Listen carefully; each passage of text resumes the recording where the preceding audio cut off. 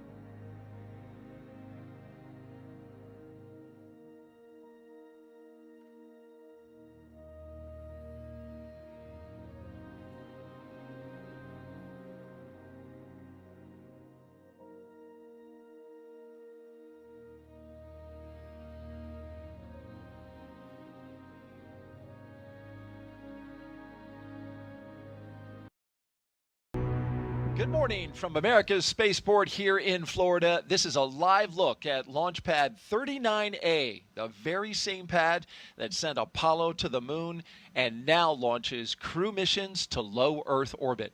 Today, the Dragon Endeavour spacecraft sits ready for flight atop a Falcon 9 rocket. Launch is set for 12:09 p.m. Eastern Time, and this is Crew 11's mission, the latest mission under NASA's Commercial Crew Program, continuing regular crew rotations to station from United States soil. I'm NASA's Daryl Nail, and this is our live launch broadcast. With me is NASA astronaut and Space Force Brigadier General Nick Hague. He was Crew 9's commander, flew into space. He's a spacewalker, and today he is my co-host. We are not on camera. We will be on camera in about 3 hours, but you will hear our voices only. Nick, it's so good to have you here. Daryl, it's a thrill to be here today. It's going to be an amazing day. We have a big journey ahead of us. There's so much to see as we document Crew 11's journey to the launch pad, that launch pad that you see right there. The crew today that is flying includes the following astronauts. NASA astronaut Zena Cardman. She is our commander for today. There's a picture of all 4 of them. She's the third from the left. NASA astronaut Michael Fink is our pilot. He's the second from the left. JAXA astronaut Kamiya Yui. He is our mission specialist, and he's on the far right. And then all the way to the left, Roscosmos cosmonaut Oleg Platonov.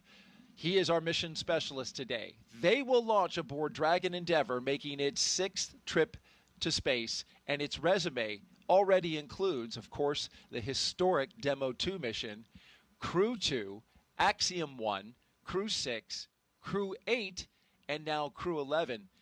It's all reliable, Nick. Absolutely. And it's, look at that history there. So crossing paths with Endeavour, I was up there on the station with Crew 8 and got to see it undock. So it's fabulous to see the vehicle making another trip back, and it's even better to see the smiling faces of Crew 11 in that shot with the booster behind them. No doubt about it. We're going to talk a lot about the crew. We're going to learn about them. We're going to hear from them and their own words as well. But first, I want to talk about my esteemed co-host, General Nick Hague. He joined NASA's Astronaut Corps in 2013. There he is, fresh-faced from Kansas. A native there, he holds degrees in aeronautical and astronautical engineering from the U.S. Air Force Academy and MIT. On his first mission to space in 2018, he survived a launch abort, a dramatic in-flight failure of his Soyuz rocket over Kazakhstan. He and his crewmate, Alexei Ovchinin, returned safely, and Nick went on to spend 203 days aboard the space station on this follow-up mission in 2019. Then in 2024, Haig was assigned to NASA's Crew 9 mission and upgraded from pilot to commander when the crew was reduced from 4 to 2. The change enabled the integration of NASA astronauts Butch Wilmore and Sonny Williams, who returned to Earth aboard Crew 9 following the uncrewed landing of Starliner.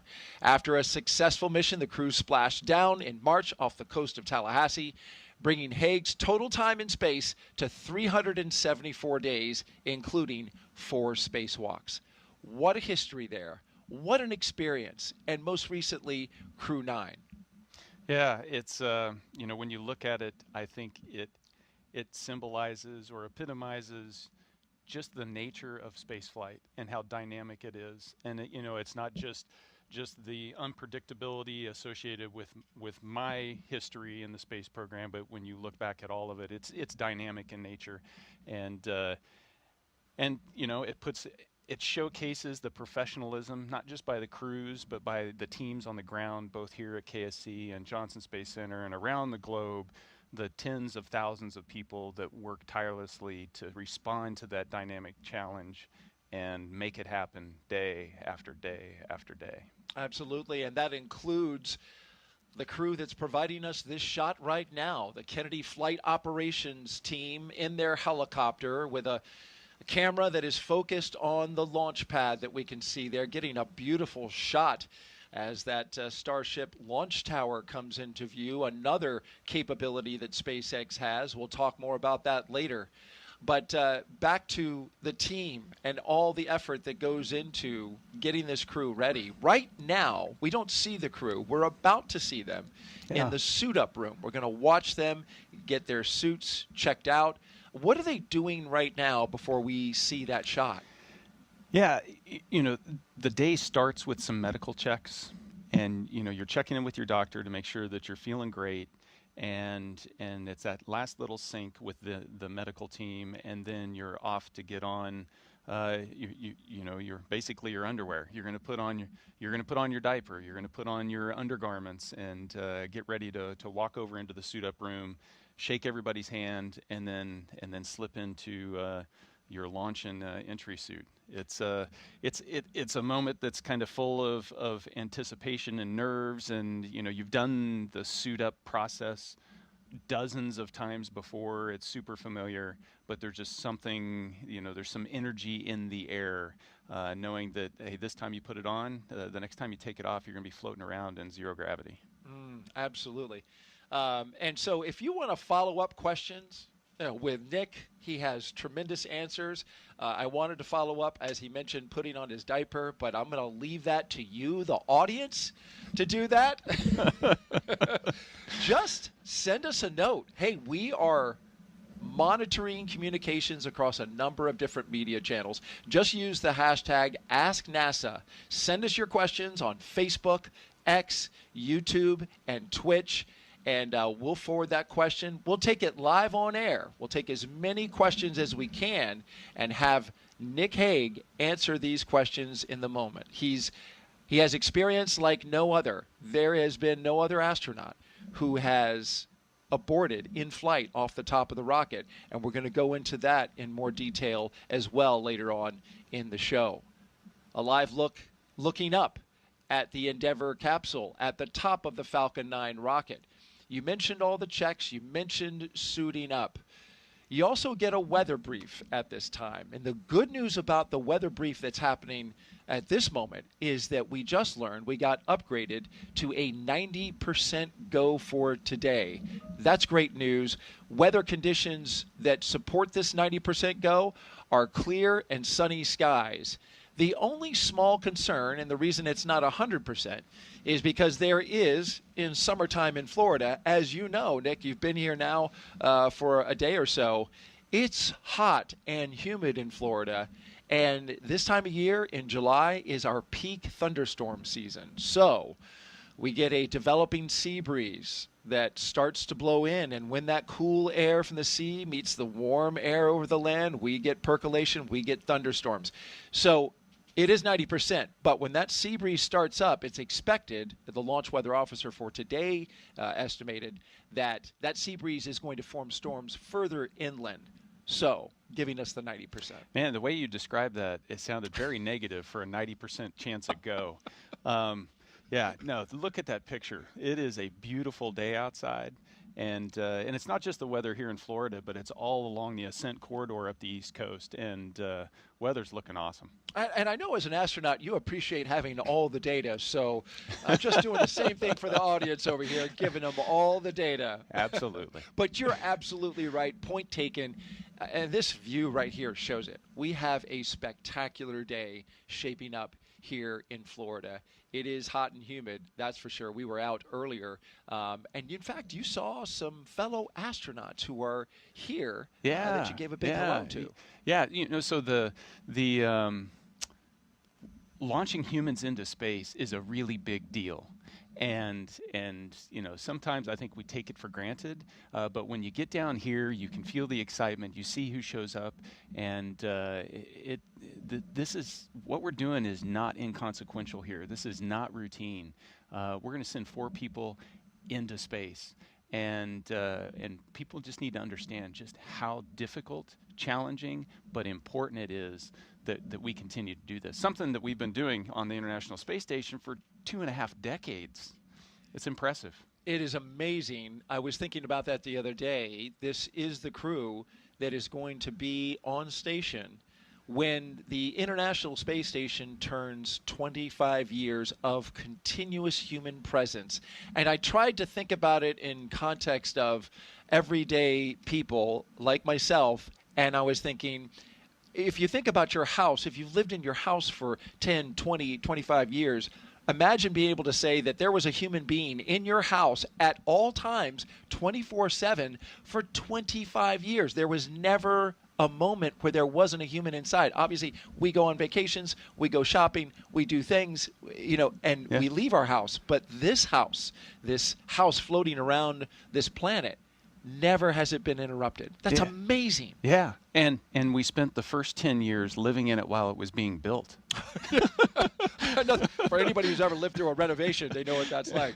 Hey, look at this. Outstanding. There is our commander. We are in the suit-up room. That's Zena Cardman, and she's getting the final checks for her suit. This is the historic suit-up room, one of several spaces on the 3rd floor of the Neil A. Armstrong Operations and Checkout Building, known as Crew Quarters. The crew has been living and working here for more than a week, their final stop before launch, and their home base through pre-flight quarantine. They actually came in, I believe it was on a Friday or Saturday, so it's only been 6 days in quarantine or so, and now they are getting ready to get the final checks for their suits while they put on all the final components as well. Yeah, and they start quarantine actually back in Houston for a week before they ever come back down to Florida. So they have about 2 weeks in quarantine to make sure that anything in their system clears out before they head up to the space station.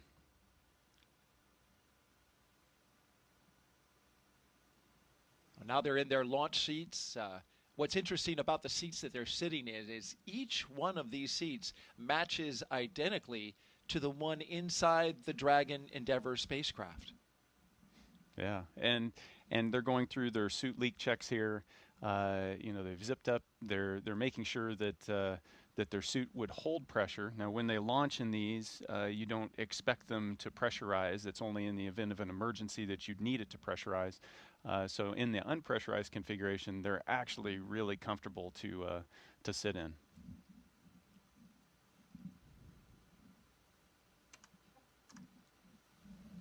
Well, you know that guy's ready to go. That's Mike Fink, our pilot for today. Call sign Spanky. Got a great sense of humor, and he's a live wire sometimes. He is. He keeps you on your toes. Absolutely. And you can see his I smile. think he heard us. Big wave.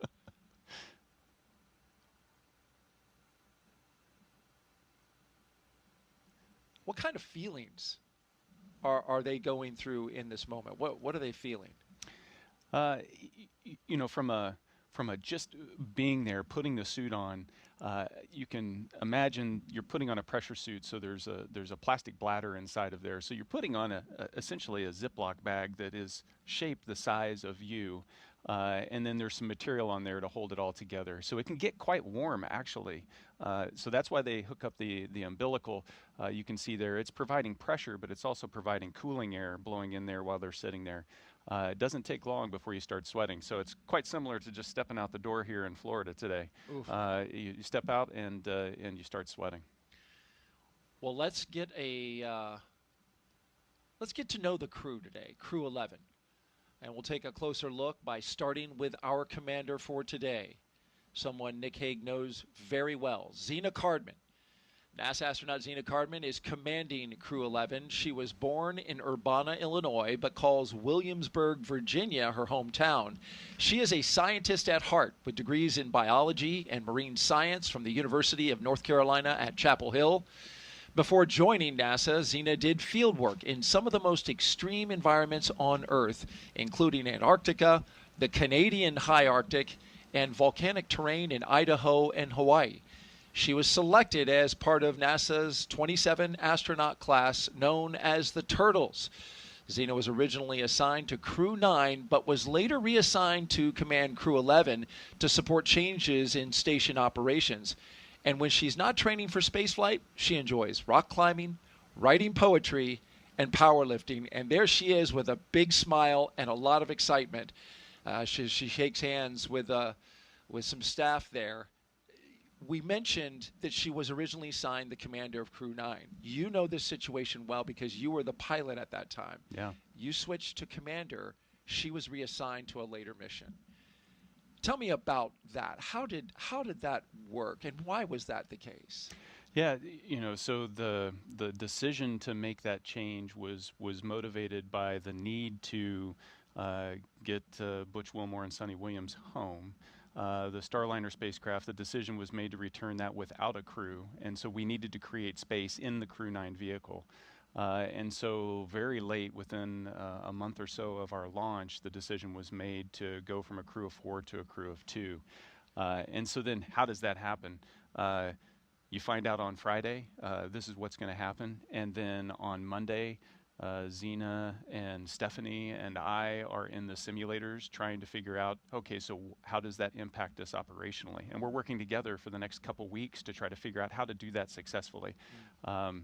And so it's a treat to be here to see Zena getting ready to launch, just knowing that the professional that she is in terms of how we respond to those dynamic situations that spaceflight throws at you. Absolutely. And for those who remember, if you were watching Crew 9, Zena Cardman was our co-host when Nick Hague went up into space and spent the 5 hours documenting his journey.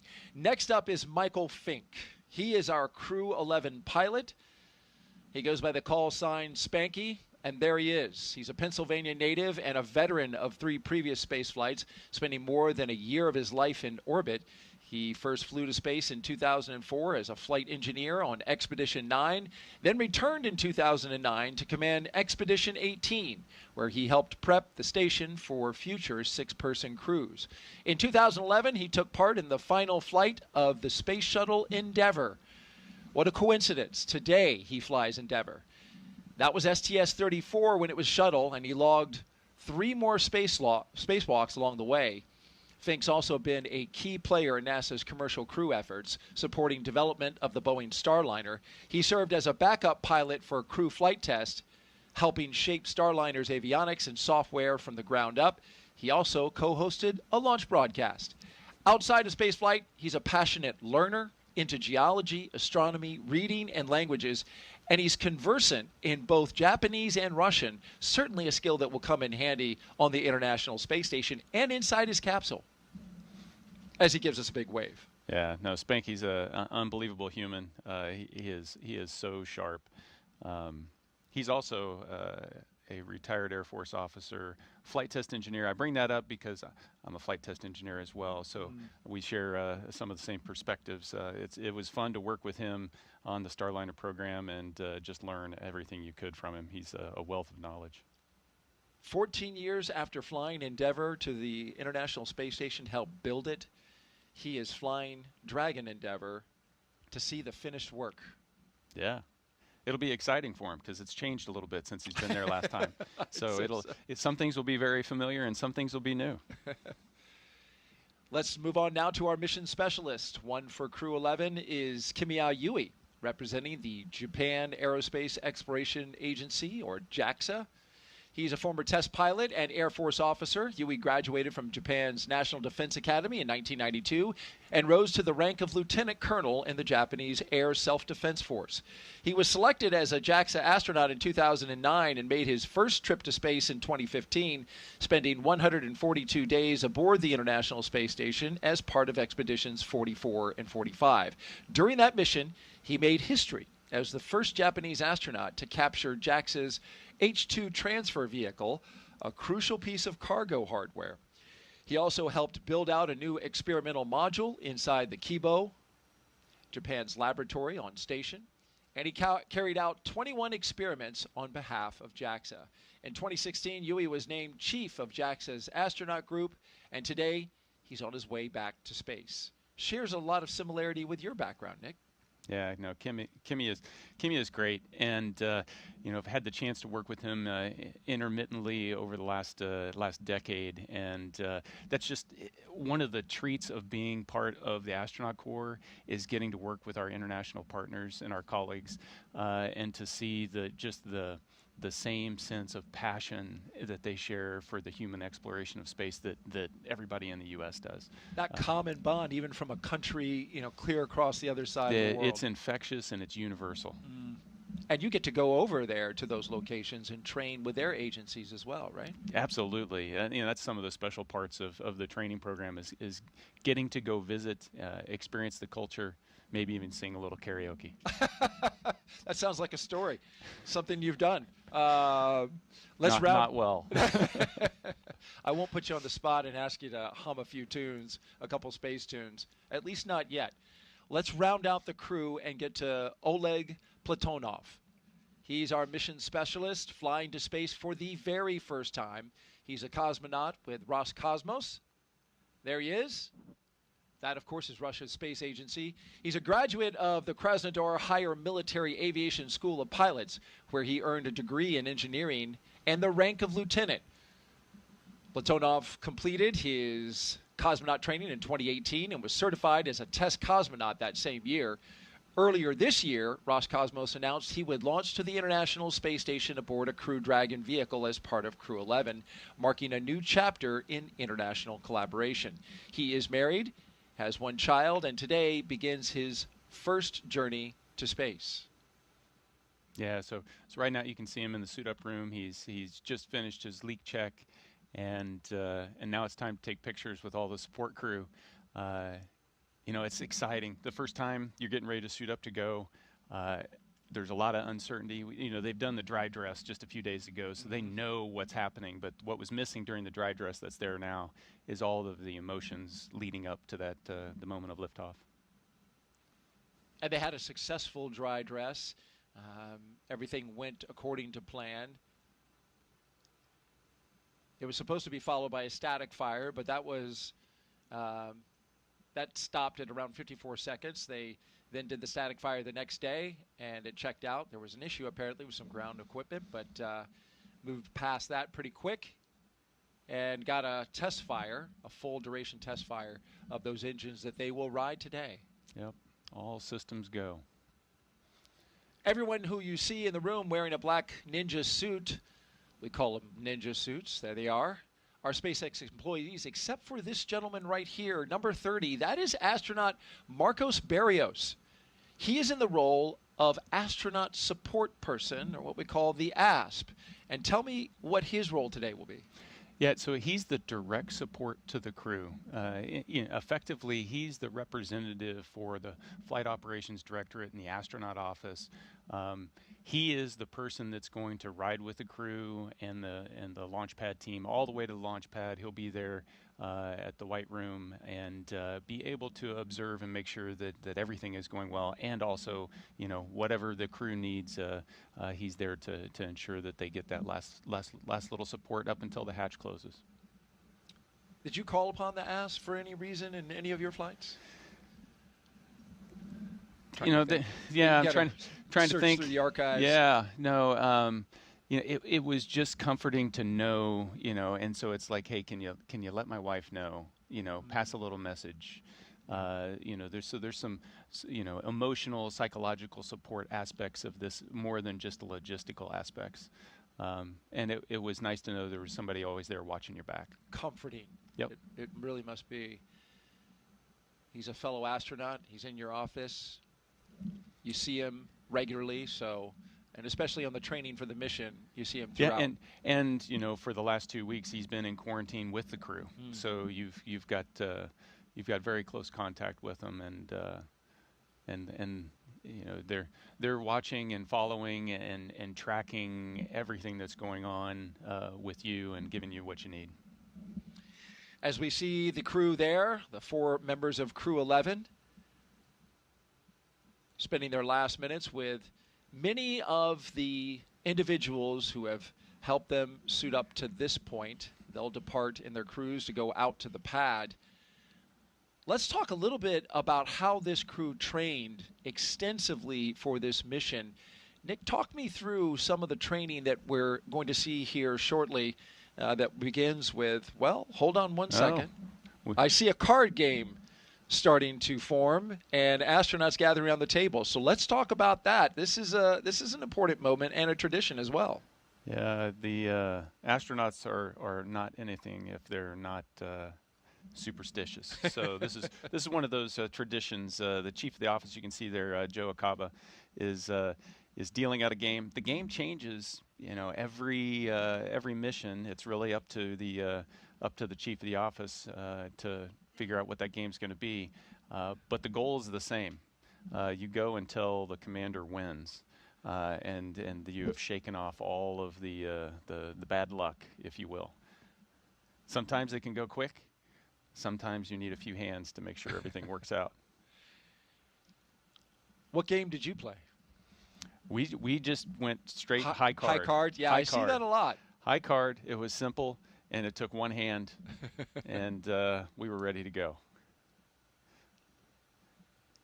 And I believe that this deck of cards that they're using is the deck of cards that was designed, has the drawings of Zena Cardman. Yeah, she's a lot of things. She's also an artist, and so she has a tendency to do up a special deck of cards for crews that she's associated with. And looks like they're down to the final 2. She keeps winning. Finally, I think she... No, she's still...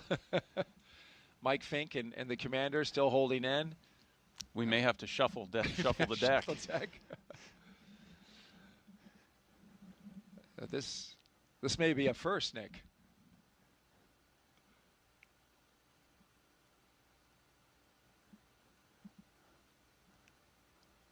It's the way you always want it. You playing against down your to boss. The commander and the chief. There you go. Now we got it. It's time to go. Chief of the astronaut, Joe Akaba, finally winning that hand. It took him only about 20 hands. But that's what you want to see. Like you said, this is the point. You want the commander to shake off and burn off all that bad luck.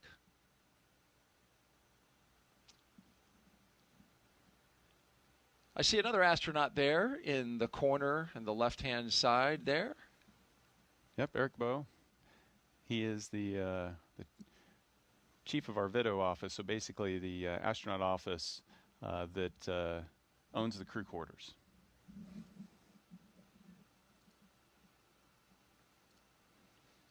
All right, they're lining up. They've said their last goodbyes. You see all the ninjas there, the SpaceX support personnel. They're the same ones that have supported you through training and your weeks of training out in Hawthorne. Speaking of training, let's get back to that training video that we were going to show just a little bit earlier. And talk me through, Nick, what kind of training this is. Yeah, so here we've got some search and rescue training, and so this is in the neutral buoyancy laboratory at Johnson Space Center. The capsule there, the focus of this training is everything that happens outside the capsule. So we have a generic capsule that you get out of, and then we simulate what you would need to do if you landed in water and needed to be rescued by search and rescue forces. While somebody sprays you in the face with a hose? Well, in theory, but that's to simulate the helicopter above head and the prop wash that you would get there from the rescue forces that come out of Det 3 here just at Patrick Space Force Base, and the search and rescue forces that DoD has stationed around the globe that can respond if needed. And here, of course, emergency training? Yeah, on board, you've got to be the jack of all trades, and so you need to be prepared to respond to a medical emergency if you needed to. And so we practice integrated training to respond to somebody that needs help. All right, our cameras that were in the suit-up room are now repositioning for the astronauts' departure from the astronaut crew quarters. And while they do that, we want to invite you, the audience. Thank you so much for joining us and being a part of today's coverage, the launch of Crew 11 to the International Space Station. We're taking your questions live using the hashtag AskNASA. So if you're watching on YouTube, Facebook, X, or Twitch, or streaming, just drop us a question and join the conversation. We're here. Nick's ready. And we've got a few questions that we can take right now. Before we do that, though, check out this view from up high. This is the building and the facility that we were talking about, astronaut crew quarters, inside another building, the Operations and Checkout Building. Yep, ONC. And so you can see the caravan lined up there, getting ready to the convoy of support vehicles lined up and ready for the crew to come out and hop in. Those 3 Teslas will ride out to the pad. You'll have 2 astronauts in 2 cars.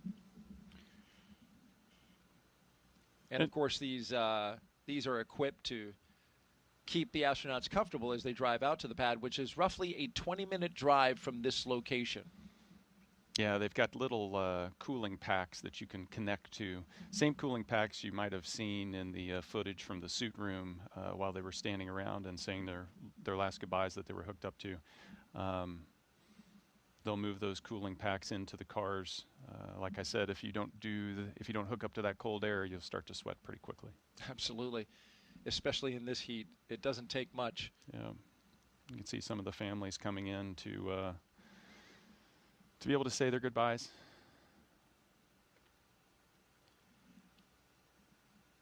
Well, we've got a question that came in. Unicorn Tail on X asks, how long does it take to build the rocket and prepare for takeoff? Yeah.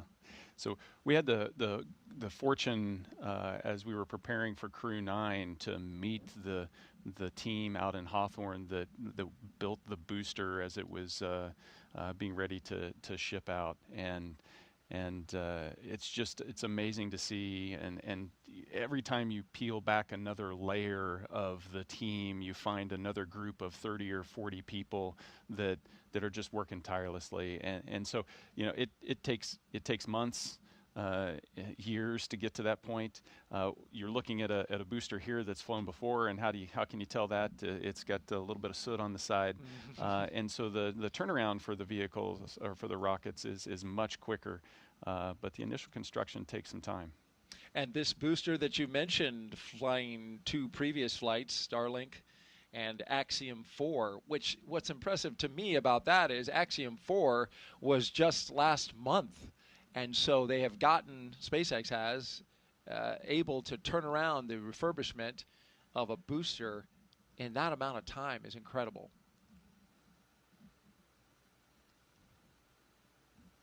It's a beautiful view.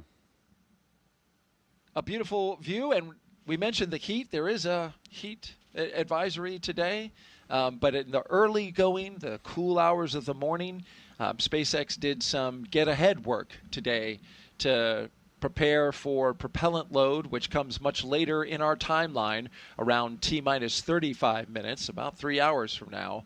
But some forward work that they wanted to get done in the cool temperatures before that heat really gets cranking. Expecting probably up around 90 today when we get to our top heat index for the day. Yeah, it's important that the pad crews don't have the fortune of the astronauts who are hooked up to cooling packs, and so they've got to you got to make sure the entire team stays safe. Absolutely. You talk about the team. There's so many people that are involved in the launching of a rocket. Thousands, especially when we're talking about launching humans into space.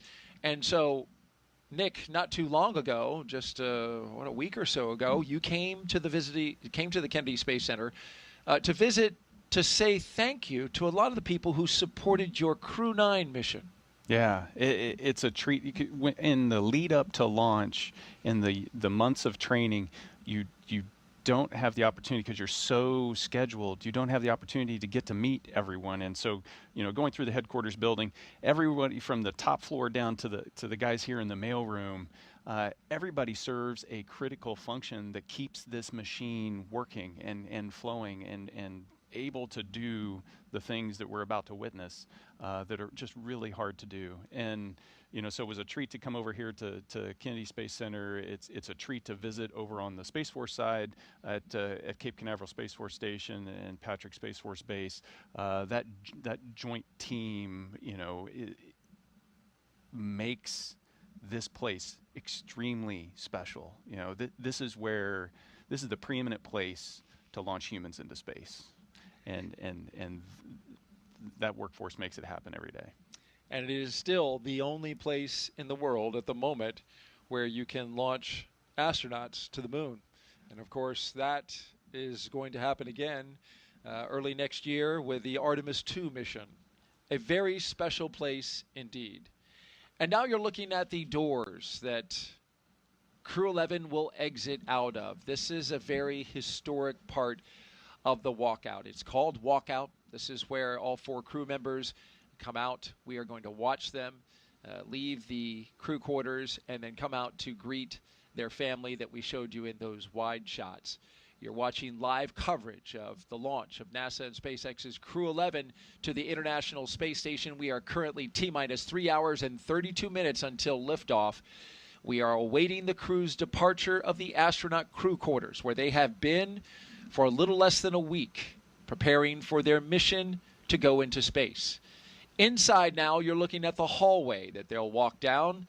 Earlier, they were getting suited up and having those suits checked out with pressure checks. This is a look at some of the art in the hallway that the astronauts will walk down. In many senses, this 26,000 square foot area that the astronauts you get to use when you get ready to do a mission resembles very much a college dorm room. I've been through there. That's what it seems like to me. It's very simple. It's not overstated. But that art on the hallway there really adds a touch. It does. It's, there's something about the intrigue of space exploration that harnesses the imagination and humanity's creativity. And the artwork that they've got displayed there, the artwork that I get sent in the mail from kids across the globe, and it lets you know that there's something so very organic about the need to explore. That is awesome. I can imagine getting those pictures, how moving something like that is when a young person takes the time to create an image inspired by what they see you do, what they see your colleagues do. You've been listening to astronaut Nick Hague, Brigadier General with the U.S. Space Force. He is here to provide us commentary throughout this entire operation leading all the way up to liftoff and a little bit thereafter until the astronauts get into orbit. We will document every move. You can see the families that have moved into position there. They're waiting for this walkout. This is the last chance to say goodbye. There's lots of goodbyes leading up to launch, and last opportunities. And over the course of the last few days, there's been, the families are in quarantine as well, so that they can have special moments and quiet moments and say the things that they want to say before they leave for 6 months plus. And but this is the last chance you get to look your spouse or your kids in the eye and say, goodbye, love you, and I'll see you in a few months. And those vehicles that will take them away from their family and out to the launch pad awaiting their vehicle, this is the back of one of them. And they always make a custom message for each of the Teslas that go out there to the launch. Sometimes it's one message on all of them. In this case, we have 3 words for each of the 3 Teslas. And as you can see there, one of them is launch. The next one, and the second one, you can see is live. And you have to reverse the order, right? You've heard of that phrase that you see on signs oftentimes, sometimes in people's homes. Live, laugh, love. Well, this today is live, laugh, launch.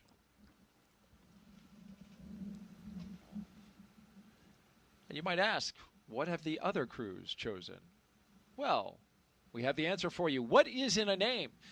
The license plates have been branded going all the way back to the Demo 2 mission, which used the ISS bound for theirs. Crew 1 chose later Earth. Crew 2, reuse, reduce, recycle. Crew 3, send it. 4, go for launch. 5, blast off with the number 5 in it. Crew 6, Crew Dragon. Crew 7, bye. I think I did that long enough. There's 7 letters, by the way, bye in there. So okay, make now note I of get that. Jessica Meir, that was her mission. She pointed that out. Crew 8, yay space.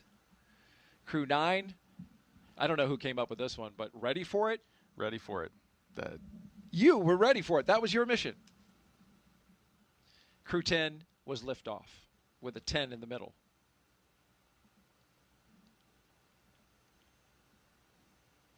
Live, laugh, launch. You were talking about the time that they're spending with their families, and they're about to do that now. And it ties in with what you were saying earlier. Human spaceflight is an important endeavor, exploration, so key to the fabric of this country. But it's risky. It is. It is. It's but it's not risk for the sake of risk. So astronauts are not adrenaline junkies. We manage risk professionally, and we make decisions. It's not just the astronauts too. It's all the way down from at the top, from program managers, the administrator, all the way down. It's the job of managing that risk, because ultimately what we're trying to accomplish is worth it. If you didn't want to take any risk, you wouldn't get out of bed in the morning. And so the crew members are willing participants. The families, at least the spouse signed up for it. The kids may have been unwilling participants in all of this. And so it is, it's a stressful time for the families to, they're going to watch their loved one go and strap onto the top of a rocket. And I gotta give kudos to NASA and its support infrastructure for how it takes care of the crew and their families in a time like this. You talk about that, and just adding a little more detail there, astronauts come down from your office to be with the families during the lead up to launch. And so having the presence of those astronauts who have been there and done it is is, I would imagine, pretty important for family members. It is. You know, it's a familiar face. The astronaut office is pretty small. There's, you know, less than 50 of us, and so everybody knows everybody else, and so having that person that you can trust and lean on. From a crew member perspective, I'm going to hop in that Tesla there. I know that, you know, my buddy is there taking care of my family, and they're going to be there to help them through even a completely normal flight is going to be an emotional event. And they're there to provide that support. And it's not just the astronauts in the astronaut corps, but there's a whole team of support that NASA's put in place, the psychological support. Approximately 15 minutes behind schedule. They have until T-minus 2 hours and 43 minutes per the green light time, so we have margin. We finished the thought. Yeah, and it's you know, it's that comprehensive. They're walking out now. Let's talk about that. No, that's okay. There's Zena Cardman, Mike Fink, the commander and pilot, our 2 mission specialists, Kimia Yui, Oleg Platonov, and into the elevator they go. From the 3rd floor down to the 1st, the banner behind them, framing them up with all of their photos, and in goes their team. They'll get ordered into the elevator, and the doors will close, and down they will go. So if this was a 100-yard dash, they just left the blocks. That's what it feels like. Yeah. You know, it's at that moment when you start walking down the hallway, now the train's starting to move. So you really know, like, you're leaving the room, you're leaving where you lived, you're taking that journey out to the pad. Bags are packed, ready to go.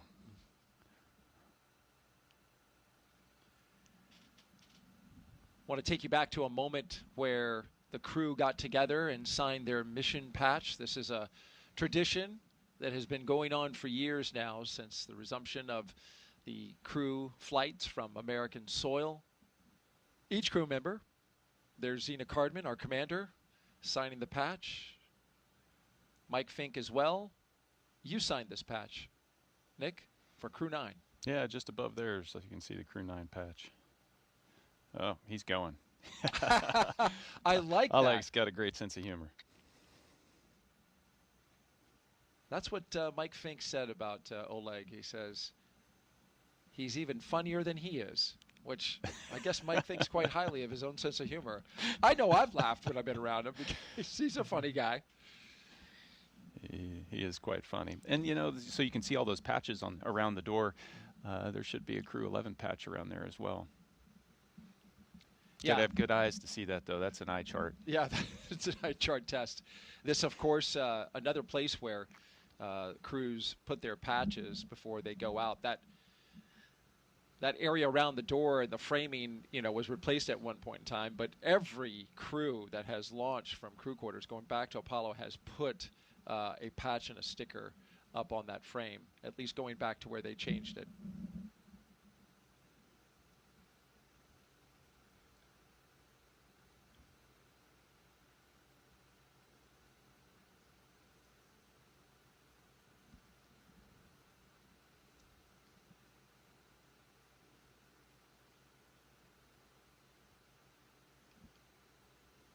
The ride from this location will be provided with a security escort, so there will be no interruptions on their journey out to the launch pad, as it should be here at America's Spaceport.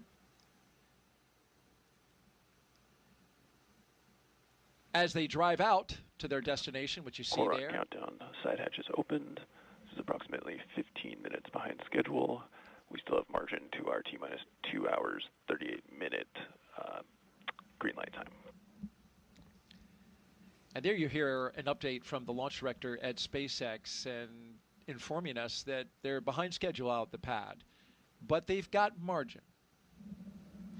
Yeah, margin's important. You know, you see the clock there, 3 hours and 20 minutes, counting down to the seconds.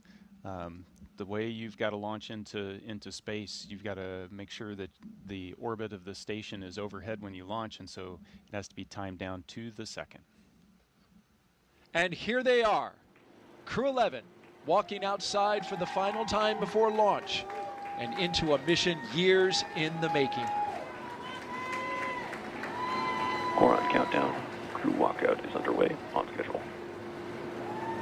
Commander Zena Cardman, pilot Michael Fink, JAXA astronaut Kamiya Yui, and Roscosmos's Oleg Platonov.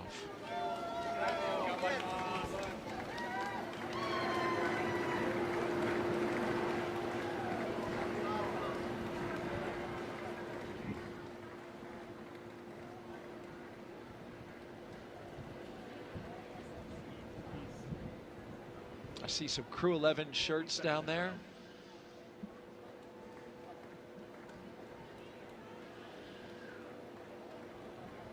And that's Zena Cardman that we see on the left, Mike Fink on the right. And I've seen Zena do that a number of times, making the heart symbol with her hands.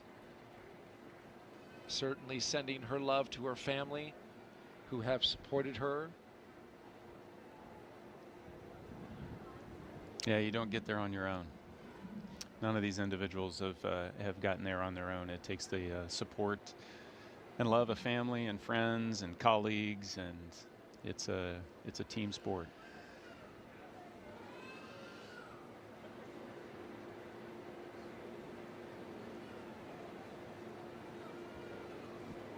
You see Mike Fink on the right there, the pilot. He is flying.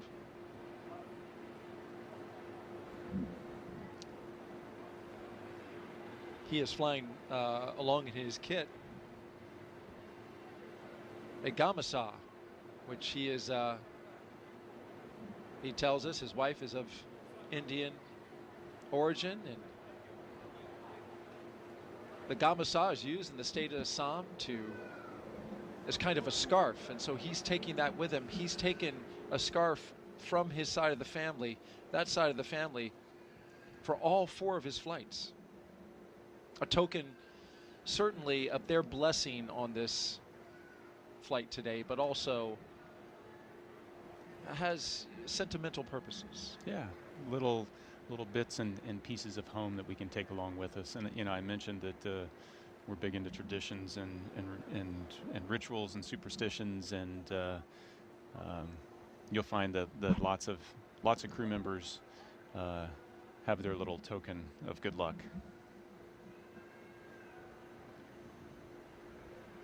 You can see them connecting to that cooling air. They've been off of it for a few minutes now, and so a little warm in the Florida air. Last goodbyes as the doors come down, and then immediate family will be able to come up to the windows after they crack them. Yep, they're going to roll those windows down a little bit and give some last words before launch and before they depart the operations and checkout building. Inside Zena's Tesla there, she'll have the flight surgeon going with her. Yeah, and you can see the lengths we go to preserve that quarantine. You wait till they maintain their distance when they were outside the cars. Once they get inside the cars, there's still some distance. All the personnel that are in the cars with them have also been in quarantine this entire time. So it's not just the crew members that are in quarantine for a couple weeks. It's a group of several dozen people that have to quarantine. I want to point out Secretary Sean Duffy is here. He is NASA's acting administrator. Also Secretary of Transportation here supporting the launch today and the crew there at the walkout. He's the gentleman with the glasses and the blue suit coat, which I think is second from the right. There he is. A shot over his shoulder.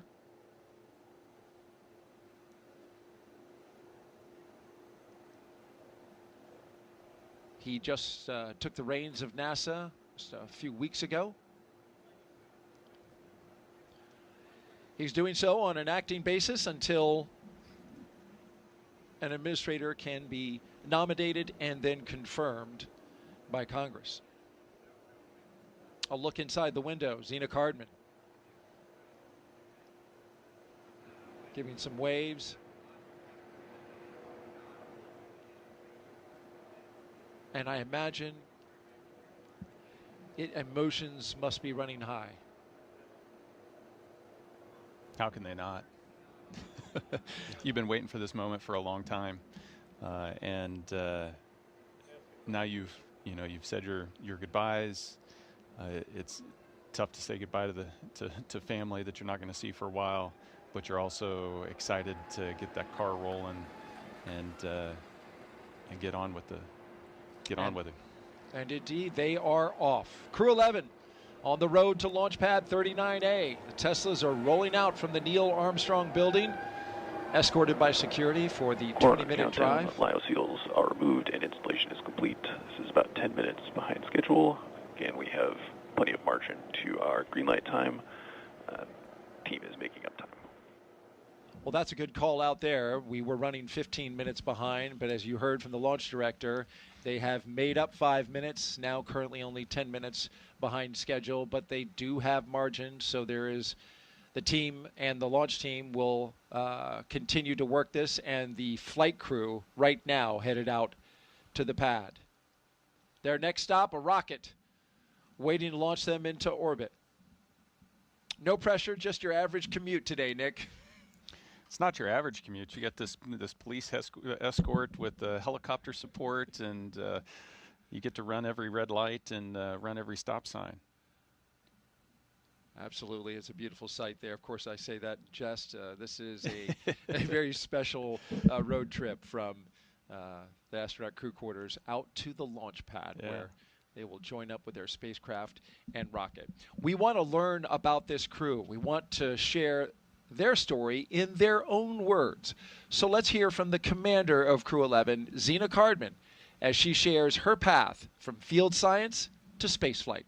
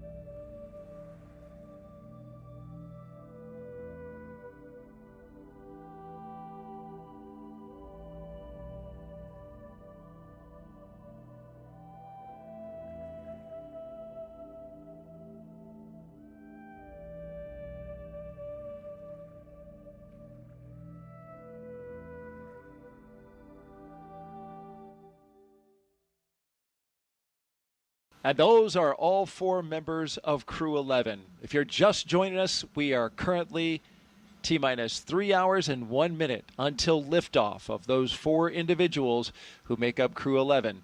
Liftoff to the International Space Station. And this is their ride, a Falcon 9 rocket with a spacecraft called Endeavour sitting at the very top. That crew walkway that you see connecting the launch tower and the rocket, astronauts will soon be walking across that walkway and into their spacecraft to get strapped in to go to space. Right now, they just arrived at the base of the pad, and here is a beautiful view of Launch Pad 39A, which sits just 500, 600 feet away from the edge of the Atlantic Ocean, the beach there, which, as you can see from the calm state of the ocean, we have very light winds, we have sunshine, we have a beautiful day for launch. 90% go is what our launch weather officer is reporting out for weather conditions at the time of liftoff. That time, 12:09 and 24 seconds p.m. Eastern Time. As we gaze up at the sky, seeing just some very thin cirrus clouds up ahead, those not a problem at all when we get ready to launch. We're green across the board right now, running just a little bit behind on the procedures out at the pad. At last check, about 10 minutes, but SpaceX crews are working diligently to catch that time up. And this mission operation timeline, it should be noted, has plenty of margin in it. What you're about to see now is the astronauts walking up to their rocket to get a look at the 1.8 million pounds of thrust that can be generated by this machine as it takes them up into space. That moment coming up in just a few minutes, Nick. Yeah, they just pulled up to the launch pad. We've got about 3 hours until liftoff, and so this is your last bathroom break before you're strapped into a seat and hostage for the next 3 hours. So much needed respite, and then but it's once you ride that elevator up to the top, it's just this stark contrast. You see your rocket up close and personal, and it's this amazing feat of engineering.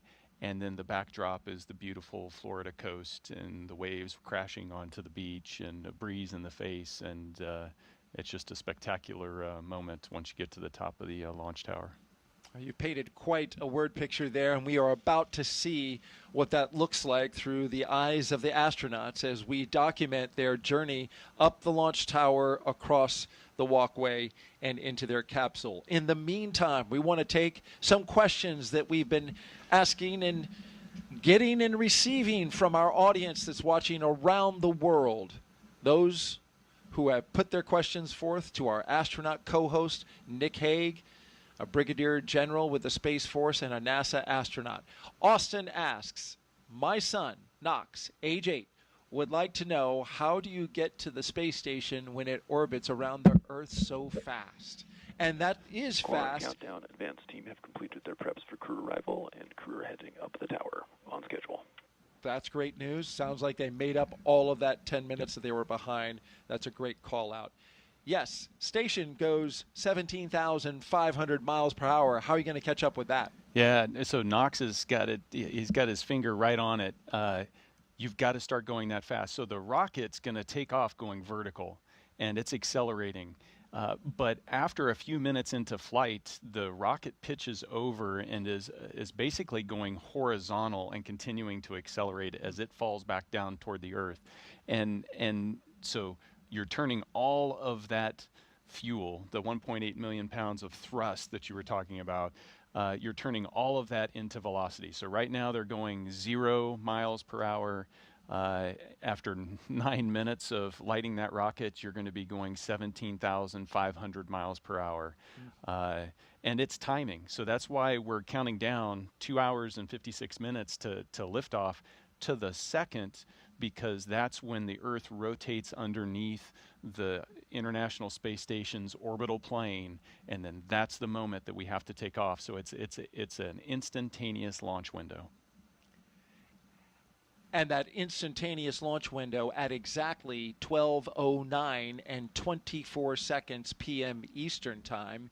You talk about catching up to the ISS, the day that we have and the time gets them there because we are in the same orbital plane. Our first two astronauts clear from the bio break. Zena Cardman, Mike Fink walking out and getting a look at their rocket, arm in arm. It's a tall rocket, so it's hard to actually look up that. So you've got to lean back to be able to really see it. You know what? It looks like Mike Fink, who's on the right-hand side, has a little more lean. What's interesting about him is he's wearing an upgraded suit called an R2. The Xena, let's go, just circling her arms. Let's just go. Yeah.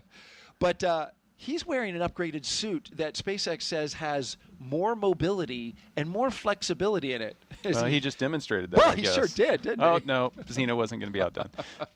No, it's awesome to see them, the excitement, the emotions that you feel as you're getting ready to do something like launch into space. Astronauts are humans. They feel all those same emotions, and so it's fun to see some of the excitement come out and on display. Spillover right there on the launch pad, because there will be time for things to get serious once they get into the cabin. We turn on the launch escape system and start flowing propellants. But right now, just like you said, a nice moment at the base of the launch pad where those emotions spill out.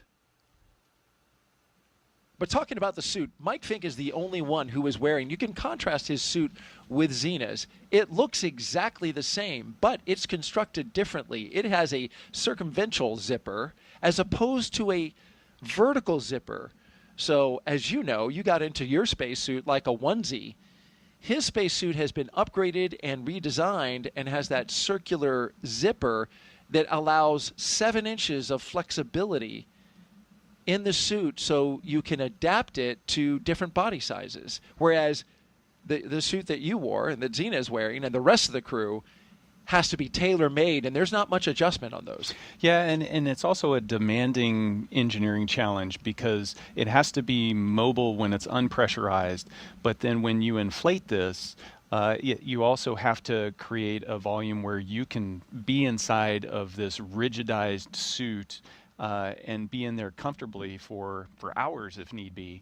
And so that's a challenge to get a suit that does that. And so this next generation of suit is designed to be able to accommodate that wider range a little easier. It'll be good for the astronauts, more comfortable, more flexible, especially, as you mentioned, when you pressurize it, which I guess it's like a giant, just human-sized balloon. This is a great shot from our flight operations team here at Kennedy.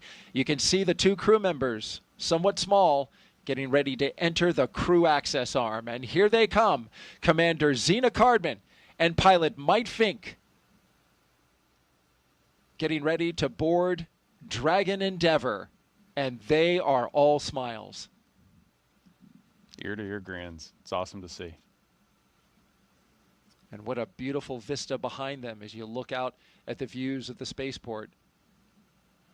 Mike just gave us the 2 guns. He's a character.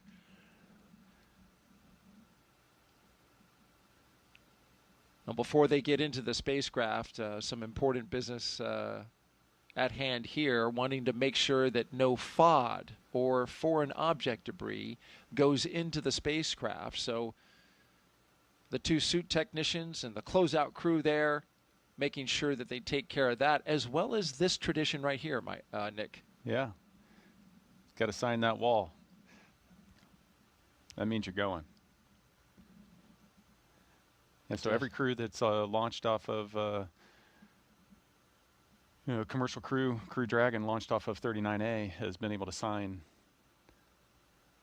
around that NASA meatball. And it's little moments like that that connect you with the legacy of the program and make you feel connected in a way where you understand, hey, I'm taking the next step, and it's an important step.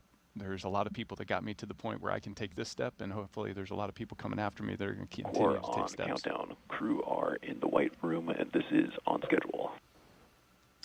You'll hear these audio call-outs from time to time from the crew operations and resource engineer, with updates, and we'll pause to listen to them. Here are the two mission specialists now doing their rocket recline, looking up at their ride. I think they studied technique from Zena and Mike, because they had it down. Seemed like kind of like a rock and roll kind of pose, didn't it?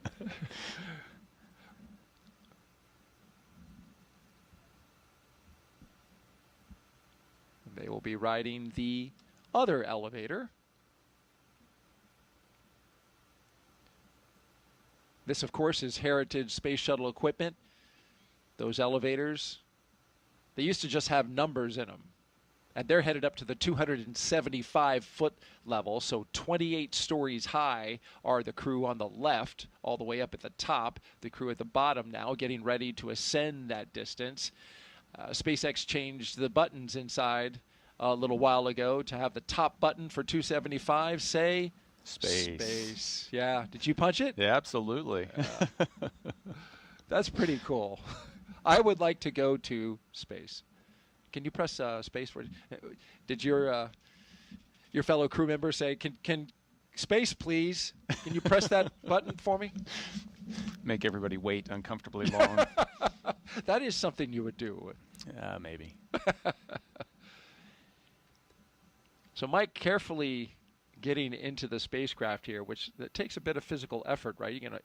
You don't want to touch that seal, because that is what protects you from the hostile environment of space.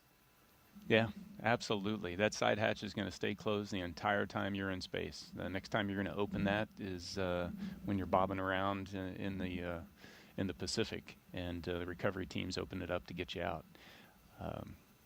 And of course, we're going to do leak checks on that here in a little bit, Absolutely. and it's important to be able to pass that. So you're hyper vigilant about hardware, and you mentioned that transition to seriousness as you're walking out that gantry. That's when you start to build and flip that switch in your mind of, okay, this is spaceflight hardware. This is the equipment that's going to keep me alive. You become that hyper vigilant person that you need to be. Last two crew members there, the mission specialists, walking down the crew access arm. And the final two crew members, mission specialists Oleg Platonov and Kamiya Yui, arm in arm, thumbs up, ready to go.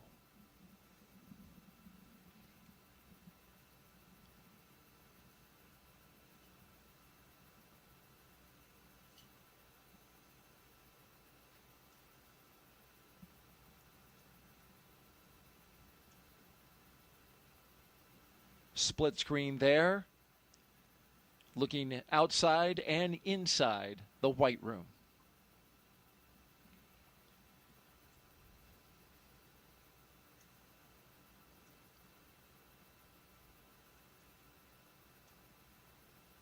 You mentioned the mission. This crew is leaving the ground with a baseline of at least 6 months, half a year in space, ladies and gentlemen.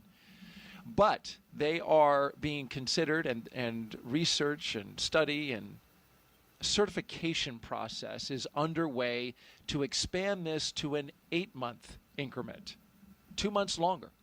And so the plan is for the commercial crew program, which is here at NASA, is to certify the spacecraft Dragon to be able to support them for a return 8 months later.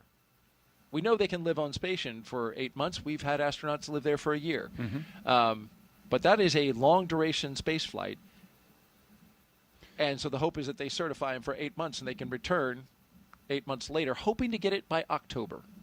Yeah, it's a sixth flight of Endeavour, and there's a lot of things that need to be looked into.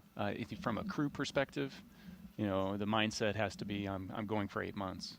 And then if it ends up not turning out that way, then that's I guess a pleasant surprise, or unfortunate, depending on your perspective at the moment, because every day in space is a gift. No, it'll be exciting for them. And like you said, we've had people up there One of my crew members, Christina Cook, was up there a year. She launched with me on MS-12. So we know how to do it, and we know how to keep people healthy when they stay up there that long.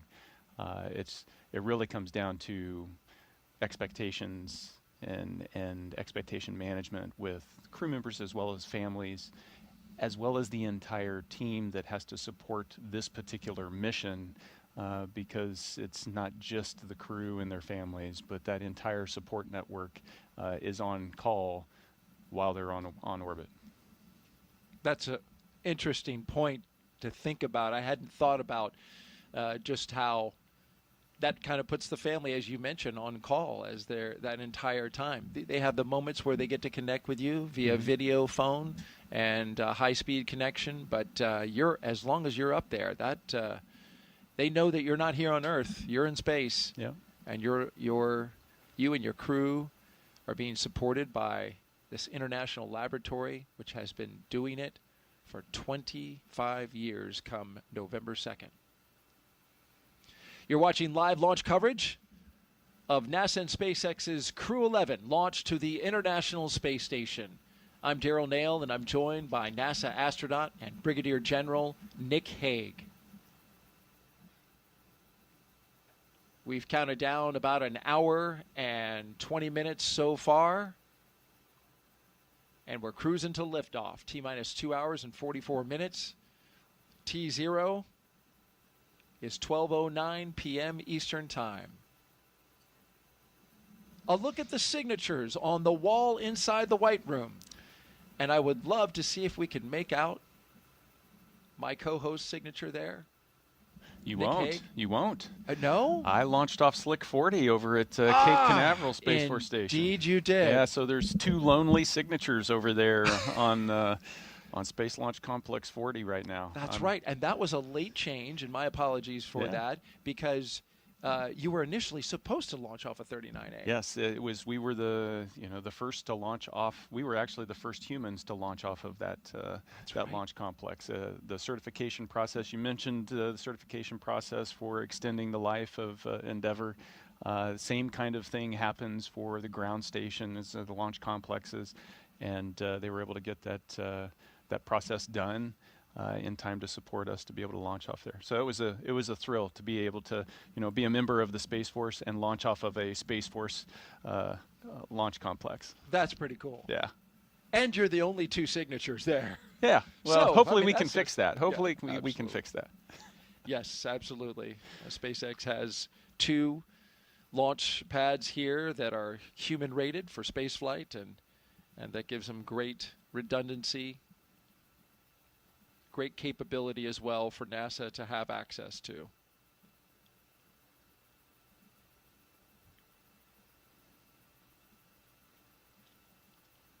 Right now, the teams are working in parallel. The crew members inside Dragon getting settled into their seats that they will ride up into space, while outside, the closeout crew handles the matter of making sure that the seal's integrity around the side hatch is maintained. And then once they get them all settled and finish up their work inside with the crew, they'll depart. You can see number 22 still inside. The support crew will come out of the capsule, and they'll shut that hatch that you see right there, that side hatch. As Nick mentioned, when that is shut and they've secured it, they will leak test it to make sure it can withstand the rigors of the harsh environments of space.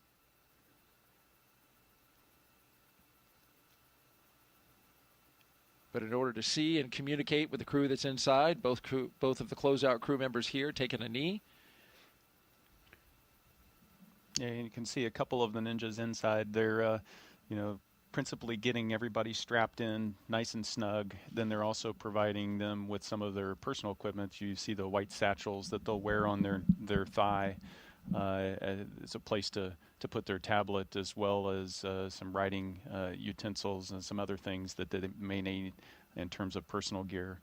And make sure everything's situated, because once you're strapped in, They don't want you coming out of those straps until you're floating around.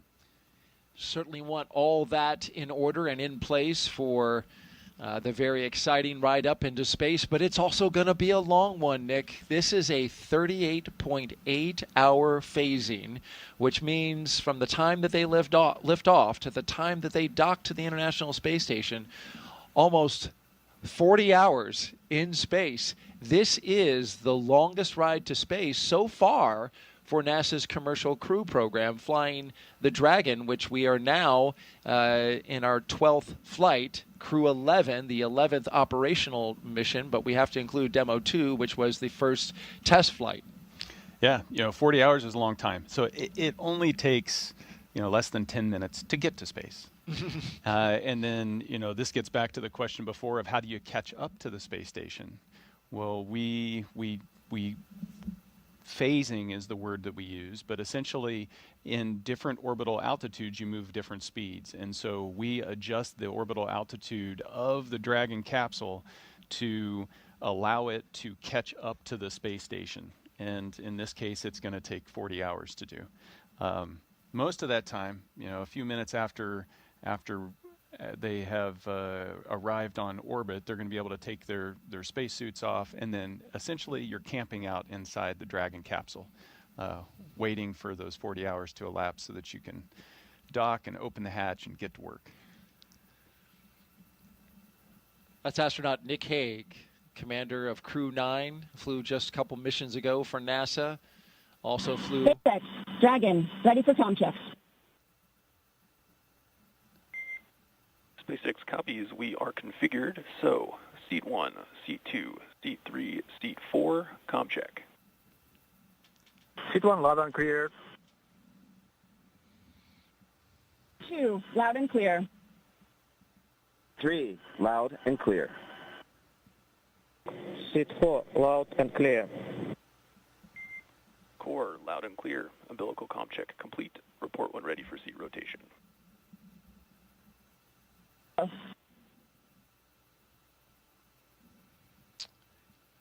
So you just heard from each one of the crew members on board as they went through all of their communications with the Crew Operations and Resource Engineer, otherwise known as the Core. You heard him communicating with each one of the crew members just now.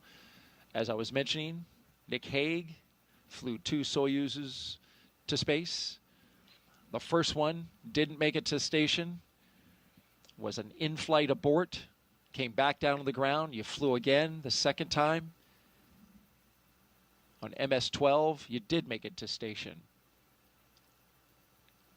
We are getting ready to do the suit leak checks, but first, we want to take some social questions as we go along. Nick Hague is our astronaut expert at the ready. If you want to submit a question, please do. We would love to hear from you. Just use hashtag AskNASA on the platforms that we have on Facebook, X, YouTube, and Twitch.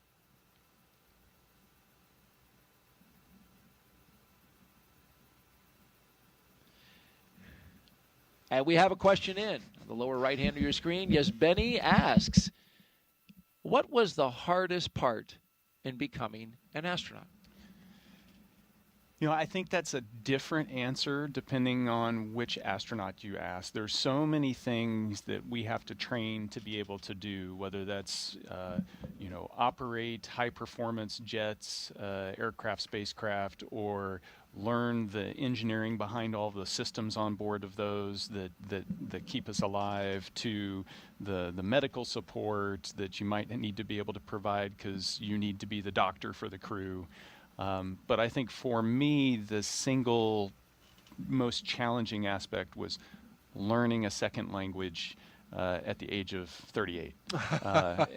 Getting selected, and the first day on the job, I started my Russian language training because to be on board the space station, you have to be able to speak English and Russian. It's a requirement. Regardless of where you come from. So, Kimya, native Japanese, but he has to be able to speak English and Russian. That's right. And so it's amazing how difficult it is if you didn't grow up learning a second language very young, how hard it is to rewire your brain SpaceX, late in Dragon, life. ready for seat rotation. Copy, ready for seat rotation. All other teams are ready, so we will be initiating seat rotation now. Copy. And so you're about to see those seats articulate upwards.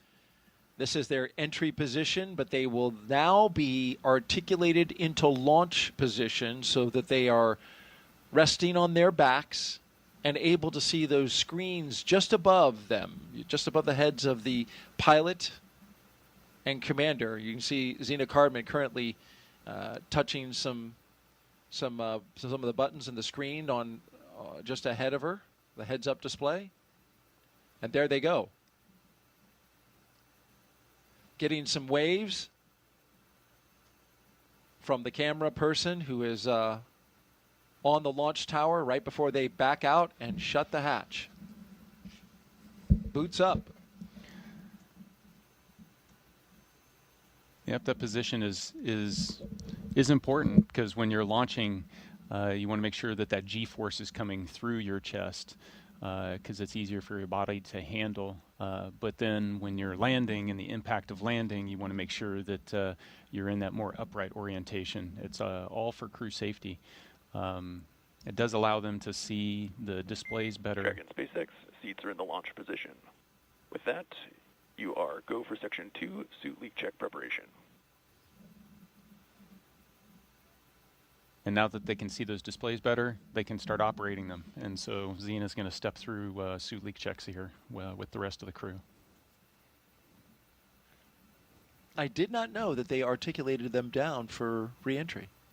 Yeah, after the main chutes open, then they will they rotate down. How about that? Actually, it's once you come back through a certain G level on re-entry, that's the trigger, and then they rotate, and then you Automatically come down? Yeah, you get chutes and everything else.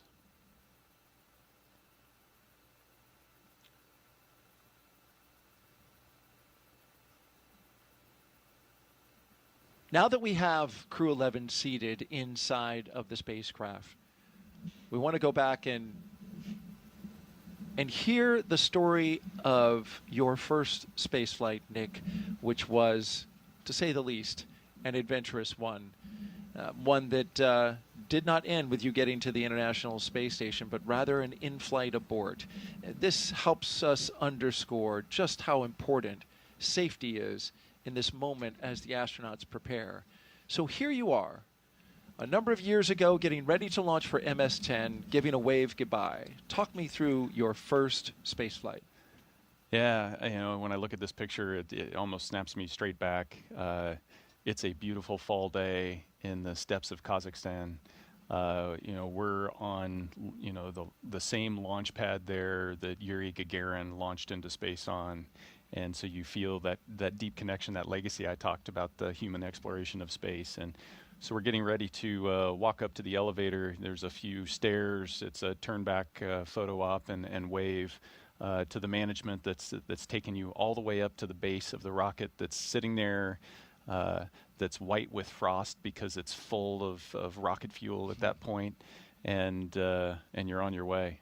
So, I mean, it's everything you dream of. It's at that point, I've spent 40 plus years dreaming about that day happening, and then liftoff.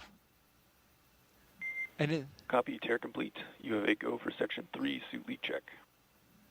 So as we listen in, the suit leak checks, Go for Section 3.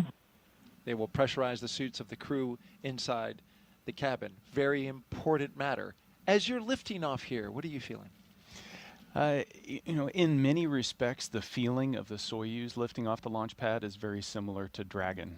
The rockets are about the same size.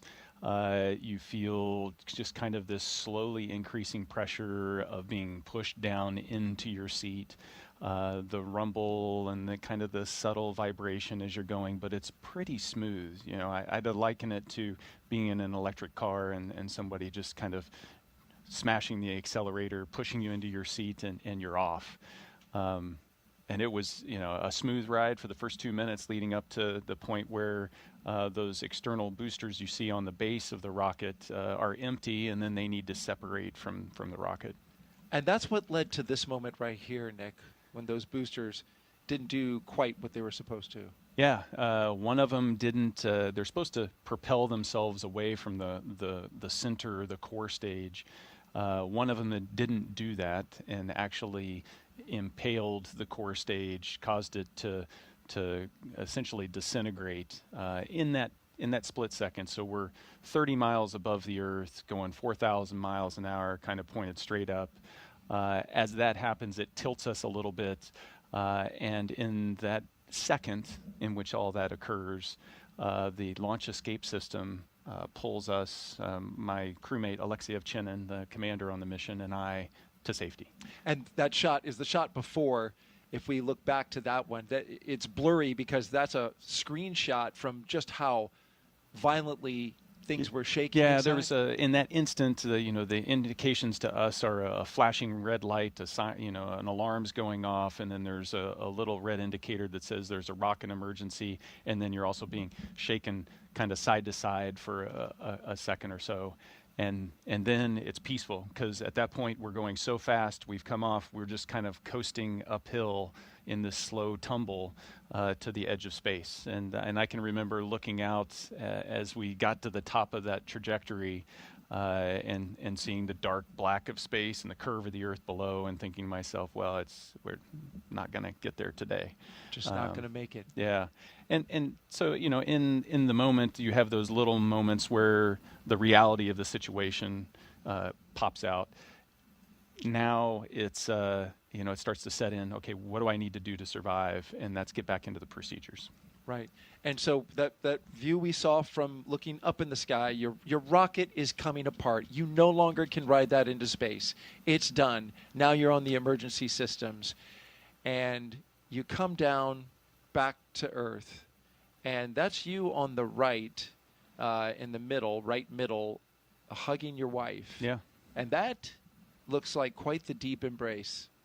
Yeah, I mean, it's in the moment when you're responding, the training kicks in. You're able to compartmentalize all of the emotion of the situation. It's in the aftermath of that. That's less than 6 hours after we had launched that we're back at the aerodrome there, and that's when the emotions, that's, you're human. That's when it comes out, and Katie had witnessed all of that and gone through that roller coaster ride at the same time, along with my kids and my family that were all there, with less information than I had, because I was going through it. There was, probably 20 minutes where she didn't know what the outcome was. Dragon, we see the same. Closeout team will perform final closeout steps and then exit the capsule. You can proceed to Section 4, side hatch close, and report when ready to close hatch. And just a quick note. Copy is proceeding Section 4, Wilco. We are still tracking the operations inside the Dragon Endeavor that you see there. They are doing checkouts of the suits, pressurizing them, getting ready for launch. As we listen to a very important story that Nick Hague just told us about surviving an in-flight anomaly where his rocket came apart, but the launch escape system for Soyuz saved his life and the life of his crewmate and brought them back to their families. Yeah, the way you phrase that's important. The launch escape system. The engineers that developed the escape system, the people in the factory that assembled it, all of these people that I don't get to meet or would not normally get to meet. The space program, the human exploration of space, is built on trust. Trust in that everybody who's got a job is committed to being perfect in that job. And it's not just the crew that rides on top of the capsule, but it's everybody. And you never know when your decision, your responsibility, your action is going to be the one that saves the day. Absolutely. And that's why you often hear so many times the engineers uttering how important it is to get the job right, to do it right, to make sure everything is ready for launch. And this crew has their launch escape system. We will go through their checks, we'll check the health of it, and we'll also arm it for launch. Dragon, SpaceX, comm check. SpaceX, Dragon, loud and clear. Core has you loud and clear. Tedra's comm check is complete. Stand by for comm checks with DC, MD, and LD in the launch configuration. Dragon, DC on countdown 1, comm check. DC, Dragon, loud and clear. DC loud and clear. Stand by for comm checks with MD. Dragon, MD on countdown 1, comm check. MD, Dragon, loud and clear. MD loud and clear as well. Stand by for comm check over Dragon to ground. You're listening to communication Dragon, checks MD on Dragon to ground, comm check. through each of the 3 paths to this spacecraft. MD, Dragon, loud and clear. MD loud and clear. Stand by for comm checks with LD. Dragon, LD on countdown 1 with a comm check. LD, Dragon, loud and clear. LD loud and clear. Stand by for comm check on Dragon to ground. Dragon, LD, Dragon to ground, comm check. LD, Dragon, loud and clear. LD loud and clear. Dragon, SpaceX, launch configuration comm checks are complete. Dragon copies, and crew are ready for side hatch closure. Copy, crew readiness for side hatch closure. Closeout team is taking final steps in prep for that closure, so stand by for that in a few minutes. The vehicle will then transition to pad hatch closed. Ensure all items are secure from now through launch. Dragon copies, Wilco.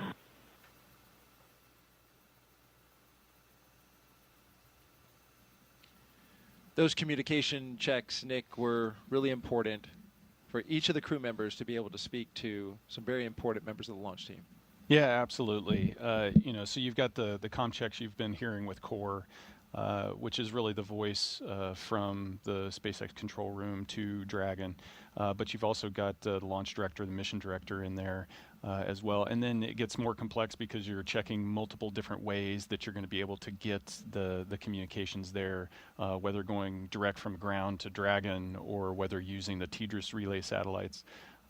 So communications critical, being able to verbally talk, but then the other connection that you can't forget about is the telemetry and the vehicle communication down to the ground. Dragon is a highly autonomous vehicle and has a pretty close couple with mission control on the ground to be able to monitor all of that automation.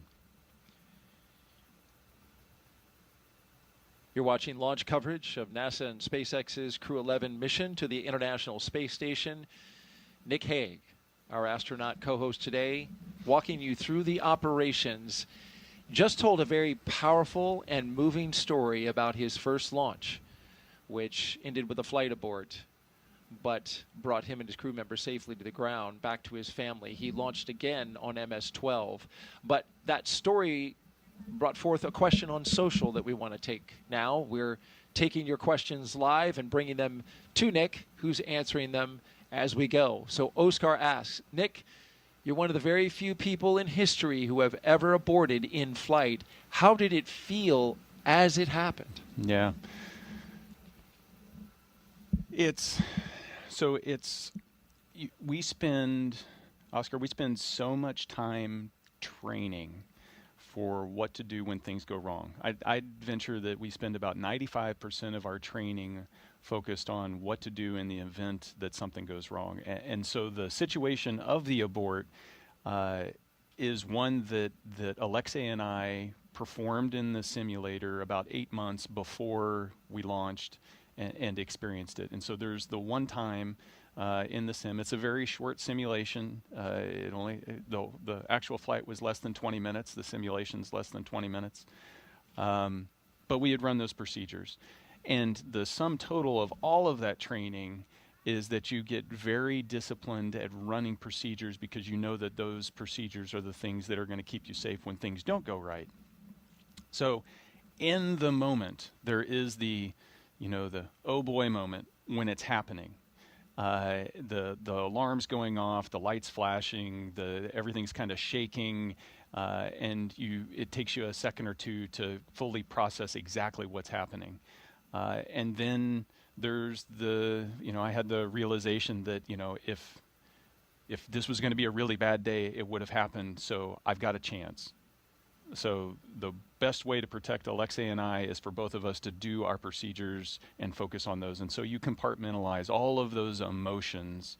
You kind of set those to the side and you focus on doing your job.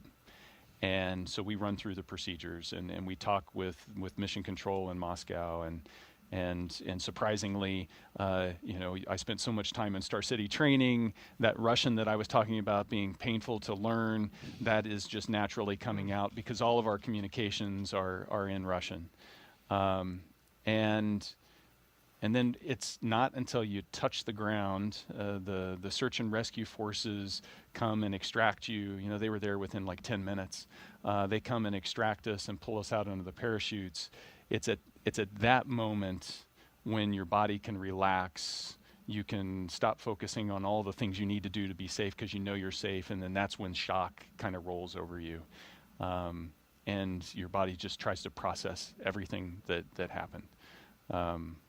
We're human. You can't bottle that stuff up forever.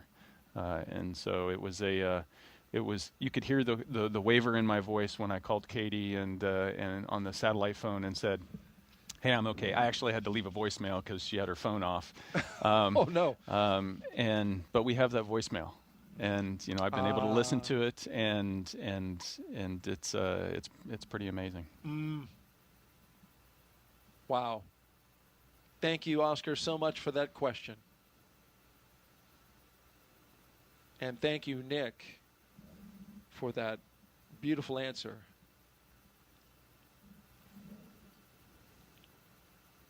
We are continuing to document Crew 11's steps through their mission operational timelines, getting ready for launch. You saw this closeout crew remove a protective cover around the seal. Now they are examining that seal and documenting, taking pictures of it, because once they shut that door, it needs to be as airtight as they can possibly get it, since you're going into the vacuum of space and it needs to protect all 4 crew members inside. Yeah, a single strand of hair across the seal can be enough to cause it to fail the leak check. So it's got to be completely pristine. It's got to be pristine. And we've had that happen in previous missions where exactly just that. A hair ended up on the seal, and once they did the pressure check, they saw it, opened it back up, found it, removed it, and then resealed it, and they were good to go for launch. And so there's a bit of margin in this countdown, and we're in that kind of flexible time right now where they have time to work through methodically on this procedure.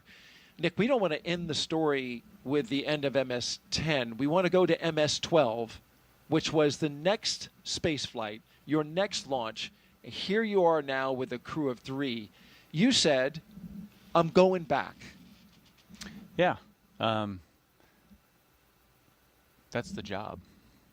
I mean, we explore because it's important, and so that doesn't change launch to launch to launch. The mindset to get back on top of the rocket isn't any different the first time than it is the second time, than it is the third time. It's, why am I willing to accept this risk? Why is my family willing to accept this risk? And it's because what we're doing up there is so important. The scientific discovery, the learning about the human body and how we interact with the environment around us, and more about the universe around us, that's just so important.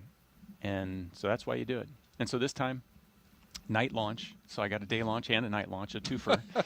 And Lucky you. It was beautiful. And you saw Christina had joined. She was going up for a year-long mission. And Alexa and I gave it another shot, and it was flawless all the way to docking. A spectacular flight. And this was in 2019. 2019. Just a little less than a year after MS-10 in October of 2018. Yeah, 5 months. So we had the launch. So we had our launch abort, and then 2 months later. 2 months later, MS-11 launched, and they had fixed the problem. They diagnosed what the problem was with the rocket, and then 5 months later, we were on board. It takes a lot to keep the station going. We've been doing it for 25 years, and so that drumbeat of rotations of crews has to keep going. Absolutely, and you fulfilled your role, and that photo we just saw was the completion of a successful mission to the International Space Station when you returned from space and were being brought out of that capsule. Yeah, it's ironic because where our abort landed was in the normal landing zone. We landed there almost a year to the day later in that landing zone. And so it was the culmination of a pretty interesting year, needless to say. How about that? As you look around, right, and go, I remember this place. But you felt a lot different. Yes, absolutely. It's spaceflight changes your perspective. That overview effect that everybody talks about. The way you perceive the globe and how connected we are and just how special the Earth is. It's profound. I wish we could get more people up there. I hear this time and again from other astronauts that the more, we're almost up to 700 people now that have gone into space. I'd love that to be, 700,000 people.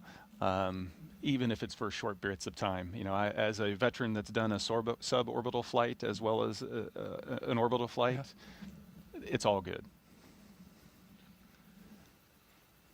I'm sure many of our audience, I know I would love to go someday, and that's, of course, the aim of the Commercial Crew Program is to make space more accessible to more people.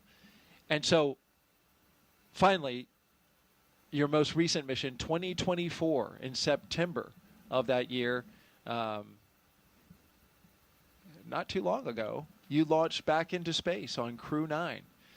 This, of course, launched from right here on the Space Coast, Launch Complex 40, as you mentioned, the first crewed mission from that pad.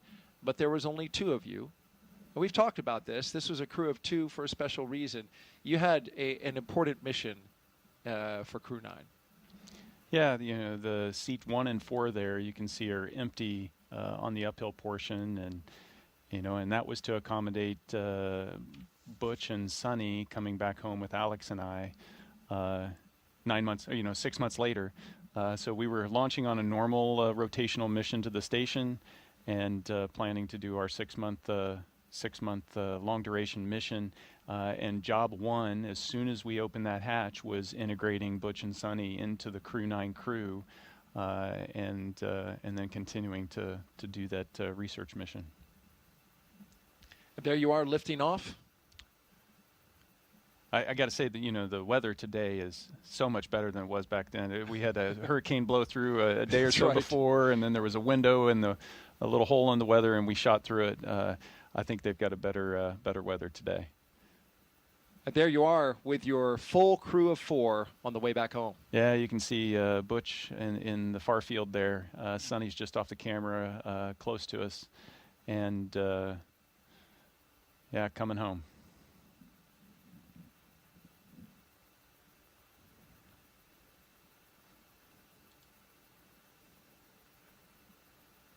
A very successful mission, Crew 9, bringing back home Butch Wilmore and Sonny Williams. I imagine, did you have to kind of, wrangle Sonny out of that space station? She loves being in space.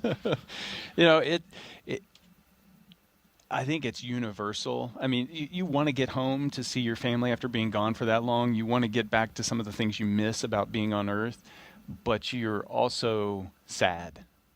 Sad to close the hatch and to leave that environment up there that's just so special. You never know when you're going to get back, if you're ever going to get back, because everybody's future is you just don't know, and it is just so. It just has such a huge effect on everything that you do, and you bring that back, and so missing out on being able to float around or look out the window, or in some respects, it's see all of my my crewmates. So I haven't seen Alex since right after landing. I haven't seen Alexei and Oleg since the station, and so you feel this sense of time passing and the moment ending. We are T-minus 2 hours and 10 minutes until liftoff of Crew 11, NASA and SpaceX's rotational mission to the International Space Station.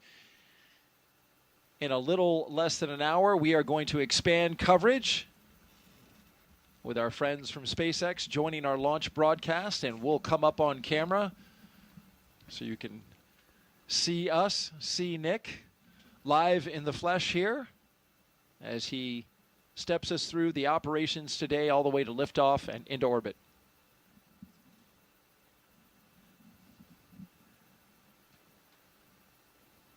A note about the weather. The launch team and the launch weather officer are discussing conditions both here and along the ascent corridor. Winds are forecast to be picking up around 14 knots and then peaking to 18 knots at launch time. So that is something that they're going to evaluate closely. The winds have to be within a certain range before they'll go forward with prop load, which of course is a very careful and delicate operation. It's automated for SpaceX, but when you start loading a rocket with propellant, a lot of care has to be given to external influences like the weather. Dragon SpaceX, we're commencing health check for launch escape system. You can expect a momentary flight computer state change, followed by a transition back to pad hatch closed. Dragon copies. And so you mentioned the weather, and it gets right to the point that they're making here is the weather's got to be good so that we know that the launch escape system can be used, so we can arm that before we start loading that propellant. So at the moment where we start loading all this dangerous stuff onto the rocket, we make sure that the crew has got a way to get out of there in a heartbeat if they need to. And onshore winds may seem like, not a big deal, but if you're coming down under a parachute on a capsule that's not supposed to land on land, you want to make sure that you don't drift onto the land. And so that's why they watch all of those conditions. Critically important, those winds. And so the teams will be evaluating this again just before prop load. Of course, this is a forecast that we see right now, but what actually happens to the winds in the moment that we're getting ready to launch or getting ready to arm the escape system, rather, and then load props could be different. So that's why we watch it in real time. Winds are notably fickle here at the spaceport because of what Nick just said. That sea breeze, it gets kicking up. You can see our flag out by the launch clock right now, starting to blow just a little bit. So we'll be monitoring that throughout the rest of the countdown going into T-minus 50 minutes. Yeah, that's a beautiful sight, though, isn't it? It is indeed. And what has shaped up to be a beautiful day for launch so far. If you're just joining us, we'd like to introduce you to the crew. Crew 11 going into space today consists of the commander, NASA astronaut Zena Cardman. She holds a Master of Science in Marine Sciences from UNC Chapel Hill. Carbon has experience with NASA research in the Canadian High Arctic and has supported real-time station operations and lunar surface exploration planning. She also likes rock climbing and powerlifting in her free time. She trained for Crew 11 as the commander, but was reassigned to Crew 11 and is now the commander here. And she has, by virtue of all that training, a lot of training for a first-time flyer. She is well prepared. She's been well prepared from day one. She had done a backup flow prior to the Crew 9 assignment. But it was a thrill to be able to go through spend the roughly 18 months leading up to the Crew 9 launch, being able to train side by side with her. She's a phenomenal crewmate and is going to do an amazing job.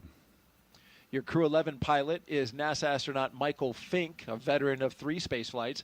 Fink has completed 9 spacewalks, totaling 48 hours and 37 minutes of EVA time, and has spent 382 days in space. Fink is a certified pilot for Boeing Starliner and SpaceX Crew Dragon, as well as a co-pilot, flight engineer on Soyuz, and a mission specialist on the Space Shuttle. Fink enjoys spending time with his family, traveling, geology, and learning new languages. Unlike you, Nick, Michael Fink loves to learn himself a new language. We are completely different in that regard. No, actually, learning a new language opens up your appreciation for their culture and gives you a deeper understanding. And so even though it was one of the most difficult aspects of training, it's also been one of the most rewarding. I wanted so badly to learn a second language. I studied French. It did not stick, but I certainly appreciate those who can speak another language. But thank goodness for smartphones and apps that now translate for you. So I feel like I'm missing out on less. Yeah. Our mission specialists, let's get to them. JAXA astronaut Kimiya Yui is Crew 11 mission specialist number 1 with 142 days in space. This will be Yui's second trip to the space station.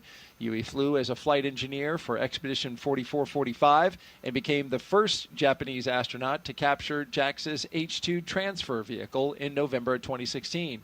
Yui was assigned as chief of the JAXA astronaut group. Yeah, and he had to learn English and Russian in order to fly to the station. So I guess this is the note that you need to give to all the kids that are listening. I want to grow up and be an astronaut. Probably the one thing you absolutely need to do is know 2 languages or more. Well, that takes me out. I said kids, Daryl. Okay. So you're saying there's still a chance? Mission specialist number 2 is Oleg Platonov. The Crew 11 mission specialist is Roscosmos cosmonaut Oleg Platonov. This will be his first trip to the International Space Station. He graduated from the Krasnodar Higher Military Aviation School of Pilots with a degree in engineering and military rank of lieutenant. He is married with 1 child and apparently is the comedian of the group. I think they all have a pretty good sense of humor. Yeah? Oh, yeah. And you see that expressed, even as they were just making their way out to the pad and up into the capsule. Lots of smiles, lots of laughter. We did see that as they were coming across the crew access arm earlier as they made their way into the spacecraft. T-minus 2 hours and 3 minutes and counting until liftoff of Crew 11. It's a long wait. Now they're strapped in and there's not much to do. And so you have time to reflect and think about all those, I guarantee you they're thinking about the things they need to do, but they're also thinking about all the people that helped them get into that seat. The training teams, the ops teams, everybody that supported them along the way. Their families, their friends, the ones that have been the support network to get them to this day. As Crew 11 reflects, we want to reflect on their destination, the International Space Station, one of the most extraordinary labs ever built. Here's a closer look now at how science happening up there in their destination in low Earth orbit is improving life for all of us down here on Earth.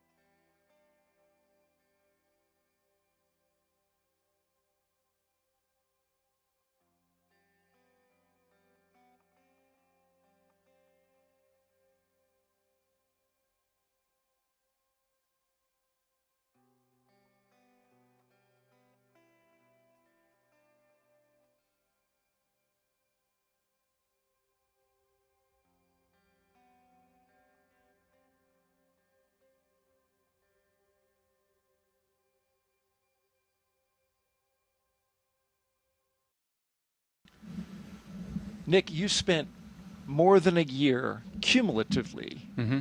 of time on that International Space Station. When you think back to the things that you work on, what comes to your mind as some of your favorite stuff? Yeah, there's such a variety up there. Growing stem cells, doing gene editing, working with materials, trying to extrude fiber optics or 3D printing metal or organic tissue, trying to print organs, growing lots of different types of food, whether it's tomatoes or algae or lettuce. It's so fun to be in the middle of all of that, and it's hard to pick a favorite out of all of that, but it's fascinating. And what's been fun is looking from 2019, when I did my first expedition, to the most recent expedition, being able to see the growth in complexity of the science that we're able to do up there. When you first start doing things, you're like, I don't even know if it's going to work. And once we start to figure out and adjust, now we're able to start to really reap the rewards of all of that effort. That's a great point, because when I look at the science that's going aboard this mission, this is pretty advanced stuff. You talked about, stem cells in the early going when you were working with them on station. Now they're trying to figure out how to mass produce stem cells, which can be made at a higher quality and higher yield in microgravity, the environment that the International Space Station provides for scientists that you can't replicate on the ground. Yeah, we go there to ask questions that we don't know the answer to. And then when we find that answer, it usually leads to a couple more questions. But that's the nature of discovery. That's the nature of building knowledge. And as we gain this knowledge, we start to identify these areas where, hey, this is something that is unique to space that'll bring benefit back down to Earth for everybody. And then we can really start to exploit that. That is exciting, because in the end, that's what it's for, right? It is not only to advance exploration goals, but also to make life better here on Earth. And the International Space Station in its 25 years has certainly done that. An update as you watch our operations here. We have a little bit of a lull as the closeout crew in the White Room on top of the launch tower seals up the hatch to the Endeavour spacecraft. That side hatch is how the crew of 4 made their way into the capsule, and now it is the responsibility of the team that you see here to make sure that that door has a good seal, a good tight seal, before it starts to fly hundreds of miles per hour, thousands of miles per hour, and then tens of thousands of miles per hour. So this is a very important job. Yeah, you're through that hundreds pretty fast.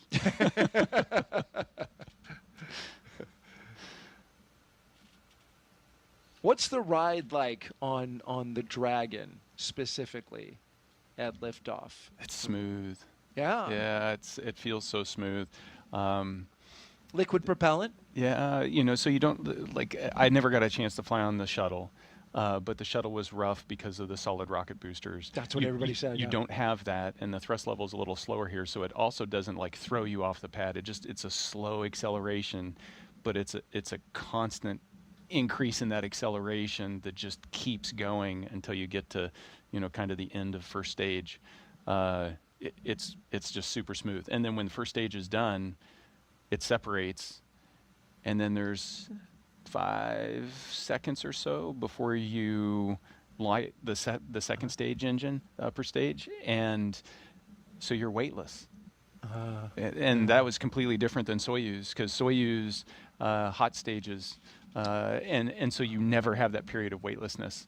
And so you spend 5 seconds and you're like, okay, we're weightless. I'm ready for it to light. I want to make sure we get there, and then it continues on. And so it's a smooth ride all the way up. The second stage is a kicker, though, isn't it? It all starts slow. So the G ramps starts up? and then it Okay. slowly ramps up. So there's not too many jarring moments flying on a Dragon.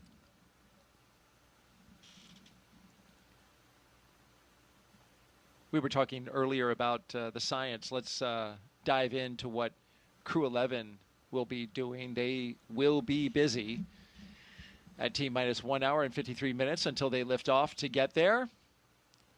We have 2 astronauts and 1 cosmonaut inside Crew 11 right now.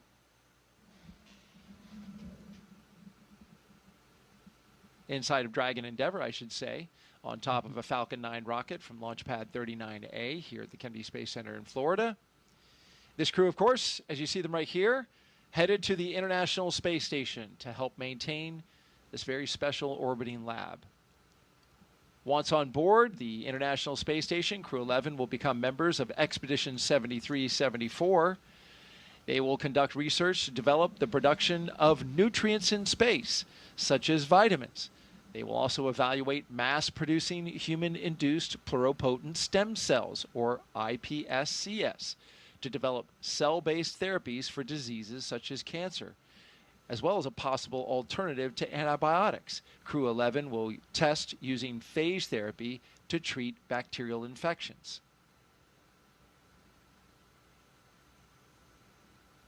And these things are important, and you were telling me this yesterday when we were going over the show and prepping for the show, and I asked you, is an infection or a cut worse in space than it is on ground? And you said yes. Yeah, you know, our immune systems are suppressed. They don't operate as efficiently in space as they do on the ground. You know, and one of the experiments that I was a subject for up there, and it's an ongoing experiment, is looking at the immune system and just trying to figure out why does it get suppressed like that. But yeah, if you cut yourself and it gets infected up there, it takes longer to heal. So don't cut yourself when you're in space. I just wrote that down as my notes for when I fly tip. one day. Yes. Pro tip. Pro tip. Yeah, and if you do, and you were explaining yesterday, if you do cut yourself, it's not like, you know, the blood goes out into space. It holds to your finger because of surface tension. Right? Yeah, it does. Water does amazing things up there. Just weird stuff. If you get water, you know, it floats, and we see all these videos where it's floating as a bubble inside, you know, in front of them. But if you put your finger into that, it just kind of adheres to the surface of your hand and kind of crawls all up your arm, and then it'll stop, and then it becomes body temperature, and then you can't even tell there's water on your hand because there's no motion associated with it because it's just stuck in that one spot. It doesn't exert any weight on your skin. It's the same temperature. So you just don't even know it, and so you'll have water globs on you and just not notice until something gets wet, or somebody smells you if it's sweat. That's true. That's true. It's polite to just hand them a towel. Team. All right, we're coming up on T-minus 1 hour and 50 minutes. So far, a smooth countdown. We saw Crew 11 at T-minus 4 hours get suited up. They left the astronaut crew quarters about 20 minutes away from here, got into their Teslas, rode out to the pad after saying goodbye to their family members. Under security escort, drove by the vehicle assembly building on the way, which is housing currently a moon rocket scheduled for launch of that crew, a test flight around the moon in early next year. And then they made it to this launch pad 39A, where in a little under 2 hours they will lift off bound for the International Space Station with an instantaneous window of 12:09 and 24 seconds p.m. Eastern Time. We're keeping an eye on the weather. Locally showing a lot of promise as it's a sunny day, a very hot July day here in Florida, as they typically are this time of year. But the winds have kicked up just a bit. You can see that in the texture on the Atlantic Ocean there. And the launch weather officer is monitoring winds, expected to increase right around the T0. So As Nick pointed out earlier, that's an important criteria, a launch criteria that they have to monitor so that the launch escape system can operate properly. That would take them out over the Atlantic Ocean. Winds need to be in the right direction and the right strength in order for that system to operate correctly. We're also looking at launch weather here, or rather around the world, along the ascent corridor, where there are areas where, just in case, just like you, when you aborted, there was an area for you to go on land because Soyuz lands on land. With Dragon, you have abort locations along the eastern seaboard and then beyond? Yeah, effectively it's all the way up the East Coast, and then kind of your last opportunity that you would need, because you'll be in orbit at that point, any further on, is just off the coast of Ireland. And so we watch the weather, we watch the sea states, we make sure that, if we needed to go and pick up a crew because they had to abort and they landed in one of those zones, that the search and rescue forces will be able to get into those locations, that the weather's going to be support that kind of operation. And so weather's a little more complex when it comes to spaceflight. You've got to take a global perspective and prepare for all those different contingencies.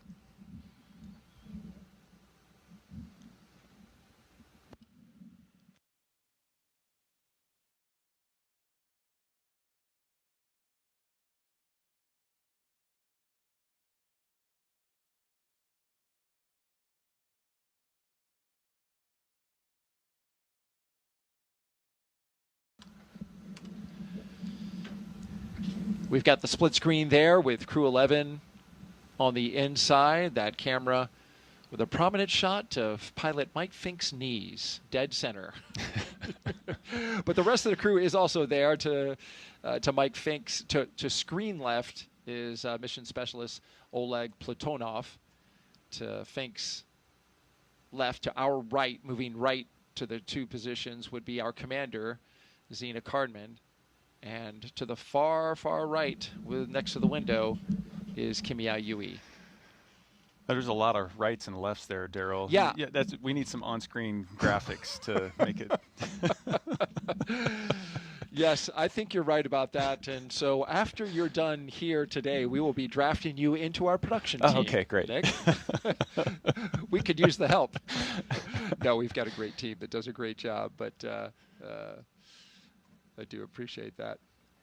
You can make out below the crew cargo. Ah, yes. Yeah, so there's cargo supplies for them, but there's also science that they bring up, as well as survival equipment. So there's 3 pallets that are below those 4 seats that are chock full of gear. And the red one is that's like first aid kit, possibly? Your red one is the life raft. Life raft, okay. Yeah. So we showed a clip of that in the NBL at the very beginning, where you throw that out and there's a bottle. As you throw it, the rope will extract and then eventually pulls on a bottle that inflates it, and that's what they were crawling inside of in the NBL for training. It also looked like they had water wings. Personal flotation devices, yes. They looked like water wings to me, Nick. Yes. We train for that kind of thing, so it's a standard you have to meet to be able to, all of you, go from this configuration they're in right now to put on the personal flotation device and get out of the capsule in 90 seconds.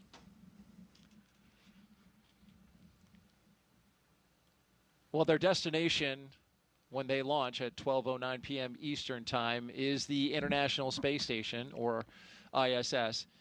This will be commemorating a significant anniversary on November 2nd. When we get to that date, we will have had 25 years of continuous human presence aboard this orbiting laboratory. And liftoff. International Space Station is underway.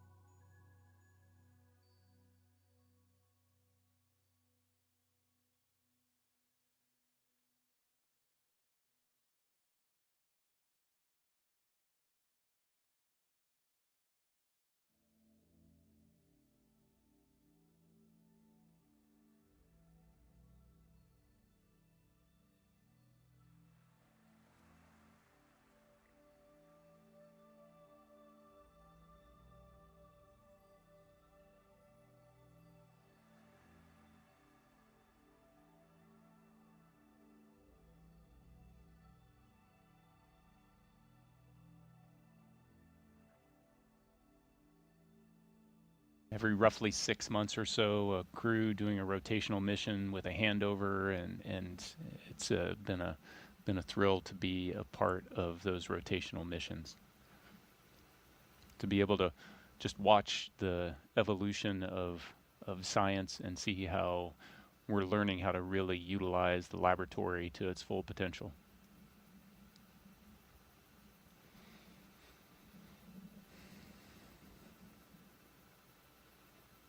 I don't know where those clouds came from.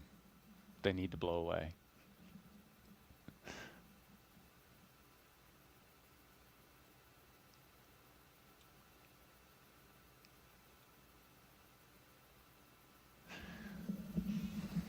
So the crew's sitting in there, T-minus 1 hour and 42 minutes. This is the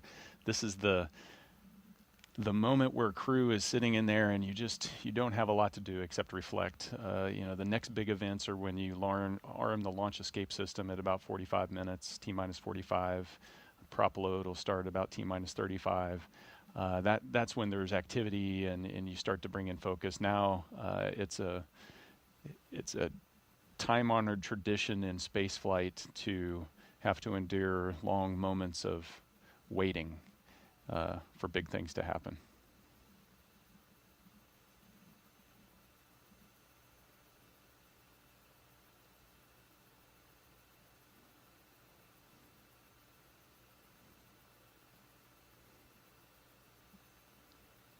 That's a better view.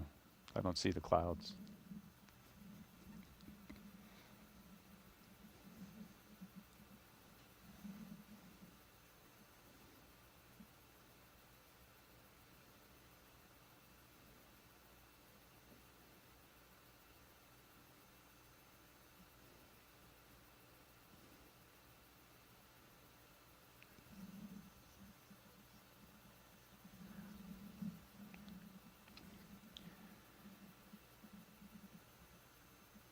And right now, I'd like to hand it over to Mission Control. The team at Johnson Space Center is tying in with us.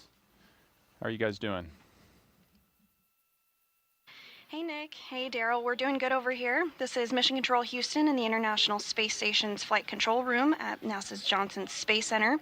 The team continues to prepare for launch and is being led today by Flight Director Scott Stover. Today we will be launching the 11th rotational crew mission to the International Space Station under the agency's commercial crew program. Following Crew 11's arrival, the space station will have a total of 11 crew members represented by 3 different agencies aboard for just a few days. Once on board, Crew 11 will go over a brief handover period and procedures with the off-going Crew 10, including a safety briefing and orientation, and then the new crew will jump right in to help advance scientific knowledge and demonstrate new technologies. After a few days of handover activities, the members of Crew 10 will prepare for their undocking and return to Earth. Direct handovers between crews allow for continuity of the activities and helps to ensure a continuous U.S. presence on the space station, which is about to celebrate 25 years of continuous presence in November. Ahead of Crew 10's return, JAXA astronaut Takuya Onishi will turn over command of the space station to Roscosmos cosmonaut Sergei Ryzhikov. The space station is currently in Expedition 73, and in the fall, NASA astronaut Chris Williams and Roscosmos cosmonaut Sergei Kudzverchkin and Sergei Mikhailov will join the on-orbit crew. Shortly after the departure of the Soyuz MS-27 with NASA astronaut Johnny Kim, coming home will mark the commencement of Expedition 74, which will be led by the new commander, Mike Fink.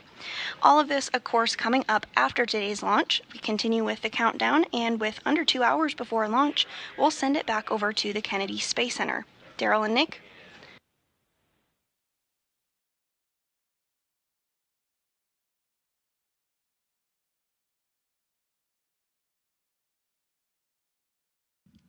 Thank you very much, Sandra. Back here at the Kennedy Space Center in Florida, T-minus 1 hour and 38 minutes and counting until liftoff of Crew 11 aboard a Falcon 9 rocket. The spacecraft Endeavour, the flight leader currently in the fleet of Dragon spacecraft. It is a lovely day here in Florida.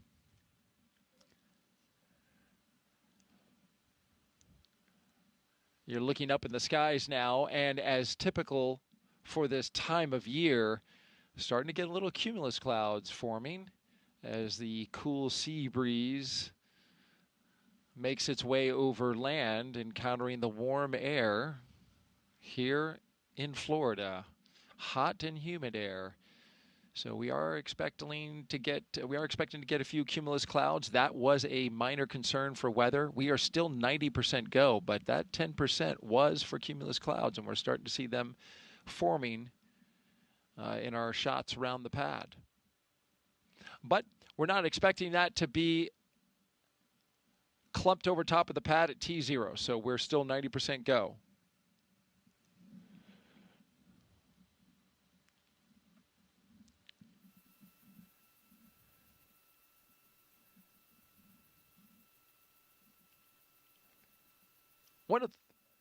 One of the first things Crew 11 did, they came together as a team, and they designed this patch that you see here. This is a tradition for all spaceflight missions, human spaceflight missions, and science missions. You design a mission patch. And this is the one for Crew 11. The colors of this patch, celebrating the 3 nations they represent. And the 3 stars that you see there, the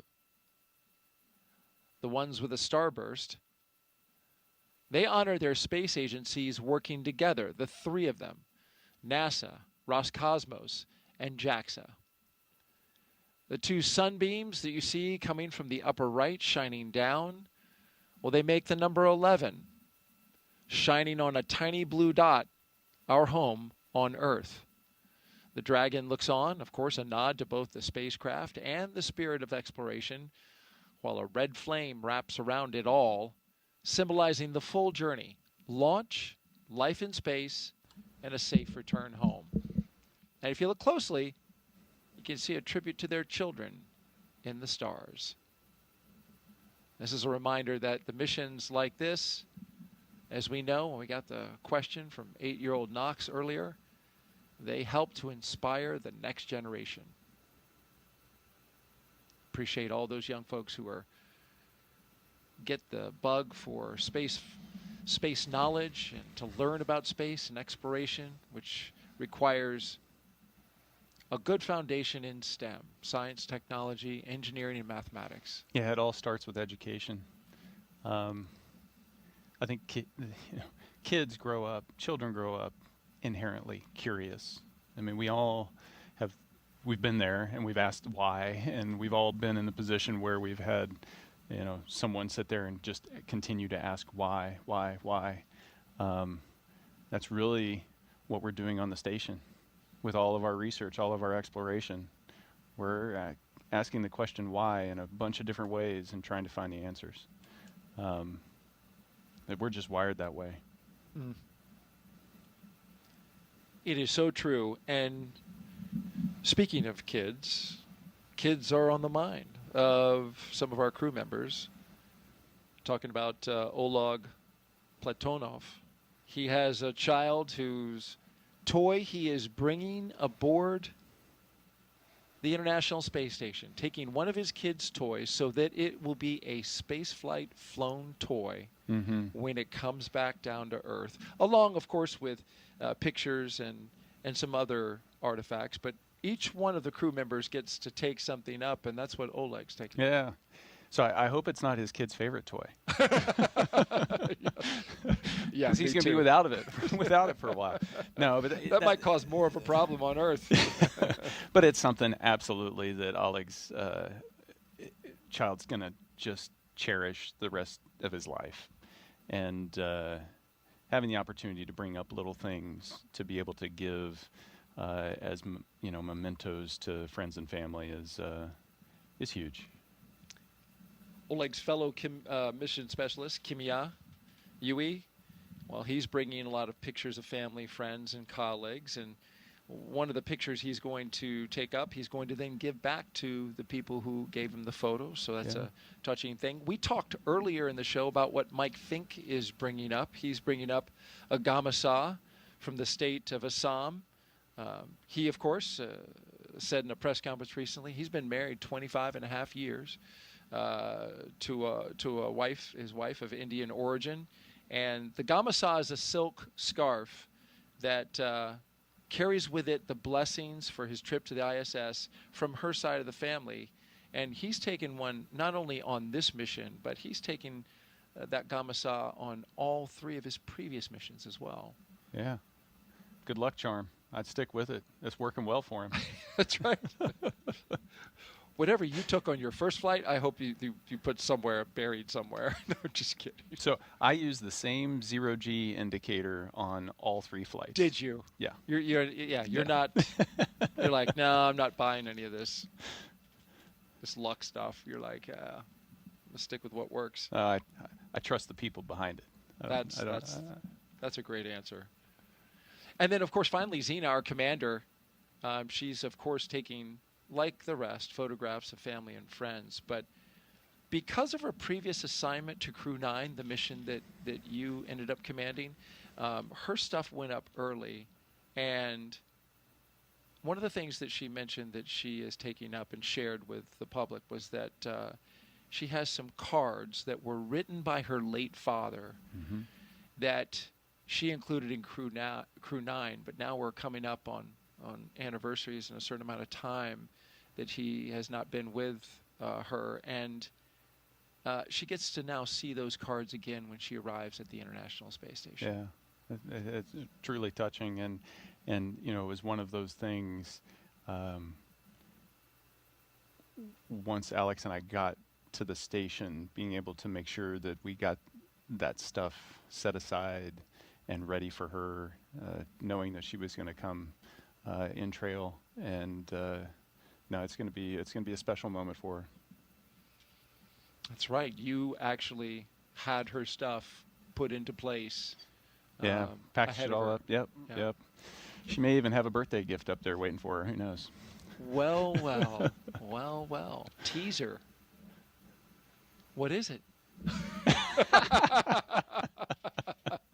Nice try. Well, it'll be up to her on whether she shares it or not, but we'll stay tuned. We will stay tuned. Yeah, but you know, those things show you that it is a very human endeavor. We're not just launching satellites into space. There's this exploration aspect, but there's this layer of humanity over the top of it that's so important, and all of these little gestures just bring that to light. We are currently 1 hour and 30 minutes until liftoff of Dragon, flying Crew 11 to the International Space Station. There you see Endeavour, the capsule at the very top. 6th flight today for that capsule. The number of historic flights that it has under its belt, beginning with Demo 2, and then going on to Crew 2, Axiom 1, Crew 6, Crew 8. Long history with CCP, the Commercial Crew Program, which has a fond place in the hearts of the folks who work for CCP for this spacecraft. Spent a lot of time reviewing data and examining it, getting it ready for each flight that it flew for NASA. It's a workhorse. It is, and as you know, spaceflight is hard on equipment. So those checks and examination of the data and looking over the critical systems is an important part of making sure that that capsule can continue on. It's currently at its 6th flight, but these spacecraft were only certified for 5. CCP did a recertification, moving it up to 6 flights. Ultimately, SpaceX would like to fly these capsules 15 times. And they say that they have systems that are ready for 15 times reuse. Commercial Crew Program is currently reviewing and looking over the data to determine how much more of the systems need to be reviewed in order to certify it for those additional flights. But that's exactly it. That's the goal here, is to make these spacecraft and rockets reusable, bringing down substantially the cost of spaceflight. Yeah, and hopefully opening space up to so many more.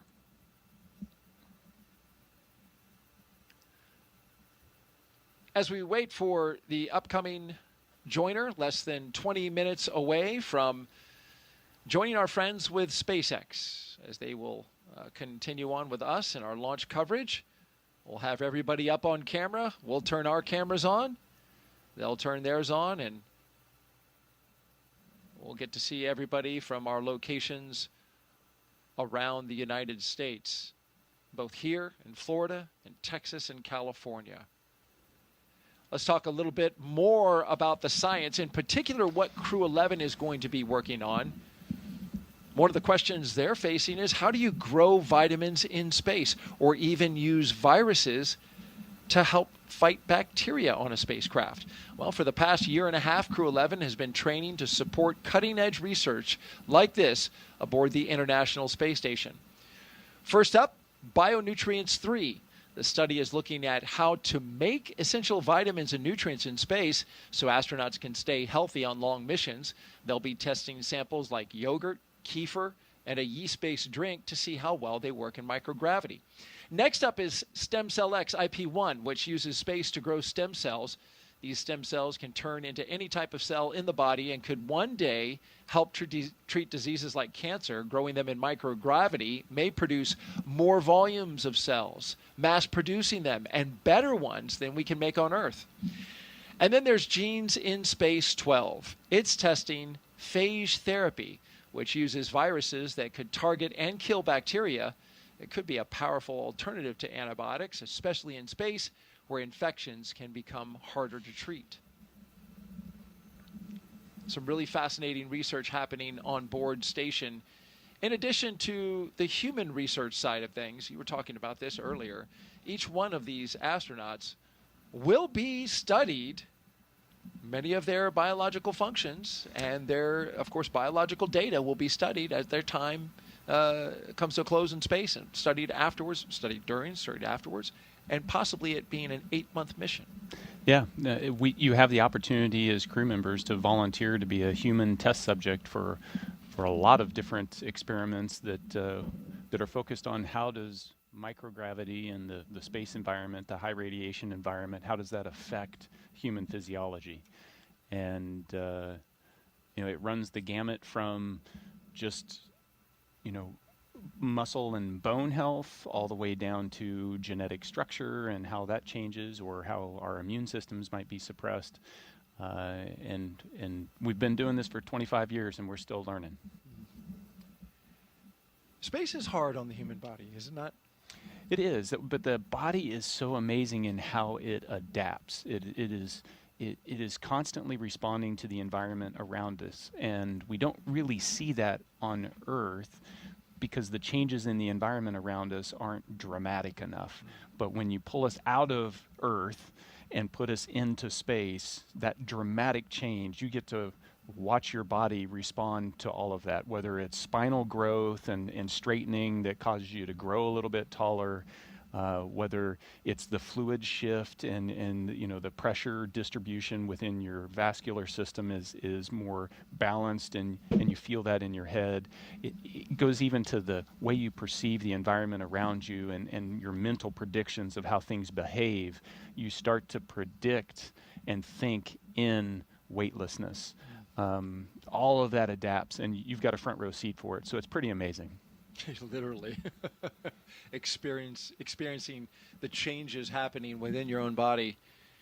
Jessica Muir says she came back and she could actually see better than she did before because of that, the pressure of microgravity exerting differently on her eyeball than it does under being back on the Earth with regular gravity. Yeah, and we're still trying to understand the root source of why those changes in vision happen, why the changes in our eyes occur. I wish I had her problem because now I'm wearing glasses as a result of that. So it can go both ways. It can cut both ways. Okay. And who knows, Nick, you might have been bound for glasses anyway, no? Well, I mean, everybody is at some point. Right. You just called me old? Is that what happened? It was very subtle. You did catch it, though. Yeah, I did. T-minus 1 hour and 23 minutes. I'm Daryl Nail with NASA Communications, and I'm joined by Nick Hague, NASA astronaut and Brigadier General with the Space Force. We have social questions. Keep them coming. We've had some great ones so far. Just use the hashtag AskNASA and send us those questions on Facebook, X, YouTube, and Twitch. We've got a person who's monitoring our social feeds right now, looking for great questions. And here's one from Joshua R. Collins.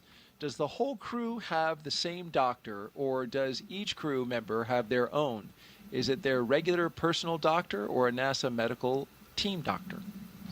So each space agency provides a medical team to support their astronauts or cosmonauts. So you'll, for Crew 11 in particular, you're going to have a NASA flight doc team of a surgeon, flight surgeon, primary and deputy, that will support Xena and Mike.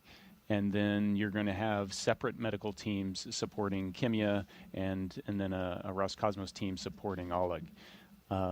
Those, in the NASA, if I look at how NASA supports us with medical, the personal doctor is your flight doctor. And so the person that sees you day to day for the years leading up to your mission is the same person that is supporting you throughout your mission and then after your mission when you're rehabilitating and then beyond. And so that flight medicine team is one of those key relationships that you develop once you join the astronaut corps. A flight surgeon for each space agency, and they go with them until they get to the pad, and then they break off. They're there, standing not too far away, just in case they are needed for any reason. But those, exactly as you said, those flight surgeons standing by. Give you a couple upcoming milestones. T-minus 47 minutes. We're going to get an LD brief. That's from the launch director at SpaceX, and we're monitoring weather conditions along the abort corridor. Also keeping an eye on the winds here locally. They picked up a little more than were initially forecast. At T-minus 1 hour, just about 20 minutes from now, the closeout team will depart the pad. That was the team that was getting the crew all ready inside the spacecraft and then sealed up the hatch. They will depart. It'll just be the crew out there on the pad. It'll be them and Dragon Endeavour that you see right there at the top. We've talked a lot about this capsule today. It's taking its 6th space flight. Since its first flight in 2020 for Demo 2, SpaceX's Endeavour Dragon has been a workhorse for NASA's commercial crew program, flying mission after mission. It has safely carried astronauts to the International Space Station 5 times. Demo 2, Crew 2 in 2021, Axiom Mission 1 in 2022, Crew 6 in 2023, and Crew 8 in 2024. In all, Endeavour has flown 9 NASA astronauts, 3 space tourists, 2 Roscosmos cosmonauts, 1 retired NASA astronaut, 1 ESA astronaut, and an Arab astronaut from the UAE to and from the International Space Station. Crew 11 marks Endeavour's 6th mission, the flight leader to the ISS. And we leave you now with dancing from Crew 1. Apparently choreographed as well. Look at that. And they had their act together. What choreographed dance moves did you do, Nick? Don't dance. That's one thing that don't didn't. That's one thing that didn't translate into space. Yeah, I don't dance on Earth, and I didn't dance in space. But you can do somersaults and flips and twists, though. Yes, especially as you're zipping around that space station. I mean, it's fun. Yeah, oh man, it's like, it looks like it. Every dream you had as a 5-year-old of flying around, and you get to do that every day. I used to dream that as a kid so often that I could just flap my arms and fly. Yeah. It was a recurring dream that I had, and sometimes I woke up really actually believing that I could fly. I can imagine when you're on the ISS, you wake up and it's like you get to just do it again day after day. Yeah. It's real. That dream is real. It's your new normal. Yeah. And you just have fun with it. You float over and grab your drink bag to rehydrate your morning coffee, and you can do a backflip between that and the water dispenser, and you just play with it. You don't need to use utensils to eat. You can just put the food out in the air in front of you and pretend like you're in an aquarium.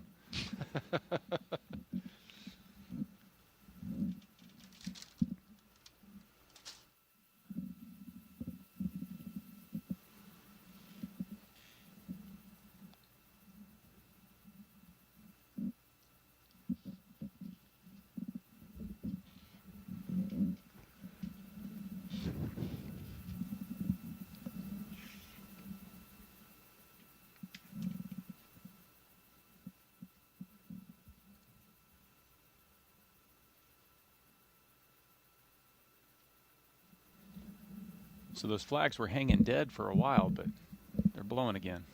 Yeah, that's the breeze that the forecasters looked at the charts and the data that they have around all the instruments that we have around the Kennedy Space Center. And early this morning forecast an earlier kick up to those winds. And so we're seeing them now.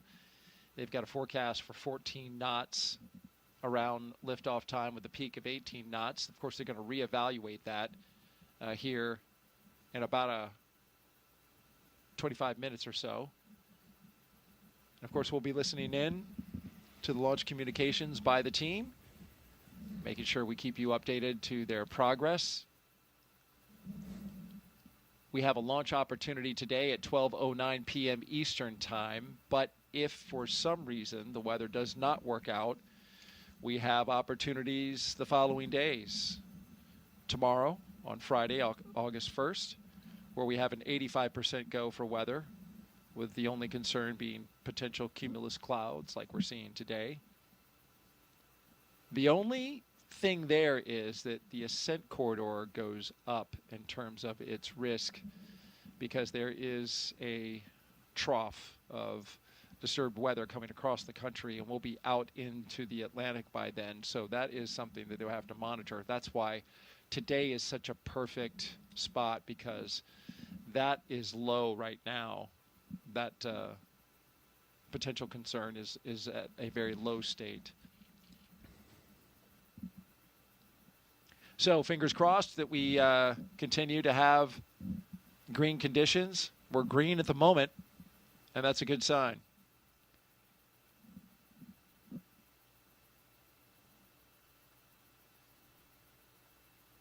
We're T-minus 1 hour and 15 minutes until the liftoff of Crew 11 on a Falcon 9 rocket to the International Space Station. Thank you for joining us. Whether you're watching online or streaming, we are glad to have you here with us as we get ready to launch 4 humans to space from the Kennedy Space Center in Florida. Crew 11 will be the latest crew to fly as part of NASA's Commercial Crew Program, which uses private companies to transport people to and from the orbiting lab from U.S. soil. Those people, NASA astronauts, like the one sitting right next to me right now, Nick Hague. It's been a great countdown so far. Weather is 90% go. Got the excitement picking up as we draw closer to our T0. At this point, Nick, the crew has had, as you mentioned earlier, a lot of time to reflect. But the activity is going to start picking up. Yeah, everything, it's an instantaneous launch window, and so you have to start backing up from that of the things that need to be done. And the big one is right now they're sitting on a rocket that's empty. So they're not going anywhere unless they put some juice in the rocket. So that's going to start around the T-minus 35 time frame. And before we start to load all of that, those explosive materials, we need to make sure that the launch escape system is armed. And so we'll go through a debrief prior to that to make sure everybody's good. Then we'll arm the launch escape system and then start with that prop load. So there's some big things, and as you're sitting there, the reality of the situation, you understand how once they make the decision to go, once we launch that launch escape or arm that launch escape system, you're on a live rocket. And if something goes wrong, the system can make a decision that it's going to automatically pull you to safety. And it's designed to do that. You want it to do that. But you also realize that, in a fraction of a second, you could be in a very different situation than you are right there. You would know that well, as your mission had an in-flight abort in 2018 while flying Soyuz MS-10. But that launch escape system worked perfectly and brought you and your crewmate down safely to ground, to your family. And you dusted off your boots, got back on 5 months later, and successfully got into space on MS-12. So that launch escape system is a critical component to a successful mission. Absolutely, and we test them rigorously. And SpaceX did an in-flight abort test. They've done pad abort tests. They've shaken this system out to make sure that when you need it, it'll be there for you. This will be a 38.8-hour transit from the ground here at Kennedy to docking to the International Space Station. So the crew that you see there, I hope they have some audiobooks and some movies. Well, that's a long time. There's an opportunity. There are 2 windows, and there's a heck of a view out there. No doubt. And but they're not going to spend 40 hours strapped into seats like that. After they get into orbit, once the nose cone opens and they're kind of clear of the second stage, the upper stage, they'll be able to unstrap and take those suits off. They'll dry them out and put them away, and then they'll be essentially in short sleeve shirt, pants, and it's a pretty comfortable, spacious place to hang out in. And they'll be camping in Dragon for 40 hours until they get to the station. A few hours before they get to the station, they'll have to get back in the configuration that you see them here, do their leak checks with the suits, all stuff very similar to actually getting in the capsule on the launch pad. Is it roomy in there? It doesn't look roomy from this shot, but I know there's a lot more to Dragon than what we're seeing right here. Yeah, it is quite roomy. There's a whole bunch of volume, and when you're in space, you think about floating, you think about volume and not necessarily surface area, and so the volume you don't see is above the displays. You can fit a couple people up in the space on the top of the screen that's off screen that you just can't see. And then down by the cargo underneath their feet, there's a whole bunch of space down there. So those footrests you can take off, kind of stuff them under the seats. It creates this nice big volume. You can pull out your food and your drinks. You can stick things to the walls. And, but it's like camping in a SUV. There's room, but you're still in an SUV.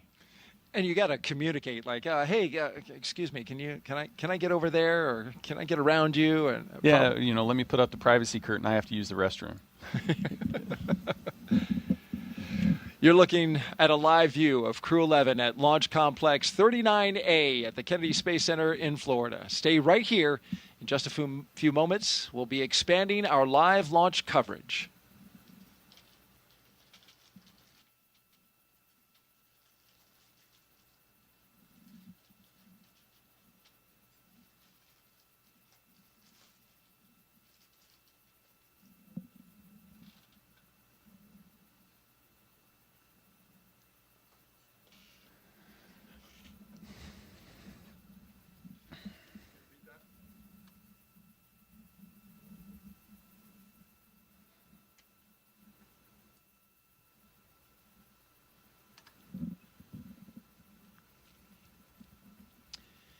Good morning. You're watching live launch coverage of NASA and SpaceX's 11th rotational flight to the International Space Station. I'm NASA's Daryl Nail, joined once again by NASA astronaut Nick Hague, who's been with us for the past 3 hours. Liftoff is set for 12:09 p.m. Eastern Time from Launch Pad 39A here at the Kennedy Space Center. And before we continue, a quick reminder about Nick's incredible experience in space. General Nick Hague was selected as a NASA astronaut in 2013. His first flight to the space station in 2018 ended in a launch abort following a rocket booster failure on Soyuz MS-10, a dramatic escape that he and his Roscosmos crewmate survived safely. He returned to space in 2019. Here on Soyuz MS-12, spending 203 days on the ISS, and last fall, he commanded NASA's SpaceX Crew 9 mission there, as you see him getting ready to go with cosmonaut Alexander Gorbanov. In total, Nick has logged 373 days in space and completed 4 spacewalks. It's so great to have you here today as you've been sharing your experience, the lessons you learned, your experience in space, and some of the human emotions that every astronaut goes through on a day like today. Yeah, no, Daryl, it's a thrill to be here. I wouldn't want to be anywhere else. We're getting ready to launch 4 humans into space.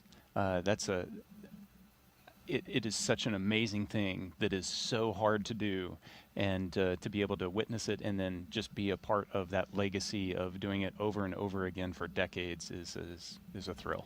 And a great responsibility by all involved. Crew 11 is launching from pad 39A, and we're now just over an hour away. Once they arrive at the station, they'll join Expedition 7374, and in just 3 days, Crew 10 will return home. This will be what's called a quick 3+2 crew handover. You were Crew 9.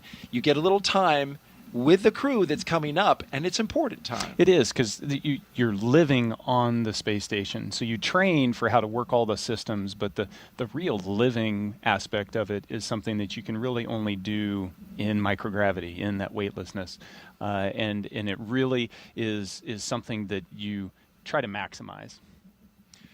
All right, let's take you through Crew 11's launch day preparations so far this morning. Nick Hague has been with us throughout. After waking up and grabbing a bite to eat, the crew suited up inside the historic crew quarters, a tradition that dates back decades. SpaceX teams helped them into their custom pressure suits, and just like the other crews before them, they gathered around a table for a card game to burn off any lingering bad luck before launch.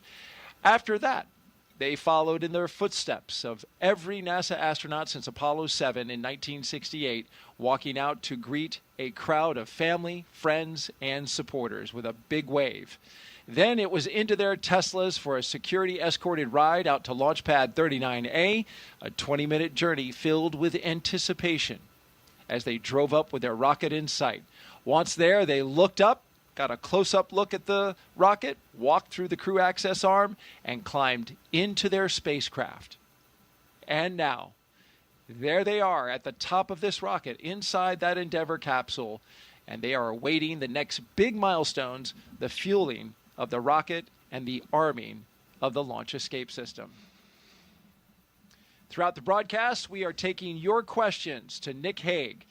Just use the hashtag AskNASA on the platforms Facebook, YouTube, X, and Twitch. We really want to hear from you.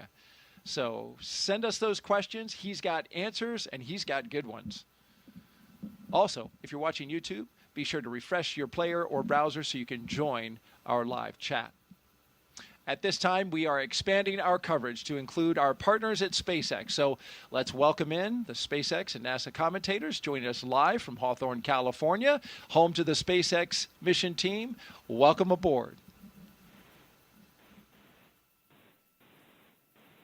Thanks, Daryl. So excited to be joining you and Nick Hague here and Joseph. I'm Somi Srivastava, a certification engineer here at SpaceX. And I'm Joseph Zakshevsky with NASA Communications, and you're absolutely right. It's a thrill to be here today, and it's exciting to be joining you again from Mission Control here in Hawthorne as we count down to liftoff of Crew 11 just over an hour from now.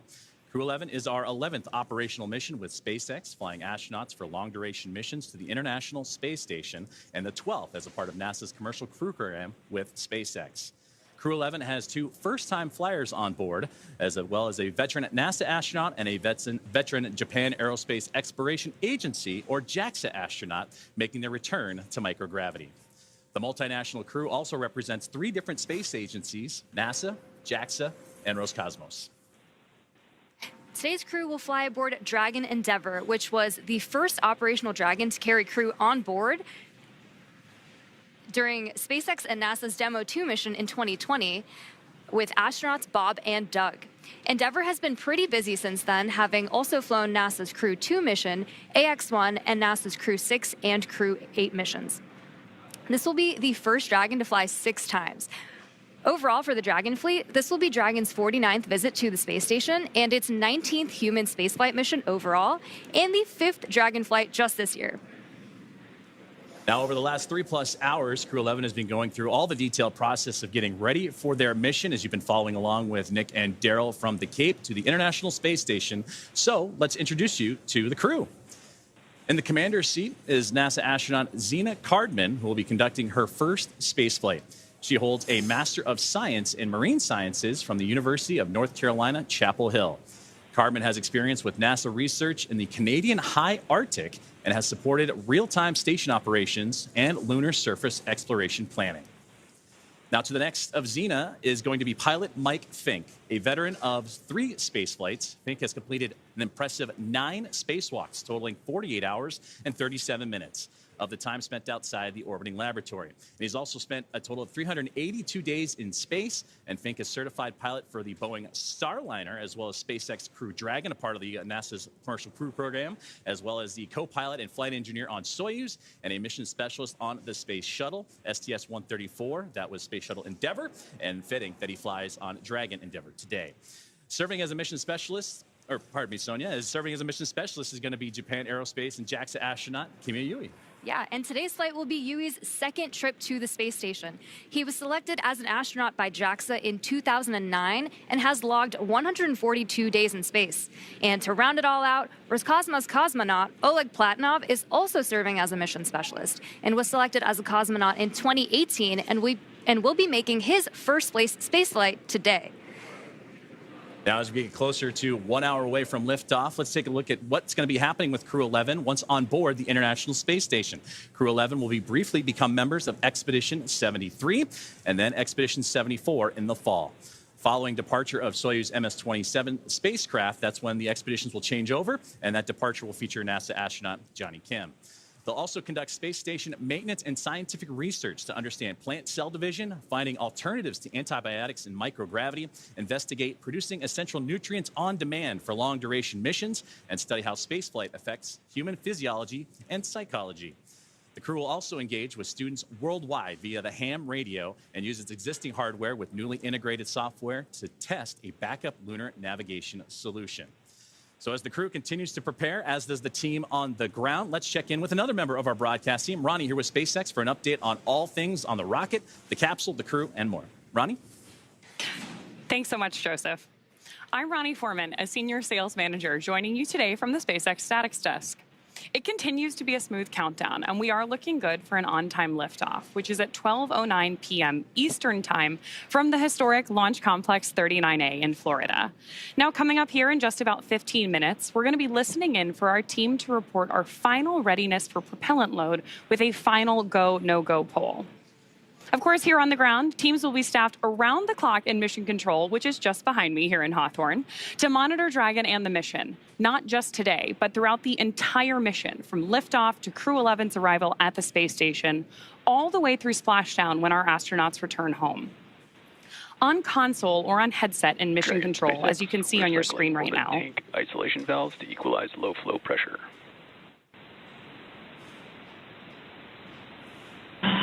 Dragon copies.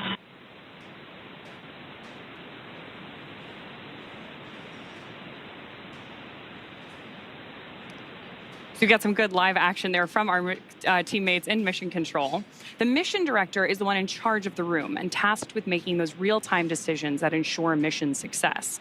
The person we just heard talking to the astronauts is the crew operations and resource engineer, who we'll refer to as the core throughout the broadcast.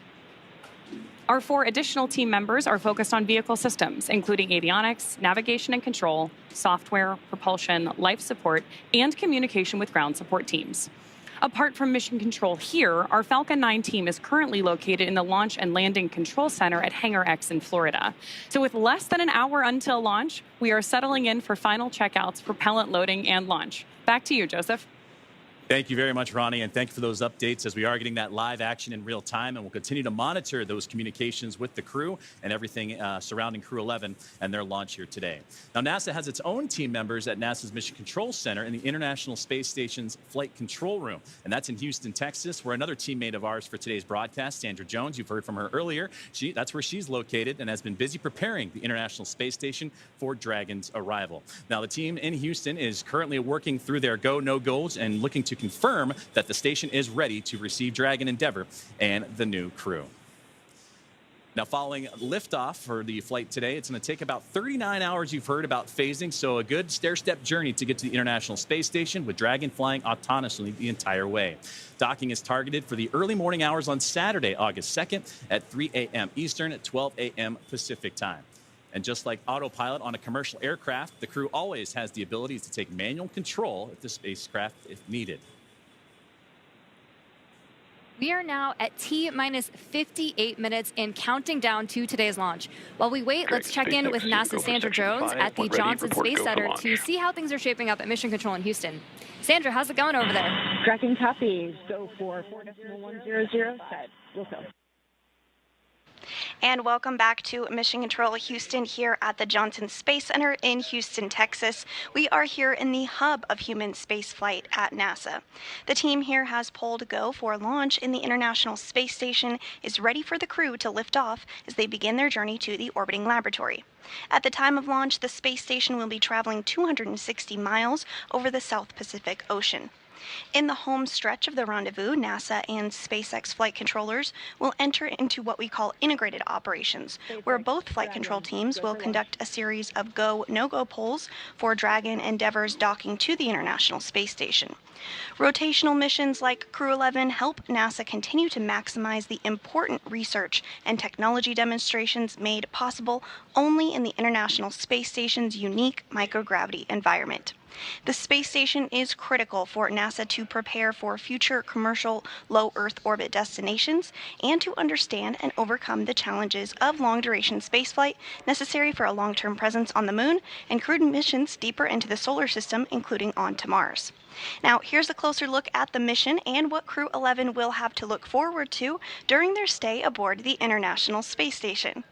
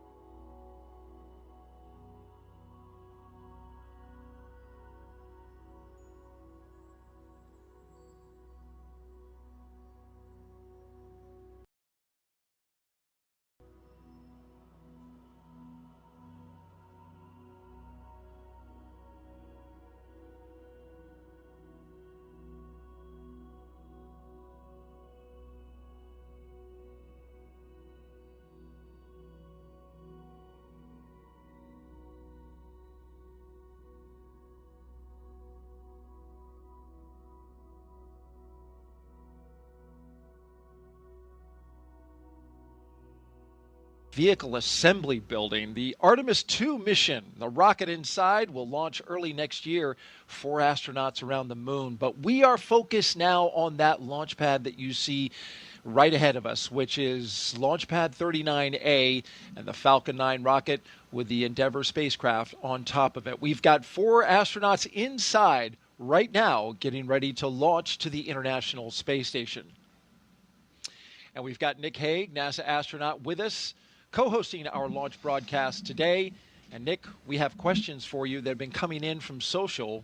Would you like to take a few more? I'd love to take a few. Been doing a great job so far, so let's put that next question up on the screen. This is coming in from #AskNASA. During CRS missions, these are cargo resupply missions with Dragon, I noticed that most of the time there is cargo in the trunk, but I never see any of the trunk during crew missions. Why is that?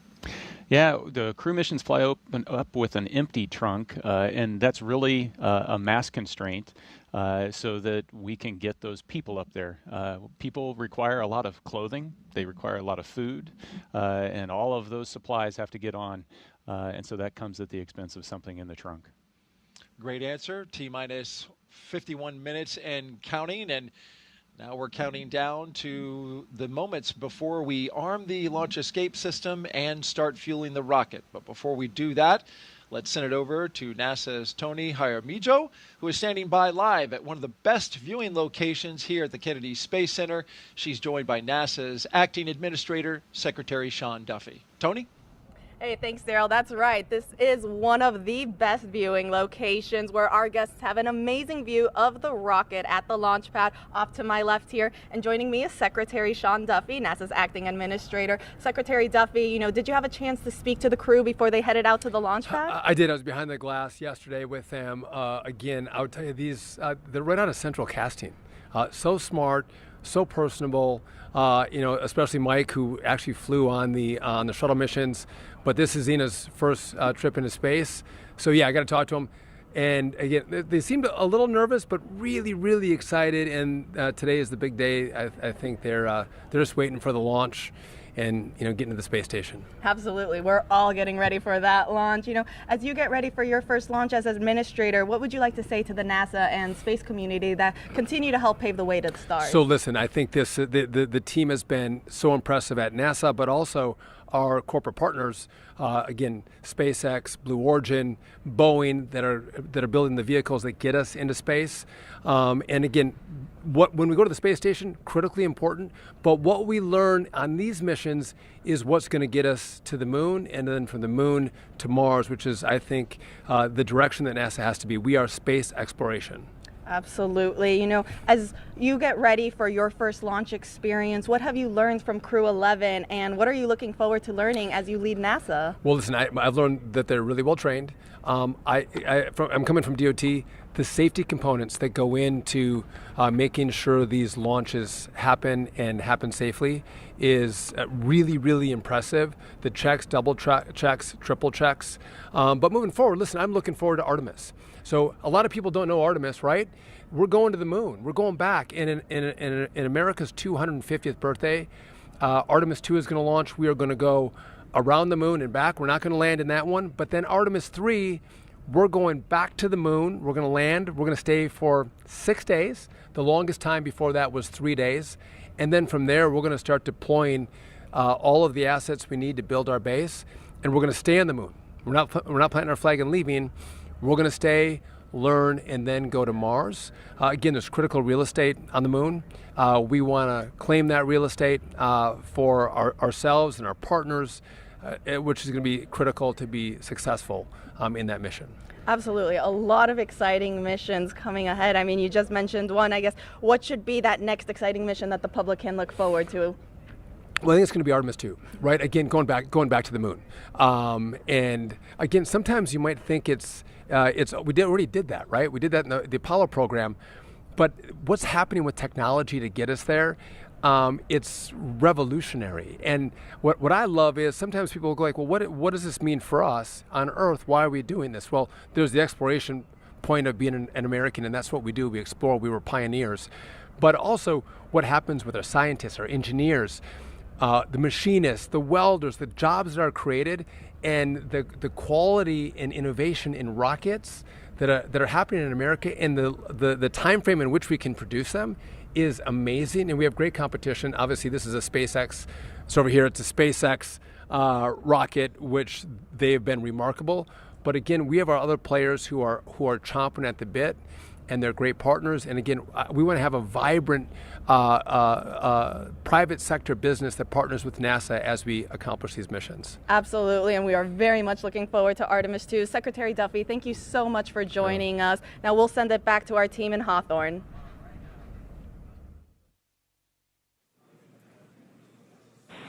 Thanks, Tony. That was an awesome interview with Senator Duffy.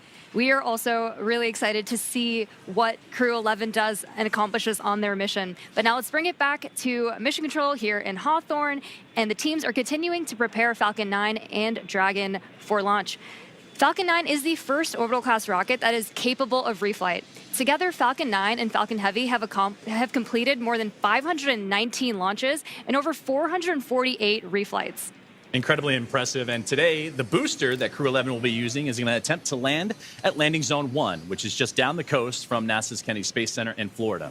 This will be the third flight of this particular first-stage booster after supporting a Starlink mission earlier and recently Axiom Mission 4. That was the successful fourth private astronaut mission to the International Space Station. Rapid reusability drastically reduces launch costs, and it's the key innovation that is making space more accessible for the entire space industry as a whole. While this young booster is on its third trip to space, we are working towards qualifying our fleet of Falcon boosters and fairings to support up to 40 missions each. For those of you following along, we're currently at 29 flights of a single Falcon booster, which is absolutely wild. Increasing Falcon's flight count provides valuable information and data on repeated reuse, which is a supercritical element in making life multiplanetary. This same spirit of continuous iteration and innovation does not stop with Falcon 9. NASA awarded SpaceX a contract to develop the U.S. deorbit vehicle, a modified Dragon designed to guide the space station through a controlled re-entry into Earth's atmosphere. And when the time comes and the International Space Station reaches its end of operational life, which, trust me, it still has a lot of life to give right now, Dragon will help achieve that safety orbit. During the CRS-31 cargo resupply mission, Dragon successfully performed a reboost test for NASA that demonstrated Dragon's ability to change the station's orbit, and we'll see a similar test coming up, and that'll help inform plans for the upcoming commercial resupply mission number 33 with SpaceX, where Dragon will fly an extended mission and repeat that reboost demo with a modified trunk called the Boost Trunk. This modified trunk will give Dragon the ability to change the station's velocity by up to 10 meters per second. And testing these added capabilities will provide NASA with additional options for station operations in the coming years. And yet another innovation that SpaceX is working on is the intravehicular spacesuits, or IVA suits, that astronauts wear during Dragon missions. These suits are worn by the astronauts while they're inside the spacecraft, Countdown 1, the versus the extravehicular, or EVA spacesuits that are go for propellant load and launch. For all operators in MCCX and Hangar X, both control rooms will go into lockdown at T-minus 45 minutes and will remain in that state until LES is disarmed. All operators are to remain at their console and maintain a sterile cockpit until MD confirms successful disarming of the launch escape system, following orbit insertion or propellant offload in the event of a scrub. For non-urgent no-go conditions, brief the CE or LD and they will approve aborting the count. For urgent issues affecting the safety of the operation, operators shall call hold on the countdown net. Launch control will abort the launch auto sequence immediately and proceed into launch abort. At T-minus 10 seconds, launch control will be hands-off and relying on automated abort criteria for the remainder of the count. Operators advise launch director whether structural breakup or fire is imminent or occurring per Dragon manual flight escape rules.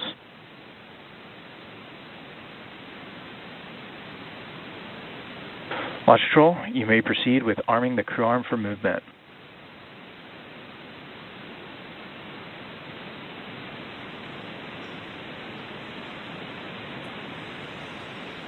Arming crew arm for movement.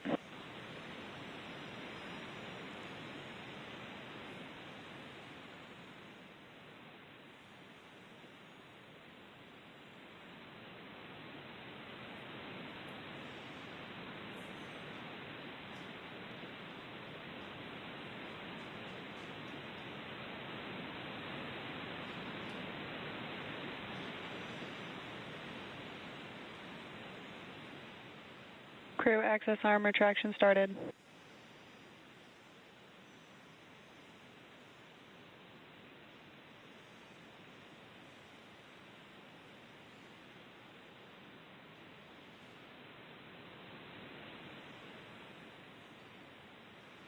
And we are watching the crew access arm rotate away from the Dragon Endeavour and the Falcon 9 rocket. That was an incredible view, Nick, from up high, 275 feet in the air.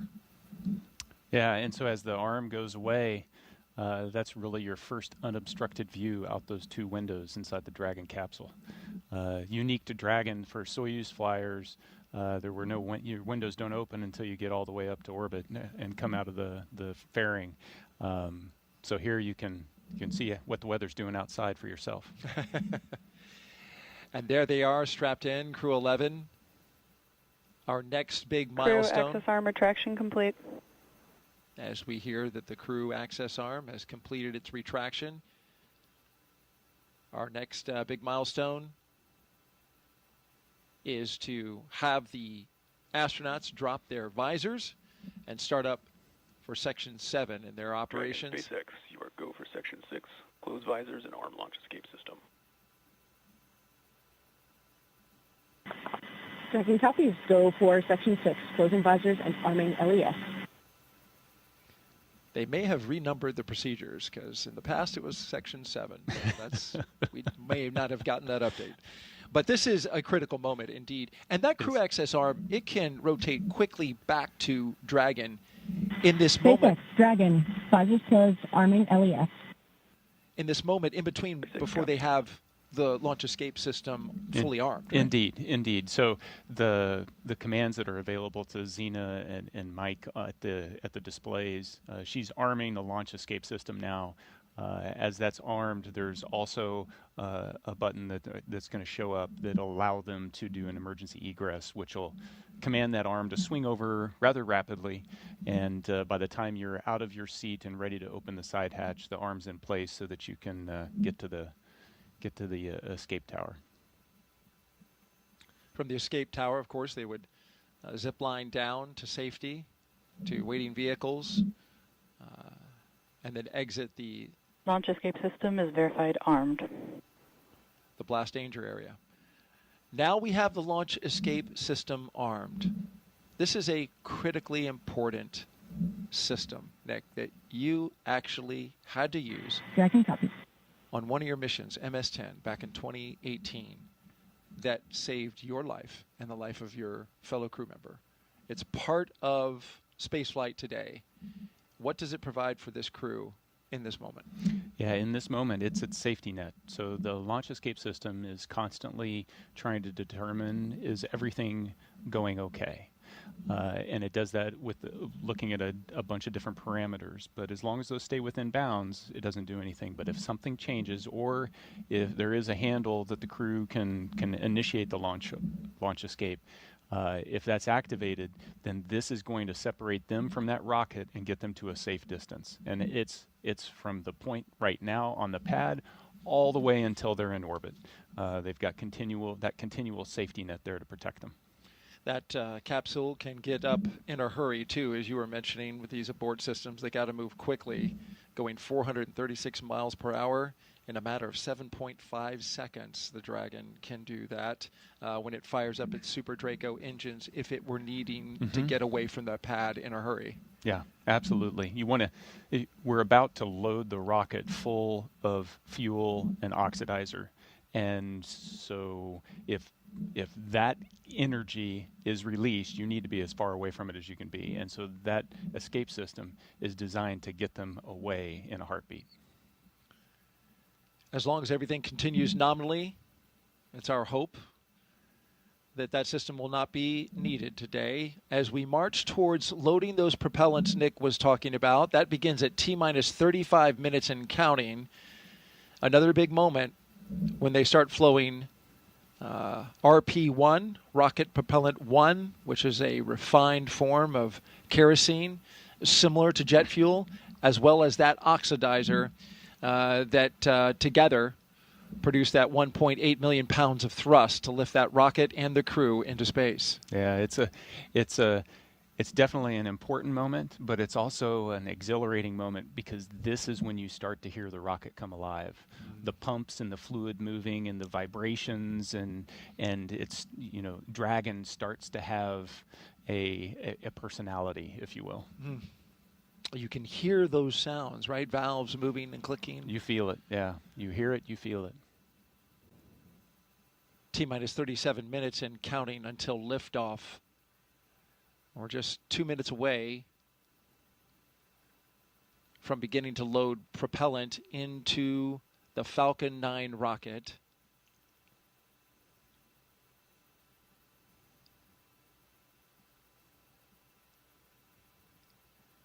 Weather is looking good at the moment. We are 90% go.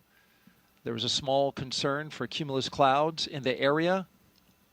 That's just the 10% because of course, this is July in Florida. And you can see even now, Nick, the sea breeze from the cool ocean starting to create. Tanks are venting for the start of propellant load. Starting to create those little cumulus clouds bubbling up around the pad. We had a clear sky earlier. We're getting a little bit now, but overall, we're expecting that should be clear. I see blue. It's the glass half full. I like that. As long as we have that blue sky straight over top of the rocket and 10 miles out, we are good to go. And so far, right now, green conditions. The range is clear. The area around the pad. Boat traffic has been cleared by range operations.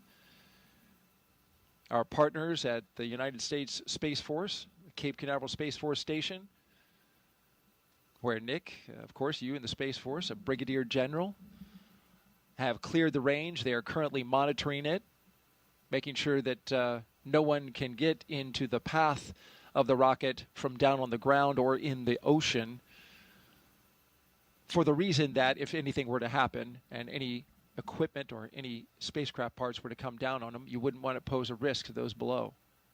Yeah, public safety is important. But it highlights just the expansive team that even for this one place, the number of organizations that have to work together and they're necessary for success. Our 4-person crew, 2 NASA astronauts, 1 JAXA astronaut, and a Roscosmos cosmonaut seated in launch position, monitoring their systems on their heads-up displays.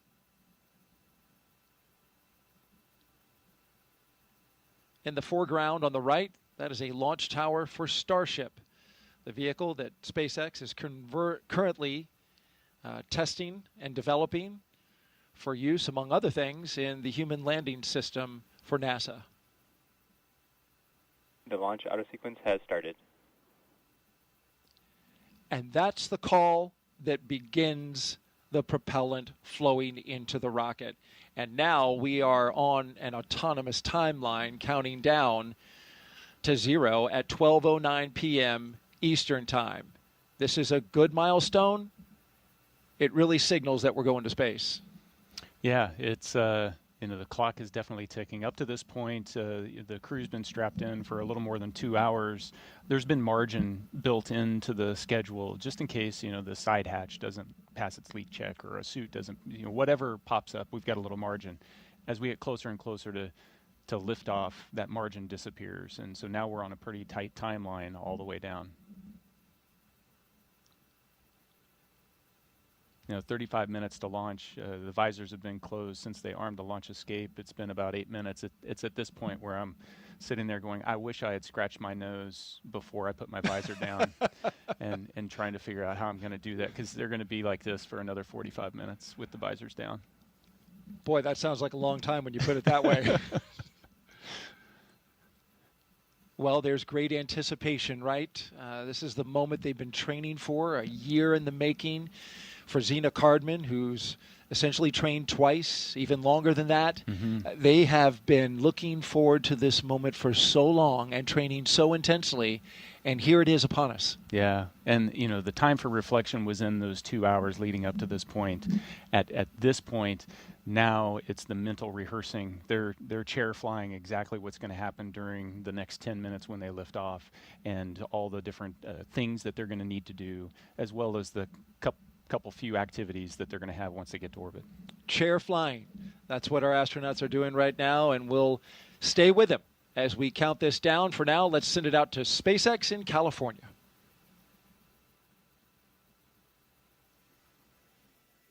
As Daryl mentioned, propellant loading of both RP-1 and liquid oxygen began at T-minus 35 minutes, right on schedule. And weather is our main watch item right now. But I am hearing from our vehicle teams that everything looks good for both Falcon 9 and Dragon.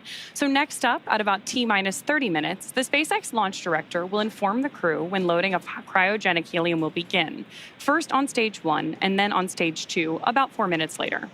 Stage 2 RP-1 loading should wrap up at about T-minus 20 minutes and 30 seconds. Then, as we approach T-minus 16 minutes and 30 seconds, we should hear a call out that Stage 2 liquid oxygen loading has begun. So with all of those consumables being loaded onto the rocket, if we have to call a hold for any reason at this point, like potentially due to weather, we would have to stand down and target our backup launch opportunity, which is tomorrow, Friday, August 1st, at 11:43 a.m. Eastern Time. That's because we have an instantaneous launch window today. So let's take a minute to do a little orbital mechanics 101. An instantaneous launch window means that we need to launch at exactly the right time, and that's driven by our planned rendezvous point, which is the location where Dragon and Station meet in space. Right now, the International Space Station is orbiting the Earth at more than 17,000 miles per hour, and Dragon needs to catch up to it. That means we have to deliver Dragon to the correct orbit. We do that by timing its trajectory relative to the orbiting laboratory so that they're both in the same place in space at the same time. A precise liftoff time is crucial for hitting that rendezvous point. Now, again, that means that at this point, if we hear a hold called, we'll be standing down and likely targeting that backup launch opportunity tomorrow. For now, though, we're going to go ahead and hand it back to Soumya and Joseph to talk to us about West Coast recovery. Soumya? Thanks for walking us through that, Ronnie. We are now at T-minus 31 minutes and counting, getting closer and closer to getting our Crew 11 astronauts into space. Once their mission is complete and it's time for our crew to splash down back on planet Earth, they'll be heading to one of several targeted sites supported by SpaceX.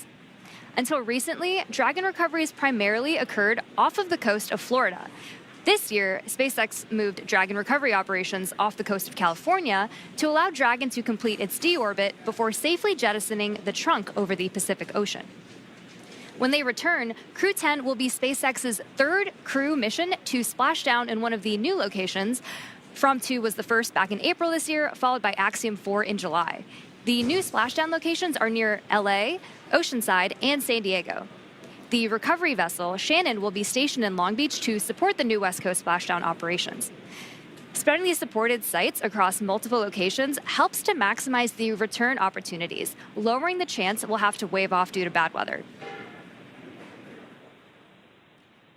And when the spacecraft re-enters, those in the immediate area may hear a brief double clap of a thunder-like sound known as a sonic boom. I can't wait to hear one myself one day, but to hear everything that's gone on and to move operations to the West Coast has been incredible to watch, both from a SpaceX standpoint and from NASA, to see the teams across the country working together, the International Space Station Commercial Crew Program. And like Nick mentioned earlier, there's an army behind every one of those movements and getting ready and preparing for these West Coast splashdowns. So it's going to be phenomenal to watch and see NASA's first crew mission return on the West Coast. Well, back to today's mission, Crew 11, as they continue to get ready to go. They're inside now half an hour until launch time. Let's take a look at more and a bit more and learn about the astronauts flying today. I think it's really innate in our human nature to want to keep exploring and to keep pushing boundaries. Everything that we do in space is ultimately for Earth and for the human species. We are having a lot of good experiments on orbit, making new medicines. That is actually good for everybody. By understanding how to live and work in space like we have with the International Space Station, we can now become a multiplanetary species by having bases on the Moon and bases on Mars. И выполнение полета в космос, на мой взгляд, важно, потому что в конечном счете необходимо человечеству будет двигаться в дальний космос для того, чтобы открывать новые миры, исследовать новые и новые горизонты. For me, it's a really compelling goal to go farther and farther afield in space and pushing our boundaries as a human species that way, learning more about our own home planet as we try to go farther. We've been going and living aboard the International Space Station for 25 years. We're ready to make the next steps. We're ready to go to the moon. We're ready to go to Mars. We're ready to explore the solar system. We understand the effects of what life in space does to the human body, and we need to continue those studies. We need to continue getting ready and get ready and go to the moon and Mars, and that's why it's important to go to space. All right, let's head back out now to a launch viewing location where Tony's at for another interview with some special guests. Tony? Hey, thanks, Daryl. That's right. Joining me is Dr. Stephen Platts and Dr. Lori Glaze to talk to us a little bit about the human research that's going to be on this mission. You know, Steve, can you tell us a little bit more about what human research Crew 11 will be conducting? Sure. We're very excited for the launch. We have 10 experiments flying on Crew 11. Everything from cardiovascular systems, central nervous system, all the way to genomics, the full breadth, and addressing many very important risks for us to get to the moon and Mars. That's a lot. You know, speaking of the moon and Mars, Lori, how does the human research conducted on Space Station help us for those future missions to the lunar surface and eventually Mars? I'm so glad you asked that question. You know, a lot of times we talk about the future, you know, we're going to explore the moon and Mars. It's here. We are actually less than a year away from our first crewed launch, where we're going to send 4 crew out and around the moon for 10 days and bring them back. And then about a year after that, we're going to land on the moon. And we need to be ready, right? We need to be ready for the trips to the moon and then eventually to Mars. Our crew are going to need to be able to thrive in an environment where they're in microgravity, perhaps for as long as a year. And then we're going to need them to perform on the surface of Mars under 1/3 gravity and do their exploration activities. Is we really need to understand how they're going to react and respond to that environment. And the experiments that are being done on Space Station today, it's such a unique laboratory where the kinds of things that Steve's talking about, we can study physiological responses to bones, muscles, blood flow. Mental health is incredibly important part of this activity. And the experiments that we can do, for example, growing plants without soil, recycling water. If we have the ability to recycle water, maybe 98% of the water that the crew uses, that's less resources we need to bring along. And then sensors that can detect, for example, solar storms so that our crew can take shelter or protect themselves while they're on their journey. So again, the experiments that are being done are incredibly important to our planning, which, as I said, we're launching in less than a year. We need to be ready. That's right. I mean, a ton of valuable research that we are gathering. You know, speaking then on, you know, the research for Crew 11, Steve, I heard, you know, there's a new experiment that's going to Space Station. Tell us a little bit more about that. Yeah, that's called manual piloting, and what that is looking for is the ability for the crew to land a vehicle on the lunar surface. So we're looking at the sensory motor aspects, balance, cognition, some of the things that Lori was talking about, and putting them all together, and we have a simulator that actually moves in all dimensions and allows the crew to feel like they're actually landing a spacecraft. And we're doing that pre-flight. We have some devices on station where we can do in-flight measures as well as post-flight. So that will give us a great idea of what we need to do to prepare the crew to land on the lunar surface. That's great. I mean, you know, Lori, tell us a little bit more about those benefits of traveling then beyond low Earth orbit now. Well, you know, the reasons we're going to the moon and eventually the ability to establish a permanent presence on the surface of the moon, a base per se that we can go back and visit multiple times, is the science that we want to conduct on the surface of the moon will be incredible. We're going to a place that is totally different than where the Apollo astronauts landed, so totally unique environment, different lighting conditions, different geology of the rocks. We anticipate there is water ice beneath the soil in some places near the South Pole where we're going to land humans for the first time ever. So we will be able to do incredibly unique science, but we'll also be able to continue the human research aspects for longer duration stays on the surface of the moon where we're trying to live and work, and that will again feed forward to help us be better prepared for Mars. Absolutely, a ton of exciting things coming up. Thank you both so much for joining us. Now we'll send it back to Daryl and Nick. Thank you, Tony. Crew 11's time in orbit will teach us how to keep humans healthy in space for the long haul. Meanwhile, on the moon-facing side of NASA's work, Artemis II astronauts, including Commander Reed Wiseman, are training for a very different challenge, a 10-day mission around the moon. And before they launch, NASA and the Department of Defense are making sure they know how to get them home, even in an emergency. Here's Reed with a behind-the-scenes look.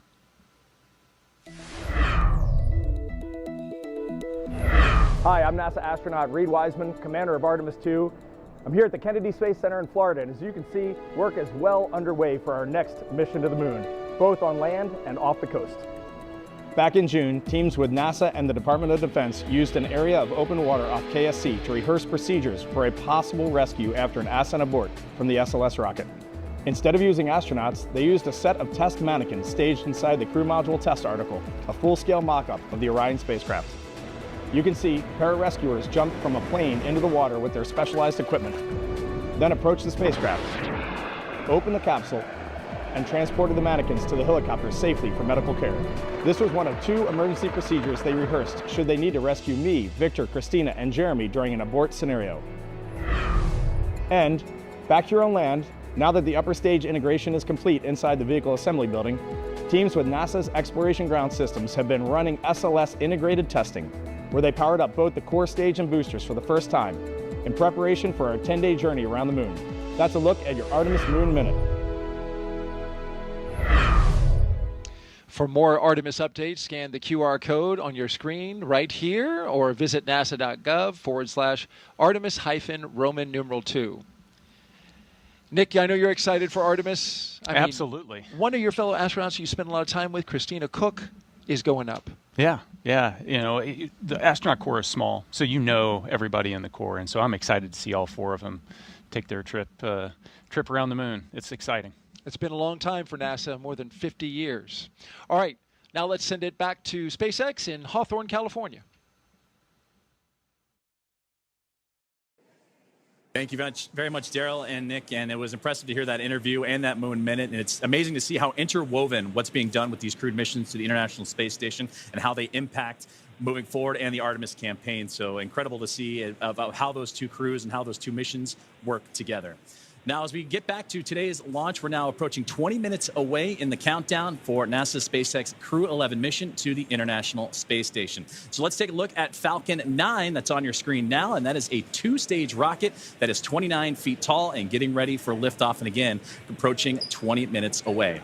At launch time, it produces more than 1.7 million pounds of thrust. So, that is impressive firepower. Yeah, and rockets like Falcon 9 don't use all that thrust just to go straight up. Early in flight, Falcon 9 performs a gravity turn, which is a smooth pitch maneuver. RP1 load complete.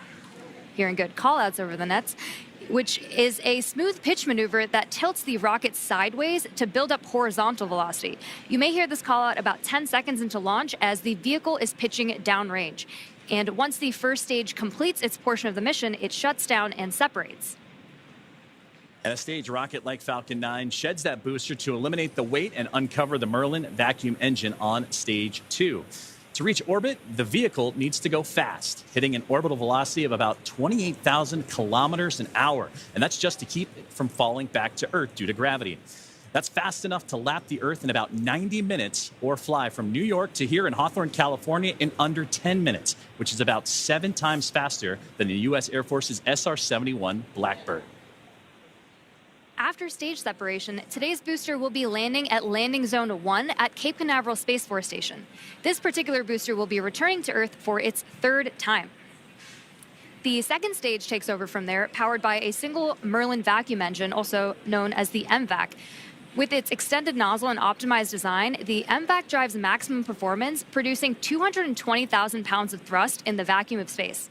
On today's mission, we'll light that engine 4 times before deploying the final payload into orbit. Now, so much of what makes Falcon 9 remarkable happens in flight. SpaceX for countdown check-in brief.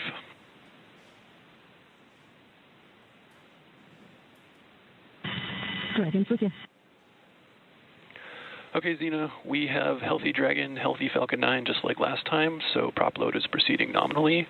We do have one watch item that has popped up. There is a pop-up storm cell that is just to the north of the pad. Currently not violating any LCCs, but we are monitoring this particularly closely as it's moving offshore. We'll let you know if it starts trending towards blocking launch today, but again, not expecting that at this time. Dragon copies all. We've got a healthy Dragon, healthy Falcon. We're proceeding towards launch. Only watch item is a storm cell that is north of the pad moving offshore. We'll continue monitoring, but otherwise looking great. That's a good readback.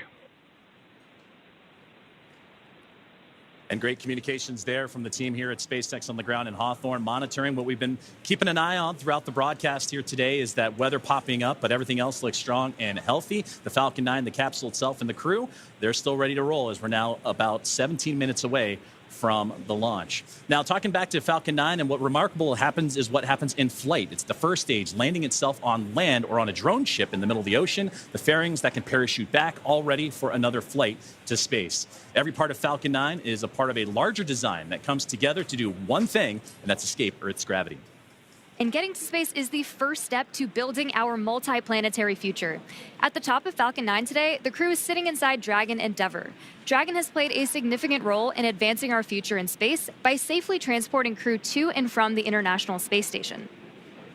There are currently 5 Dragon spacecraft supporting human spaceflight missions: Endeavour, Resilience, Endurance, Freedom, and our 5th and final Dragon, Grace, which just launched the Axiom 4 mission last month. Designed with safety as the highest priority, Dragon is capable of carrying up to 7 passengers to and from Earth orbit. The Dragon spacecraft has Stage 2 LOX load has started. 16 Draco thrusters. As you heard that great call out there, as the fueling continuing to make its way into the rocket. And those 16 Draco thrusters can be used in space to help navigate the spacecraft to its destination, each providing 90 pounds of force.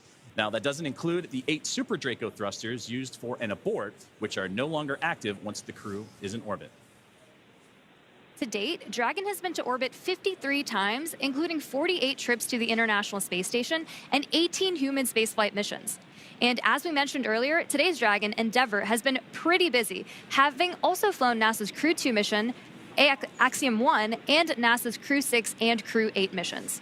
Overall, for the Dragon fleet, this will be Dragon's 49th visit to the space station and its 19th human spaceflight mission overall, and the 5th Dragon flight this year.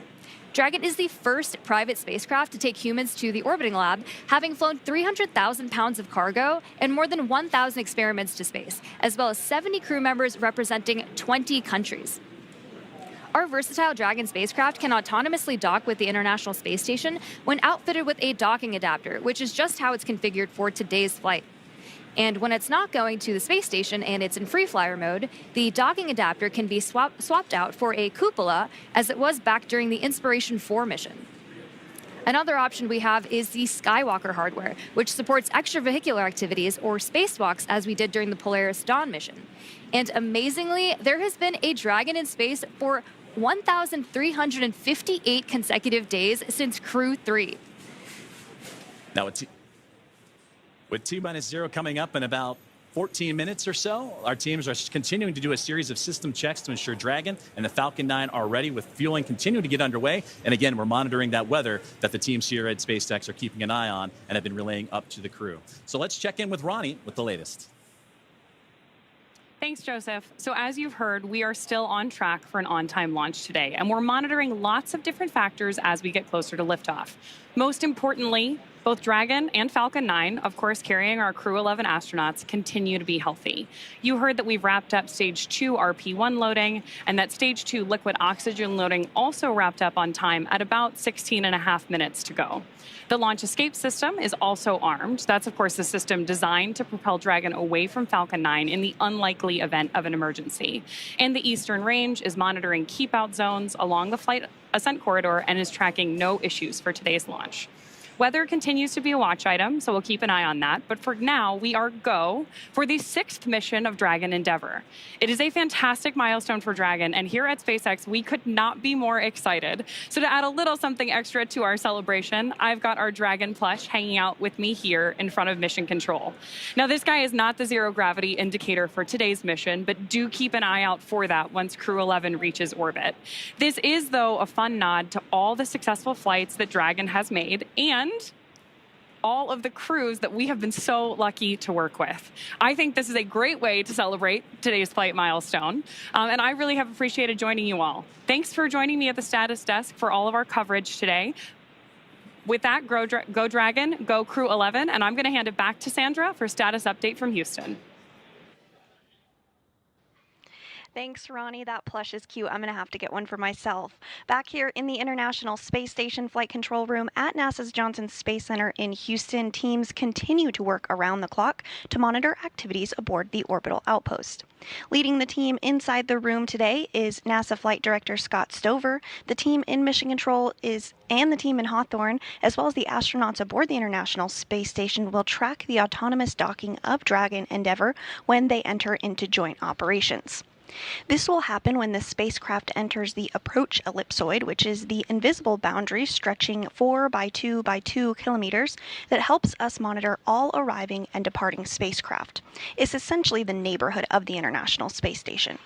Once docked, crew members in both Dragon and aboard the International Space Station will perform a series of leak checks and then will work to open the spacecraft's hatch for Crew 11 to float into the space station and begin their stay.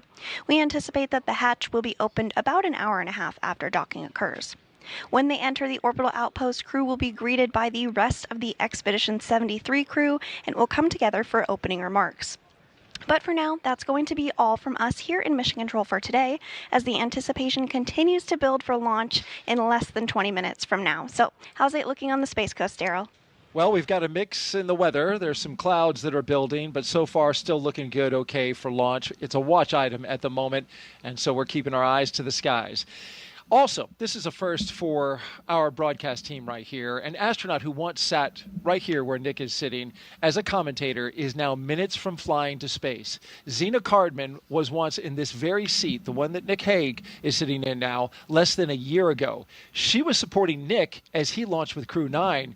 She was originally set to command that mission, but when Crew 9 had the shift and had the change up of assignments, she had to step back to help get the team off the ground. And here's what she said, Nick, after watching you and your crew go into space. Every crewed launch that I have ever watched has really brought me a lot of emotion. This one today was especially unique. I think it was hard not to watch that rocket lift off without thinking, that's my rocket and that's my crew. But I also know that I'm not the only person who can think that. Of course, we have Stephanie Wilson here today, but I mean, there are many, many people who made this mission happen, and there are people on orbit who will be taking this capsule home. And it makes me very proud to know that I am one of many people who can say, that's my crew, that's my rocket. Makes me really proud, makes me feel very connected to this mission that we all get to take part of. Go Crew 9. An emotion-filled Zena Cardman in that moment, and she is going to give us some words any moment now. Dragon SpaceX, confirm crew displays are configured for launch. Your thoughts on hearing that after you launched? SpaceX, Dragon, displays are configured for launch. It is our honor, our privilege, and our choice to take part in something much greater than any individual, but it's the individuals who make this endeavor great. To each of you at SpaceX and NASA, to our partners at JAXA and Roscosmos, to family, friends, and mentors, you fly with us today. Arigato gozaimashita. Spasibo большое. Thank you. With gratitude and focus, Crew 11 is ready. And more words. Crew 11, the sentiment is the same on the ground from everyone staying here. We have enjoyed working with you in the preparation for the mission. Looking forward to doing the same in flight. Good luck. Enjoy the ride. And more words from Zena Cardman. We just heard from her live. Yeah, it's like I started the show. There isn't any place I'd rather be than here today. What Zena said is so true, you know, and it's this palpable feeling that, hey, that's my crew. those are my friends. There's, hey, that's my commander. And just to be here and know that, I've done my small part to help support them and along their way, and there'll be more support that happens in the future. And to be able to see behind the scenes everybody else that is contributing to that is, that's what makes this all so special, is it's not about the individual. Spaceflight has nothing to do with individuals. It's all about us working together. 100%. Well said, Nick. And kudos to both of you for showing an immense amount of class. You signed up to do this role almost immediately after getting into space, and we heard from you saying, I want to be there for Xena. Thank you for being here. And go Crew 11. And so with just 7 minutes to go, a little over 7 minutes, we want to send it back to Hawthorne for the final countdown. Thank you, Daryl. Thank you, Nick. And those were beautiful words from Xena Carbon. You can hear the emotions behind them and what they're looking forward to getting ready for launch. And they say Crew 11 is ready. As you mentioned, about 7 minutes and change to go until we have liftoff, and we're still awaiting the final propellant loading to complete, and then we'll get into engine chill, and more milestones will be along the way. It's going to be about a 9-minute ride to orbit, and then Dragon in the second stage will continue to coast for a few minutes after that once the first stage and second stage have performed. You'll be hearing some of those performance calls as we get into that final countdown, and then after liftoff. These are SpaceX flight controllers reporting on the trajectory, speed, booster, and performance, and the key milestones, but there are some other calls that you'll hear the crew make as well, especially after liftoff. The crew will report out a few number and letter combinations which mark different abort zones throughout the flight up the eastern seaboard. The first two, 1A and 1B, are abort modes available. Has started.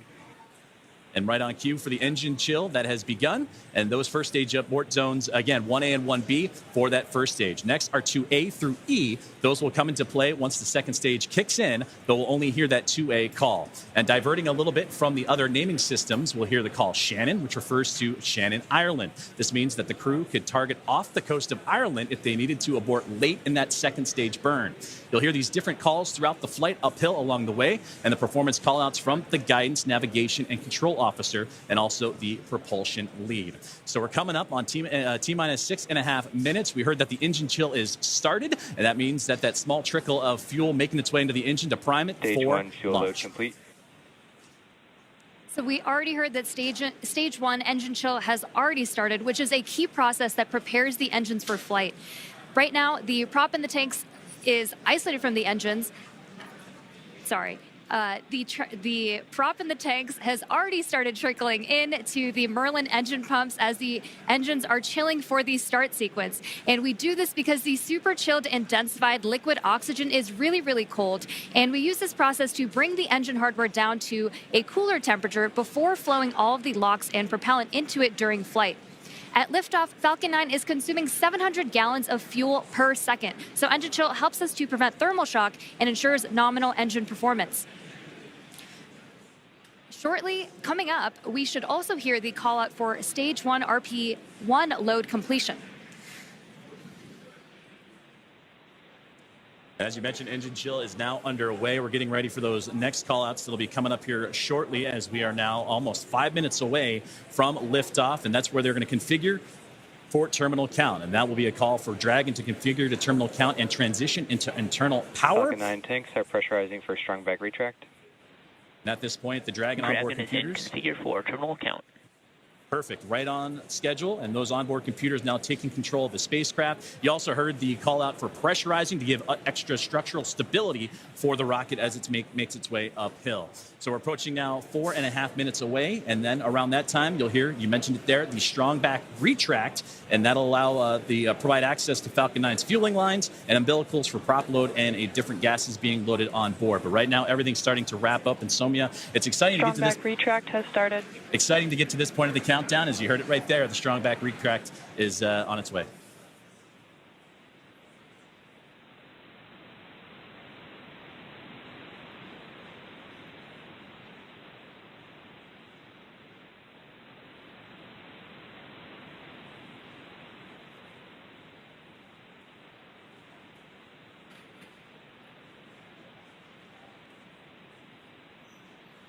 So we have a great view on our screen of the clamp arms opening up just around stage 2 under Dragon in preparation for strong back retract.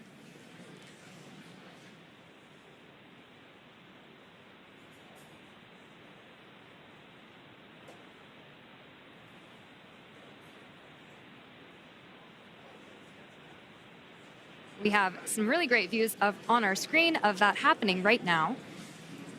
And you can see it just moving ever so slightly away from Falcon 9 and the Dragon spacecraft, those clamp arms opening. And again, those late stages, those fuel lines starting to wind down their fueling procedures as we're about to hit T-minus 3 minutes until launch.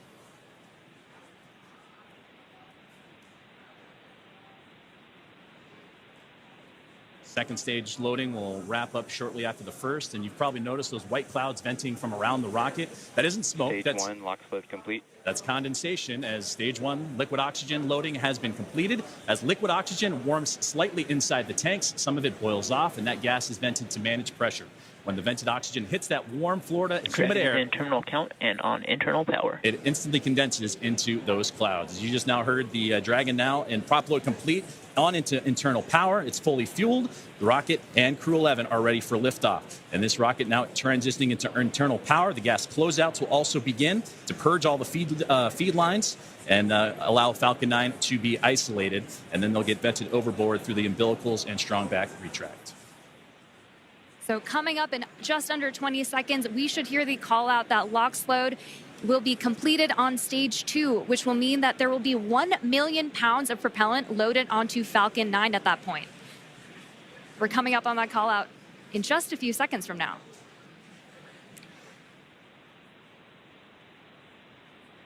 Stage 2, LOX load complete. Now that that's complete, we will vent down the TE, which will produce a white cloud off the side of the rocket, which is totally normal and expected. Dragon is in auto idle.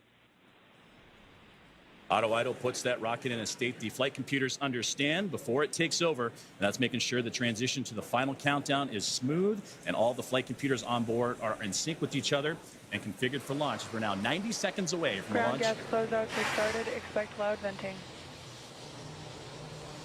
And there's the gas closeout that Sonia was just talking about, and now inside 80 seconds from the launch of NASA SpaceX's Crew 11.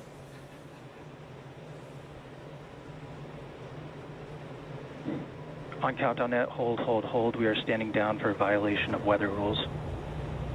I'll try to sequence is aborted.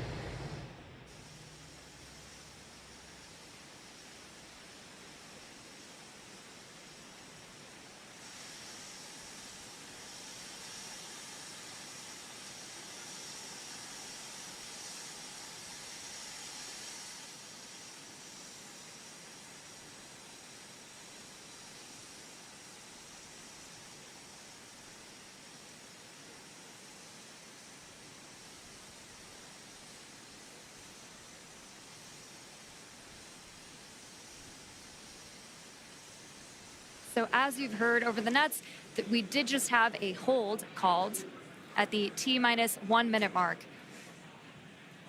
And that hold due to weather, that was something that we've been keeping an eye on. Our team here in SpaceX and Hawthorne, as well as in NASA, we're monitoring that throughout today's broadcast in preparation for launch. But unfortunately, standing down looks to be the case as the weather has created that violation. But we'll continue to monitor and await for the news officially from the teams on the ground as that weather violation looks to come into play for launch today. Dragon SpaceX, bad luck on weather there. We just got clipped by a cumulus cloud right over the pad, so ended up scrubbing for weather.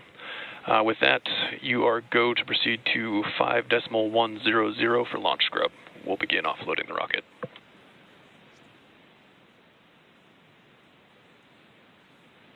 Dragon copies all 5.100. Too bad, but we'll be ready next time.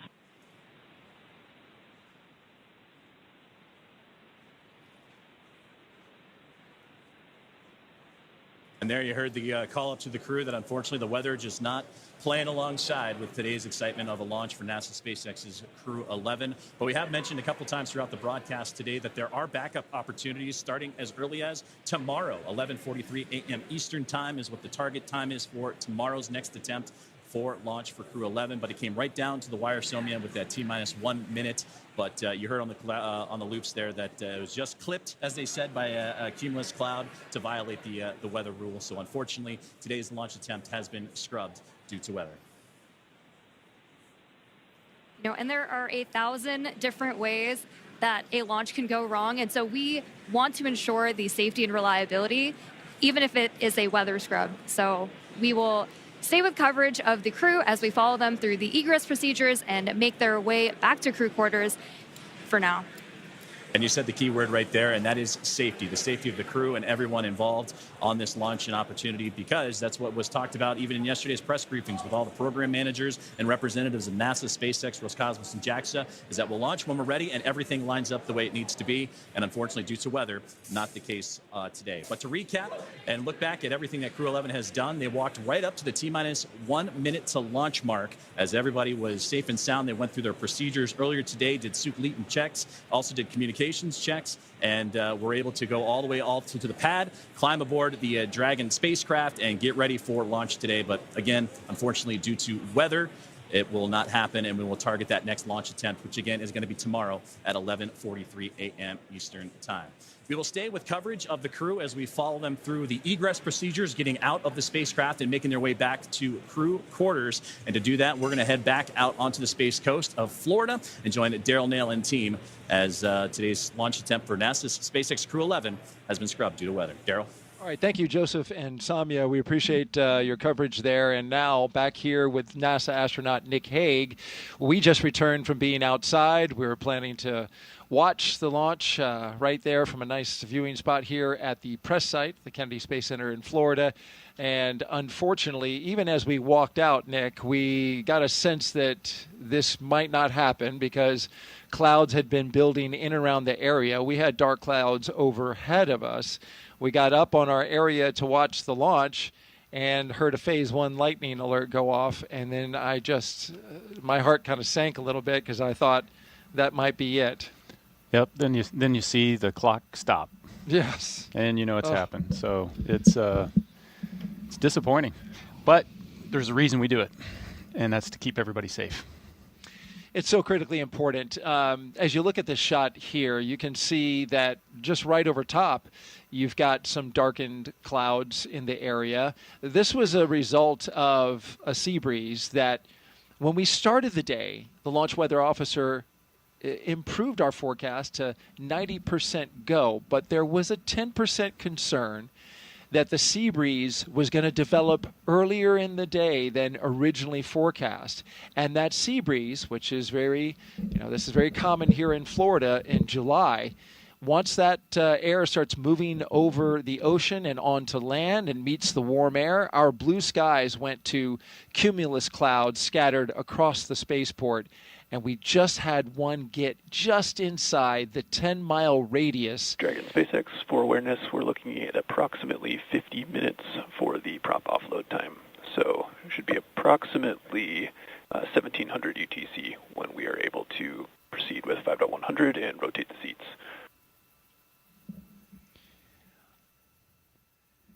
Dragon copies. We're looking at about 50 minutes for prop offload. So 1700 UTC for the rest of 5.100 and seat rotation. Good readback. And so what does that mean, Nick? They are going to rotate the seats? Yeah, so it's important to know that right now you're looking at a fully fueled rocket with an armed launch escape system. And so the crew is in the same posture that they were in the 45 minutes leading up to launch. They've got to be in that posture until they can offload all that propellant, which takes about the exact same amount of time to offload as it took to put on, as well as disarm that launch escape system. And so this is a very active rocket right now, and they, that launch escape system, if something went wrong, even now it's still protecting them. It's a great note there. That this is very much a dynamic situation even now with a scrub called. The teams have to work through their procedures to safe the launch pad, the rocket, and the capsule from being just minutes from launch. And we were in that posture ready for launch, and now we have to undo that, right?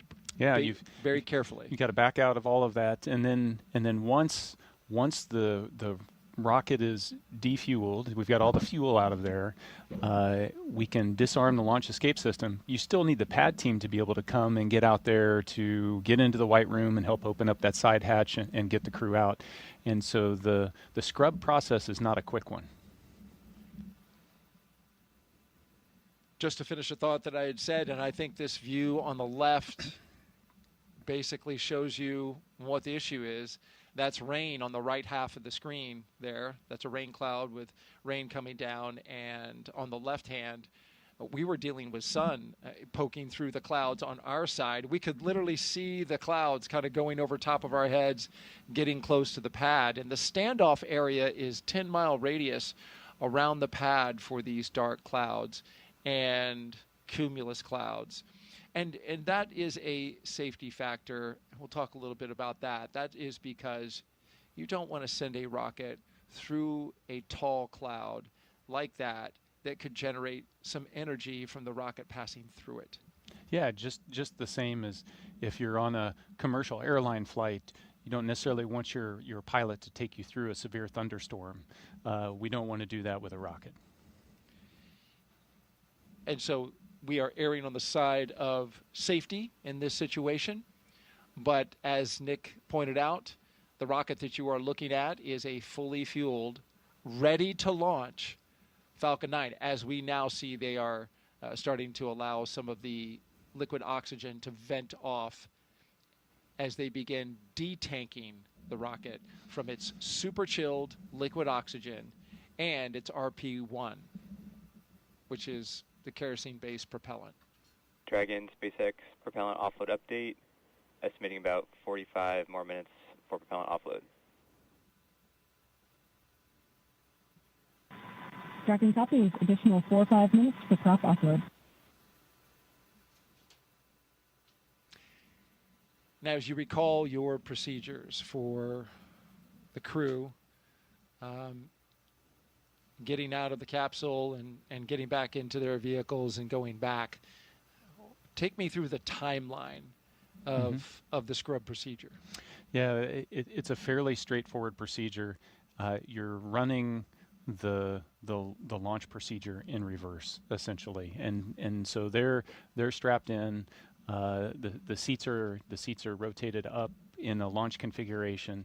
As soon as they detank, they're going to disarm the launch escape system. So you're looking at it's 45 minutes to get rid of the liquid oxygen and RP-1. Once that's off, then they'll be able to disarm the launch escape system, rotate the seats down. At that point, the arm will come over and the ground team, the pad team will be able to come up there. They'll open the side hatch and then help them get out of the capsule just like they helped them get into the capsule. So you're looking on the order of, an hour, a little bit longer. And you want that rocket fully detanked? Absolutely. Yeah. You've got cryogenic propellants, oxidizers moving, flowing, and you want to make sure that that's all secure before you put people around it. That's the way the system is designed. It's different on other launch vehicles. Other launch vehicles, the Soyuz I launched on was fueled when we showed up to it. But while you're moving the fuel on and off, you minimize the number of people that are around.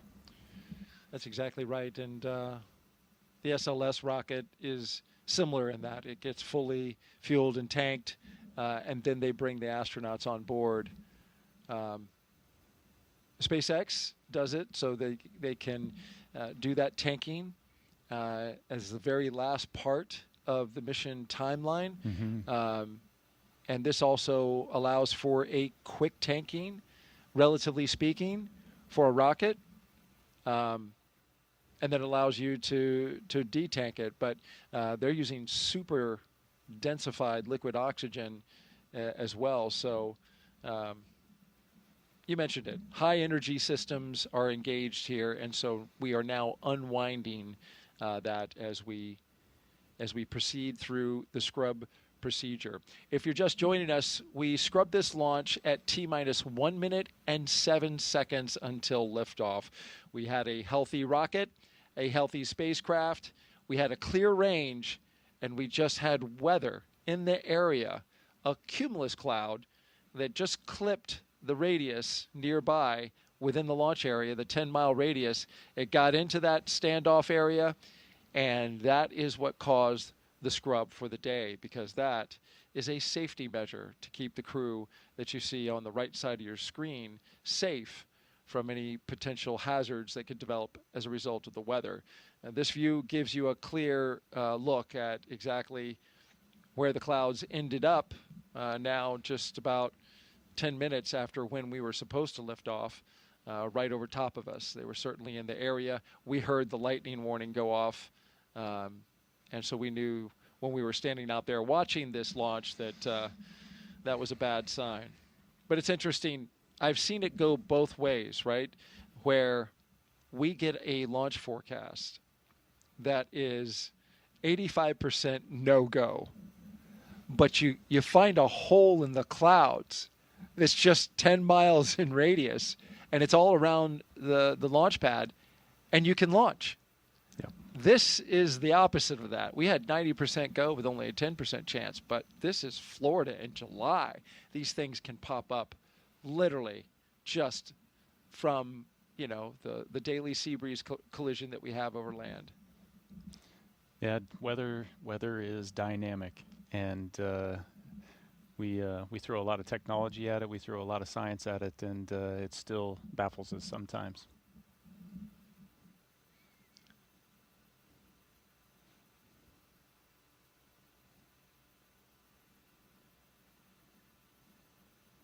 So the mental shift that you make when this happens, you've got to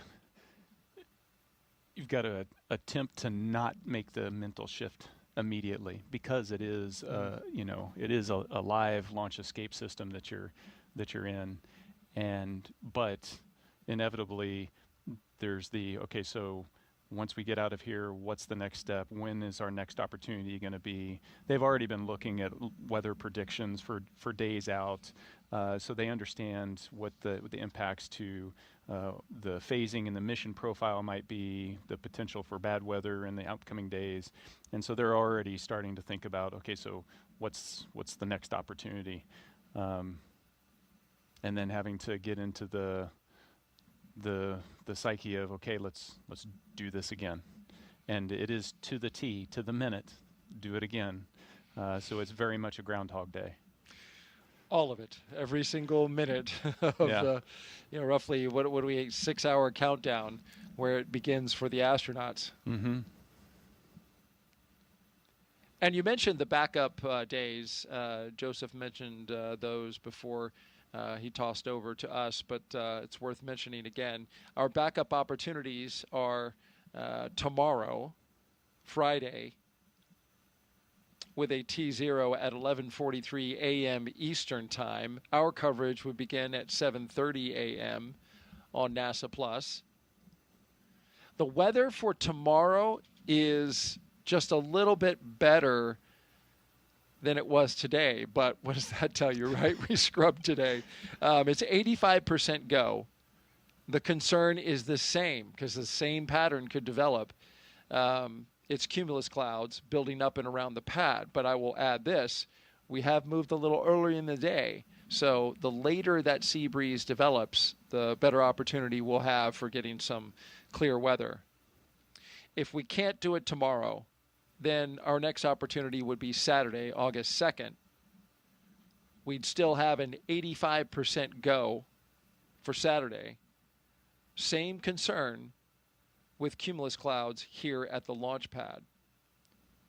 In both of those cases, well, let me talk about the backup number 2. The T0 for that day would be 11:21 a.m. for a launch, and that would be an instantaneous window.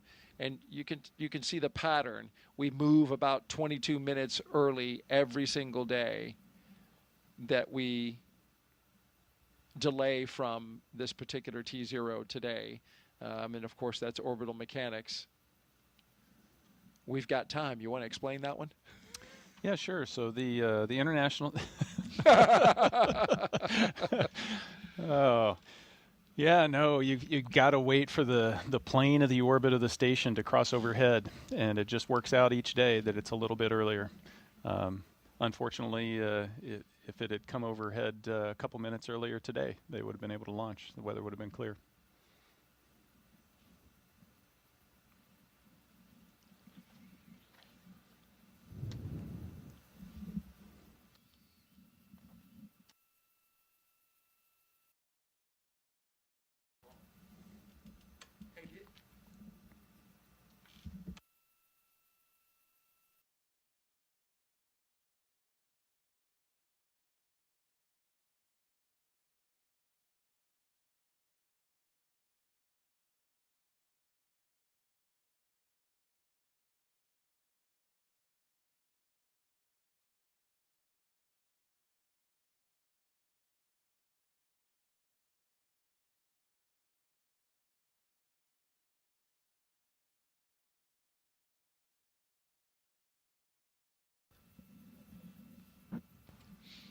I just mentioned the backup opportunities.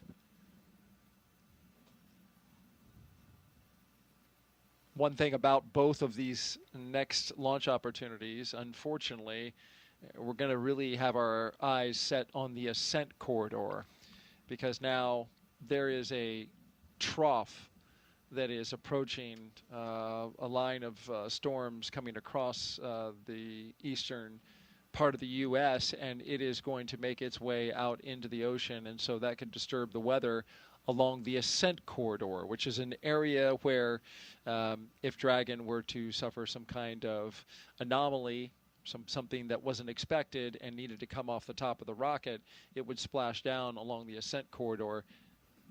There's concern about the sea states, right? How much it's sloshing around is going to be out there in the ocean. You need good conditions, a baseline of conditions, in order to pull astronauts out of a floating capsule with a helicopter and a boat. Yeah, it just shows the complexity, the scale of the problem that you're dealing with. It's not a forecast at a particular point, on the surface of the Earth, at the launch pad.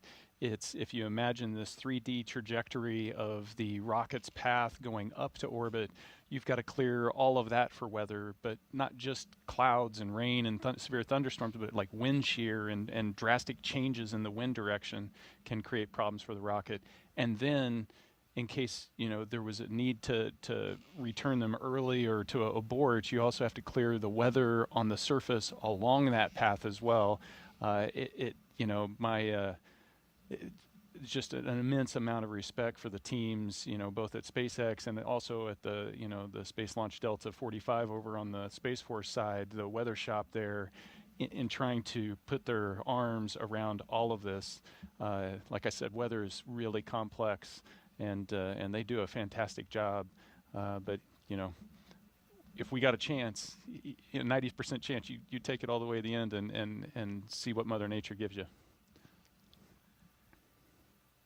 And I'm sure, as an astronaut, when it's your arse in the seat, you want that level of awareness, that level of scrutiny given to the weather throughout the trajectory, throughout the launch area and the launch period. Oh yeah, the immense respect for them, knowing that their job is watching my back. And Dragon SpaceX propellant offload update, estimating 37 more minutes for propellant offload.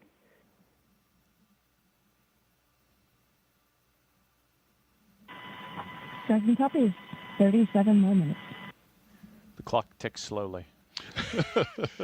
Hope you got 37 minutes worth of stories, Nick. But I, like I was saying, it just takes so much to do that when you're sitting in that seat there, if you get the call for a scrub, there's no question.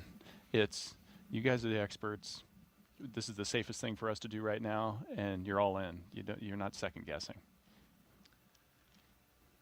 But you also have that moment, and like when we were standing out there, you're like, oh. There's the disappointment. There's the knowing you're going to have to go through this all again. The disappointment not just for the crews, but the the team that's in quarantine with the crew has got Groundhog Day again. The family. families, the litany of goodbyes that you'll say again. There's a psychological, emotional toll of going through all of that again, and that's why, earlier on in the broadcast, I mentioned the psych support team that NASA has in place that's there to provide support to the crew members, to the family, is just so important. Even when something like this, relatively minor, not stressful something happens, there's still an emotional toll, and they're there to support everybody through it. And that's just because NASA recognizes the importance of that kind of support. And so I can't say enough about what they do. So critical. If you are just joining us, you are watching live coverage of the launch broadcast for NASA and SpaceX's Crew 11. Today, we scrubbed the launch attempt due to weather in the area. We had cumulus clouds building up within the standoff zone for weather like that. And as you can see from this shot right here, the weather finally made it right over the pad. And so now, while we have a fueled rocket on the pad and we're looking and, in fact, detanking at this moment to bring the dynamic nature of the situation out there at the pad down to basically ground zero, reset everything, detank the propellants, offload them, pull the astronauts off, and get them back to crew quarters. We look ahead to our next attempt, which is tomorrow, Friday, August 1st at 11:43 a.m. Eastern Time. Our coverage would begin at 7:30 a.m. for what we will now affectionately call Launch Groundhog Day.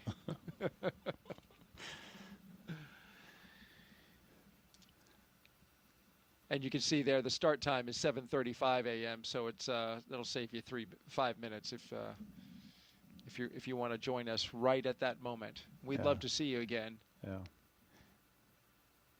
Nick, we'd love to see you as well. Absolutely. So the thing that doesn't diminish is the energy, the excitement, the anticipation. They're going to turn right around. And it'll be there again tomorrow because that's launch day. And that's, you got a crew there, a bunch of professional space flyers, and that's how they approach the job, just like everybody in the profession. Today's launch day, get up for it, and that's what you work for, and all of that passion will be there again tomorrow. All right, let's toss it back out to our colleagues at SpaceX in California.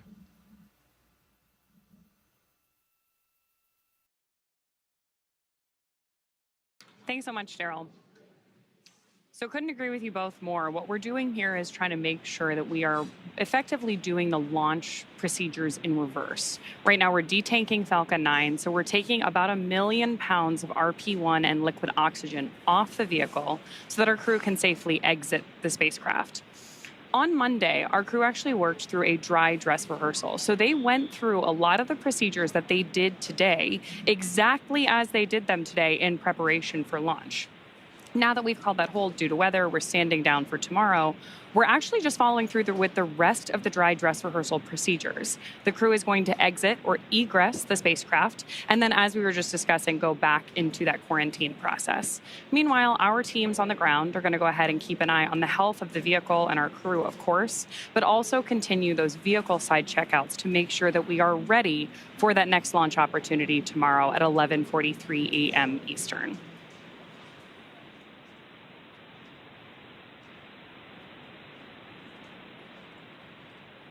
We've got about 30 minutes, a little bit more, waiting on that detanking. And obviously, you've got a view of Crew 11 there on the left-hand side of your screen. And down in the corner, you can see that Dragon spacecraft sitting on top of the rocket, still at LC 39A at Space Force Base in Florida.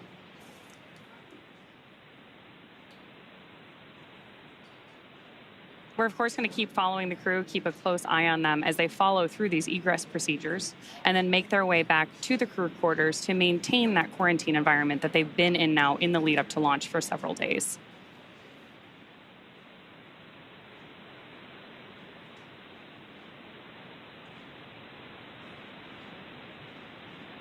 Anytime we have crew on board the vehicle, safety is the most important thing. So while our teams continue through this detanking process, we are also going to continue our coverage and stay with our crew until we know that they have safely departed our launch pad.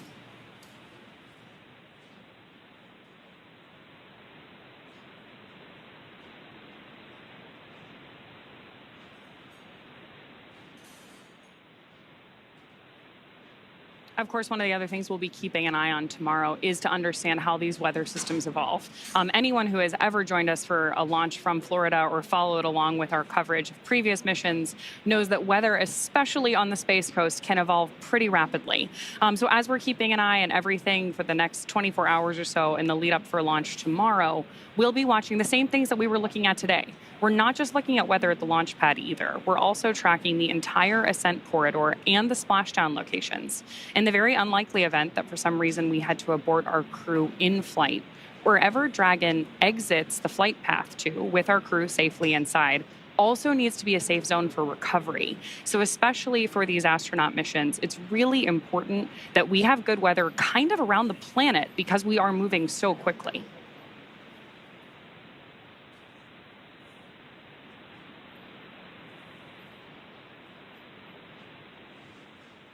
Yeah, you're absolutely right, Ronnie, as we continue to follow along with today's coverage of NASA SpaceX Crew 11 today and back here in Hawthorne.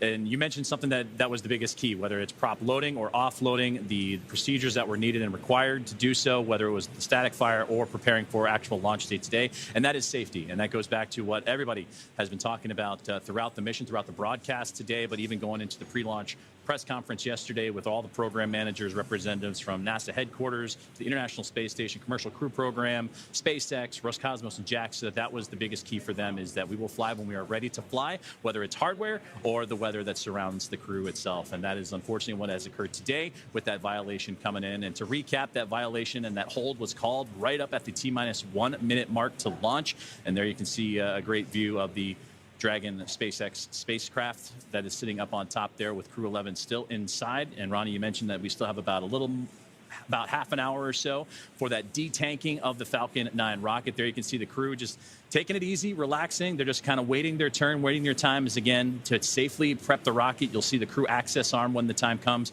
come back into view and connect itself to the spacecraft as well. And then the crew will exit egress and then ultimately make their way back to crew quarters. And that's where we're going to stay with you this entire time and make sure that we have all the visuals to make sure that Crew 11 is safe and sound back in crew quarters. And again, we'll prepare for a launch attempt, which will again be tomorrow. And that's something that the programs talked about yesterday as well, is that unfortunately today did not work out, but we have opportunities, whether they need tomorrow, the 2nd, the 3rd, a stand down day for the 4th, and then beyond. So there's opportunities aplenty. And as Steve Stitch, the program manager for the Commercial Crew Program, mentioned, that it's a good window of chance for this crew to make its way up to the International Space Station and so forth. So that's going to be the big one there. And we take a look at what's to come for NASA's SpaceX Crew 11. As mentioned, that the next launch opportunity will be at 11:43 a.m. Eastern time tomorrow, as we take a look at the launch coverage for NASA Plus. That'll start around 7:35 a.m. Eastern time, and we'll get to hear from Daryl, Nick, and the team as we go through these same procedures and get ready for the next launch attempt. But unfortunately, again, today, due to weather and that cumulus cloud rule that came in right at the T-1 minute mark, right up into the very last moments of the countdown, that hold was called that we heard over the communications loops from the teams here in SpaceX, as well as the NASA teams monitoring closely, standing by as well. And you can see that those clouds are rolling on in over top of the rocket, the spacecraft, and the launch pad itself. So tried to get ahead of it, but unfortunately with the case, we'll try again tomorrow. But so far, everything in terms of the detanking and updates provided regularly with everyone on the loops, the crew being informed, the teams on the ground informed, and communication continuing to roll out as we follow along with the detanking of today's launch attempt for NASA SpaceX Crew 11. And those on board, which are Commander Zena Cardman and pilot Mike Fink, those two of NASA, Kimia Yui of JAXA, and Ollie Platonov. SpaceX propellant offload update, estimating 25 more minutes for propellant offload. Dragon copy. 25 minutes for pop-off road. And a great update there that there's still about 25 more minutes left in that detanking of the Falcon 9 before that crew access arm and the procedures to take the crew and egress them out of the Dragon spacecraft can begin. But again, that Crew 11 team, there you can see them sitting comfortably in their chairs, just waiting their time and being patient with the process. Is everything working to maximize the safety of the crew, safety of the vehicle, and the area surrounding the launch pad itself. So unfortunately, again, scrubbing today's launch attempt due to weather, but our next attempt will be coming tomorrow morning at 11:43 a.m. Eastern time, when we look forward to seeing the crew work back to their launch procedures, the teams on the ground. And like Nick mentioned earlier, Daryl and Nick over on the Space Coast, that spaceflight is the ultimate team sport, and you need a lot of teammates to make things like spaceflight and launches happen. And that's what's being enacted right now, unfortunately, due to weather and a scrub. But that put into play with all the procedures needed and necessary. So that is where we are currently standing. So a little inside 25 minutes of the detanking of the Falcon 9 rocket, and we'll continue to follow along through the egress procedures as Crew 11 will then begin to make their way back to crew quarters.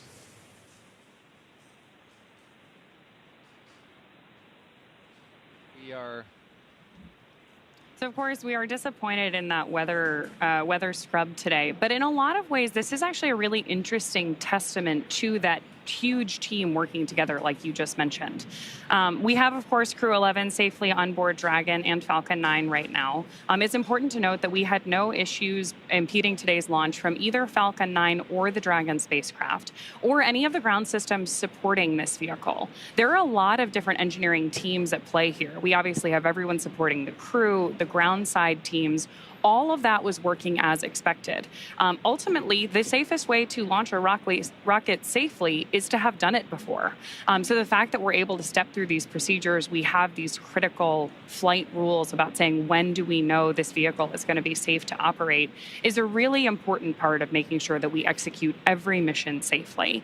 So even though it is a bummer that we aren't able to go through with launch today, it is a really good sign that we saw no vehicle side issues, everyone working together. And calling it off when that was the right thing to do.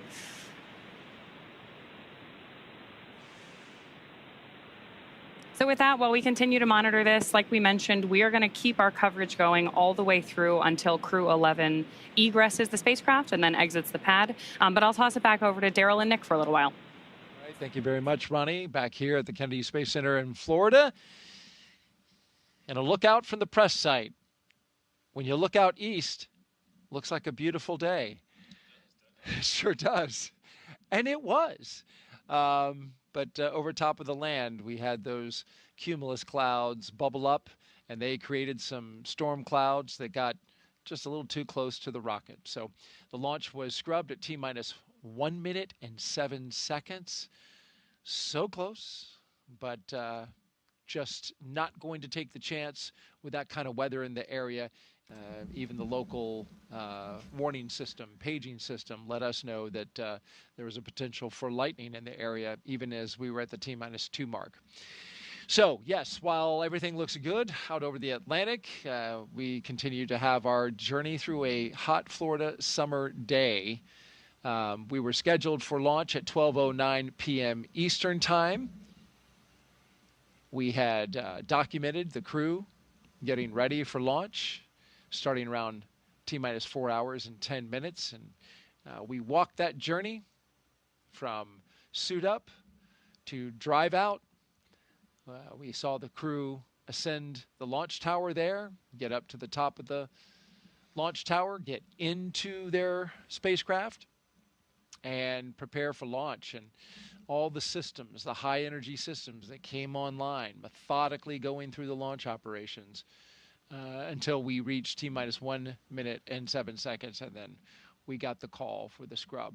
Launch weather officer David Tager kept the launch team informed of the developing situation and let them know that the sea breezes could be forming this mix of cumulus clouds that we see in and around the area.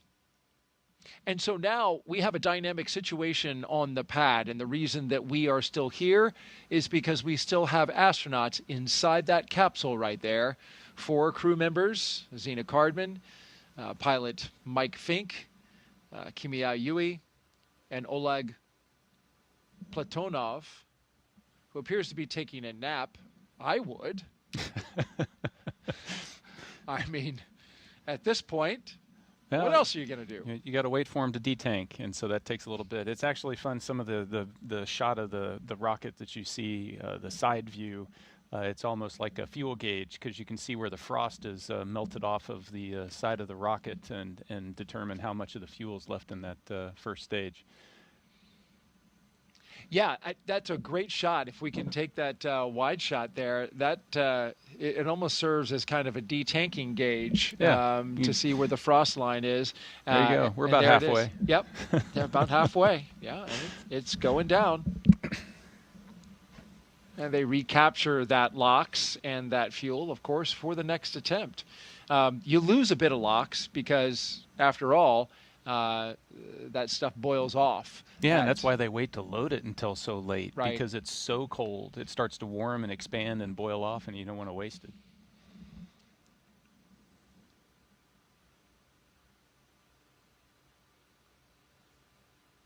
So the question now becomes, or the question that I will ask now is, what do the astronauts do after they get out of their capsule and go back to the astronaut crew quarters?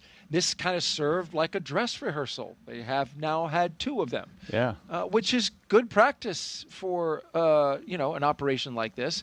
But you don't need to practice anymore. So what do you do? Yeah, so you're gonna get out of the capsule. Everything runs in reverse all the way back to the O&C building to crew quarters. You're gonna get out of your suits. The suit techs, you're going to get those all cleaned up so that you're ready to try again tomorrow. And then I guarantee you that all 4 of them, the first thing on their mind is, okay, so when are we having the meeting to talk about, is tomorrow a viable launch opportunity? Is the weather good? Are the systems good? Is the phasing work so that we can get to where we need to be? Is that good? And then get the thumbs up to press for tomorrow. Or if things aren't lining up right, then when is the next opportunity after that? And, of course, they're going to be checking in with family. I imagine they're probably going to be checking in with family on the ride back to O&C. Absolutely. And have also heard, and I have seen crews do in the past, check out what's the schedule at the beach house. Because, it might be an opportunity to go out there and kind of take the stress of the day and the scrub off. For just a few hours? If you're trying again tomorrow, then there's probably not enough time. You may want to try to tag up with family again. And if you're going to scrub and it's going to be a few days, then you can, hey, let's just have a quiet evening and step away from the crew quarters, go out to the beach house, put your feet in the ocean. So too quick of a turnaround. It can be. So in that case, maybe, since there's 4 of them, they, just have a little bit of a pickleball match, kind of let off some steam, and then get back to quarantine. No, maybe not any athletic events. We don't want to risk any late injuries prior to launch.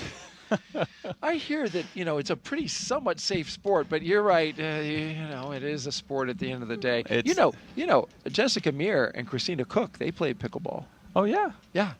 I have not got into that yet. Your fellow astronauts. Yeah. I'll have to pick their brains on the finer nuances of pickleball rules, because something about there's a kitchen involved, and there's lots of rules. There's lots of rules. Well, we have a crew that plays here, Nick, and in fact, after our launch broadcast here, we're going to be going out. So if you want to learn, okay, you're welcome to join us. Thank you for the invite. In the 90-degree heat.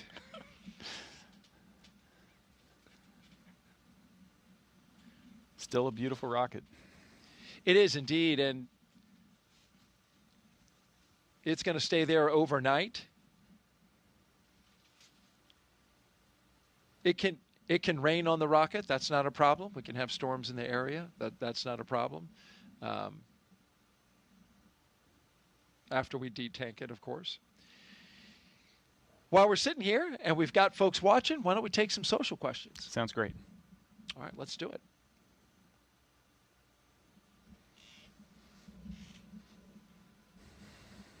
If you're just joining us, we scrubbed our launch earlier today at 12:08 p.m. Eastern Time, T-minus 1 minute and 7 seconds. Our question comes from Hey Aviate. I want to be an astronaut. Any advice that will be really helpful apart from the usual requirements?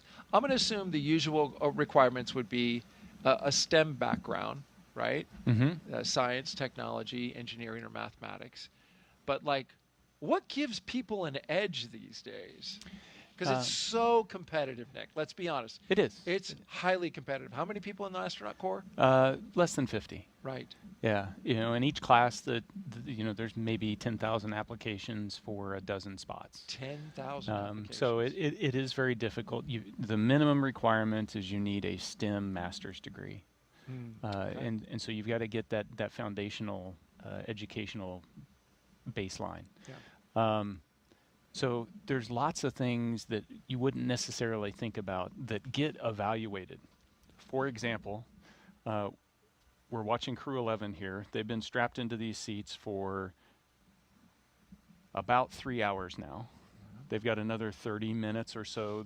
And so patience and the ability to have enough personal discipline to be able to sit still and wait for long periods of time. It's some of those soft skills, the interpersonal skills, how you manage yourself, how you manage your interactions with the people on your team, that are really important when we bring people in for interviews and we look how they interact, because you're going to be in tight, confined places with your crewmates, and it's going to be stressful situations, and how do you manage that stress, and so those are things that are tough to put on a resume, but they really come out when you start to evaluate candidates that come down and interview for the job. That's so key, and that's something I've observed with many of the astronauts who I've had the honor and the privilege to do launch broadcasts with. As we look at a screen that can show us, if you look closely, Nick, you can see the rain coming down now out there at the launch pad. Oh yeah, you can. So it did finally rain on the rocket. This is a sun shower though at the moment, because the sun is shining on that rocket at the same time. It got a little rain coming down.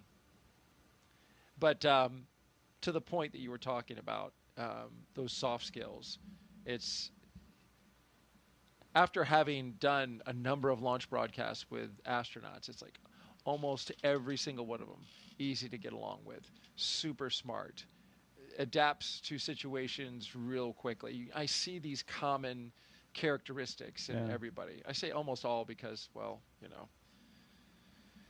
some people you have to put up with. I apologize. The jury is out. The jury's still out on this one. No, I tease greatly. This has been nothing but a pleasure since Nick walked in the door yesterday and we did our launch broadcast debrief. It's really great having you. It really, truly is. So the advice I would give somebody is, how do you develop that? Because you can develop those soft skills. And it's trying to step out of your comfort zone. And you become more adaptable if you've been in different situations, and try to figure out how to expand your comfort zone, and then trying to just be a great teammate. You don't always have to be the leader, you don't always have to be the follower, but what does my team need me to do? And those simple things, if you focus on that over years, and it takes decades to grow into the people we select, you can get to where you need to be. If you're seeking fame and glory, if that's the reason that it sparks you. Wrong profession. Wrong profession. That's right. I think I said it earlier. It's not about this sport is not about individuals. That's right. It's team. And that was never better exemplified recently in our commercial crew, and this is just an example that we're aware of, but Zena Cardman, the commander who's aboard the rocket and spacecraft today, her standing down and supporting you and your team when you launched after she got pulled off that mission. Another question in from Aqua. What does it feel like when the rocket is launched? We talked a little bit about this earlier in the broadcast, but this is like, talk me through give me some sensory detail here. Yeah, sure. What are the feels? Yeah. Before I do that, I want to double down on your last comment and just say, so we put the spotlight on Xena because she's the one strapped into a rocket today. Stephanie Wilson did the exact same thing. And I'm true. equally excited to see her strap into a rocket and get her flight. They are the epitome of the professionalism that the astronaut corps strives to be. 100%. Yeah. So what's it feel like to so as you're walking we'll just take it, you push space on the elevator. Going from the very beginning. Absolutely. You ride the elevator up, and it's actually, the elevator goes fast enough that your ears pop, because you're going up a lot of floors of stairs, so you'll feel the pressure change in your ears, just like if you were in a big skyscraper and going from the bottom to the top. Huh. And then you step out of the elevator, and then it's just this. For me, it was this gentle breeze coming off the ocean, because you're so high up, you just get this nice cool breeze, and it's just green as you look out, green, and then the blue of the ocean, and then it's this metallic structure that's there, and so the launch tower doesn't really sway or anything. It's so beefy, you can see it there in the photo, and then you get into the gantry arm and you start walking out to the capsule, and then you're surrounded by this this visual of this tube leading you to where you want to go, and so then that's where emotion starts to color how you're seeing everything, and the white room is chilled down, it's cool, so that the vehicle's cool, and you climb in, and as soon as you cross that threshold of the side hatch, it feels, before it was like you've done it once, maybe twice, and it's unfamiliar, but it's still sensory overload to some degree. As soon as you get inside the capsule, you've trained for so long, it feels like home. It's like you've spent, everything's exactly where it should be, and you feel comfortable, and so then the side hatch closes, and then at prop loading, that's really where, like I mentioned before, the rocket comes to life. The pumps start spinning up, you can hear the fuel flowing, you feel the vibrations, you get venting that's happening, and that's why when you feel like, so I'm on a thing. I'm not on a machine. I'm on this thing that's got a personality, that's got this life inside of it. And then at the moment of liftoff, there's just, the engines light up, and you get this subtle vibration, and you feel the pressure of your body being pushed into your seat. Just, your back is being pushed in, and it's that all the the millions of pounds of thrust that are happening, and it's just squeezing you in that seat, and it's just continuing to push you in that seat as you kind of creep off, it's smooth, and so if you've been in an electric car and somebody just kind of slowly presses the accelerator and then just keeps mashing it until it's all the way down, eventually you're pressed into your seat, and you're accelerating, and it's like that, but you don't stop for 9 minutes. And you go the from feeling of acceleration goes that long. You've got staging in the middle, so it starts at 1G, and then you build up to 4.5, and then it drops off during staging to nothing for a few seconds, and then it starts back up again and builds up, and then it stops, and you're in space. And so those 9 minutes are just this amazing roller coaster ride that is like super smooth, with a little bit of vibration. And the whole time you've got these windows that you can look outside and watch it all happen as the Earth kind of disappears down below. And it's just phenomenal. I wish everybody could do it. No doubt. I wish I could do it. That is, what a great explanation of what you experienced from beginning to end. If you're just joining us, we are live with launch coverage of NASA and SpaceX's Crew 11. The launch of the International Space Station scrubbed for the day. You see the weather in the area caused a scrub at T-minus 1 minute and 7 seconds, just at 12:08 p.m. Eastern Time. The crew is inside the capsule at the top. They are safe. They are waiting for the completion of detanking the rocket of its highly energetic propellants, which we are currently doing now. Just should be just another 15 minutes or so. Our next attempt for today's launch, provided that after they review the data from today's scrub, should all that look good and check out, the next opportunity to launch is August 1st at 11:43 a.m. Eastern Time. Weather for tomorrow is 85% go. The only area that is a watch item, that is a significant watch item, is the weather that's going to be disturbed along the eastern seaboard after we get a trough of disturbances make their way into the eastern Atlantic.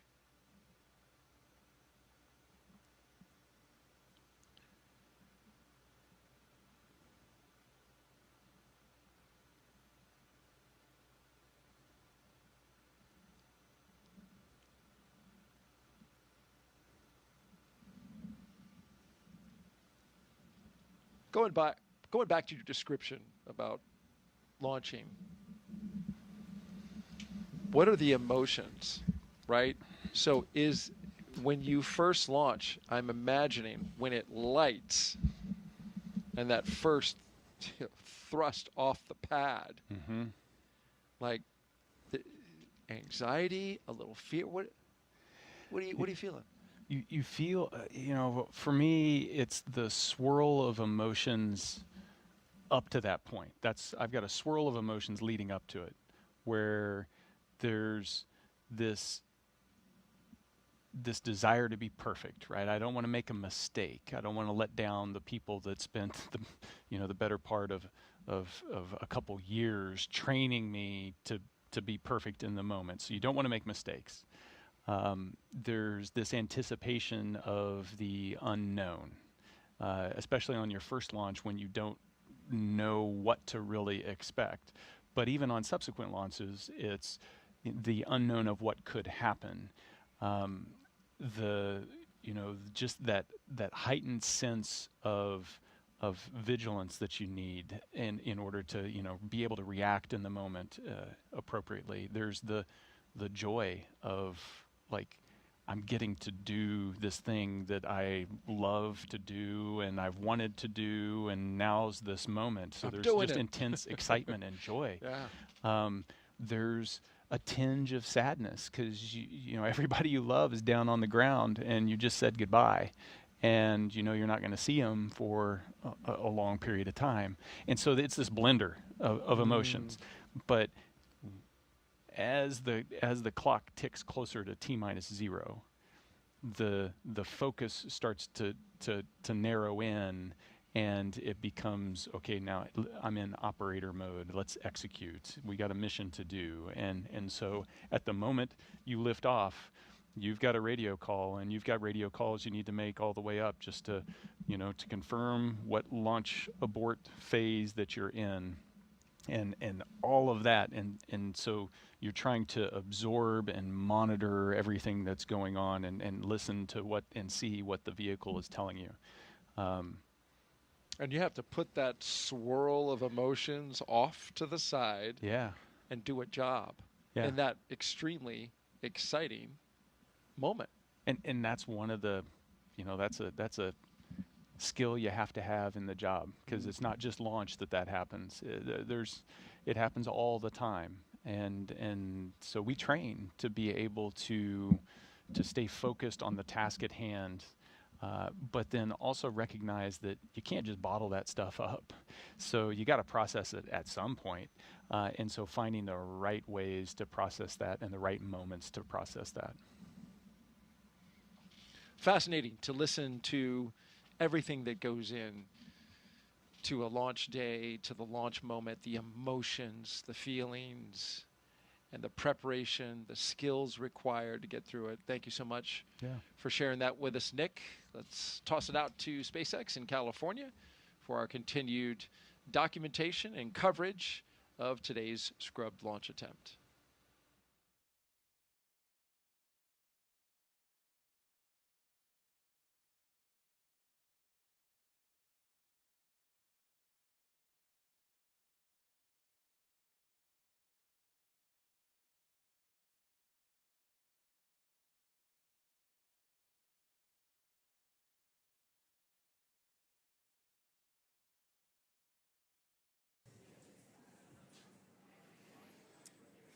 Thank you, Daryl. Thank you, Nick, and for all that insight, especially with the process as intricate as this one, with the detanking continuing for Falcon 9, as again today's launch attempt for Falcon 9 or for Crew 11, NASA SpaceX Crew 11. Tracking copies.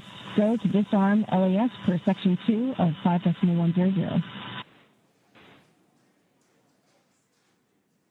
And that was some great call-outs right there from up in the crew capsule, the spacecraft, is Crew 11 receiving updated information from the teams here on the ground, and the core here in Hawthorne communicating the step-by-step procedures needed to detank the vehicle in Falcon 9, and then again they'll go into those procedures of bringing the crew access arm, disarming the launch escape system, the ground support teams that helped Crew 11 into the vehicle. They'll become on site and then help them out of their vehicle as well, and then we'll stay with SpaceX Dragon disarming launch escape system. And they'll help with them we're with you.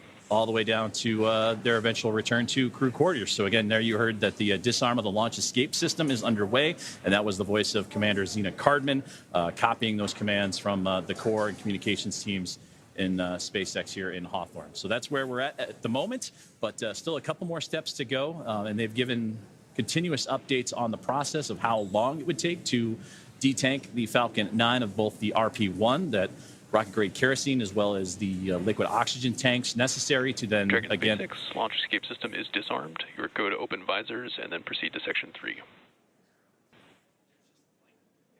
Tracking copies. Go to open visors and proceed section 3.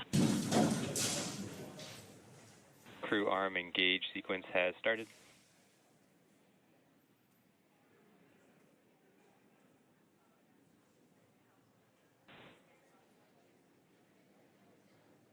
And again, great communications there as you're looking inside the crew access arm as it's beginning to swing back towards the Dragon spacecraft. And you saw just moments before that, Crew 11 being issued the okay to open up their visors and begin their process, continue their process of what will be egressing or exiting the vehicle here in just a little while. But again, that crew access arm slowly but surely making its way, be buttressed up against the side of the Dragon spacecraft as we continue on our... SpaceX Dragon, ready for seat rotation. Copy, crew are ready for seat rotation. We will initiate that now.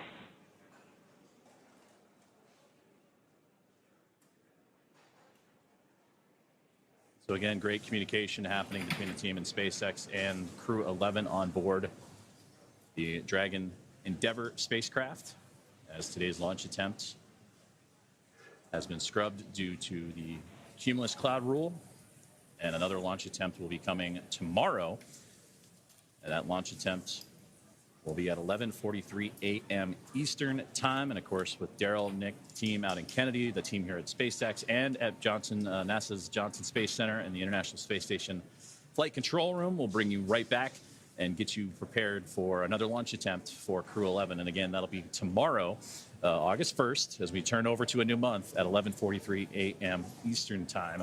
And that's where they will hopefully begin their journey then, en route to the International Space Station and sync up with their Crew 10 colleagues, as well as those of Soyuz MS-27. And that crew of 7 on board the International Space Station will become... Dragon SpaceX, seats are in the upright position. We will be working through steps with the closeout team to return to the pad tower and open up the side hatch. I'll keep you abreast of their progress. Dragon copies.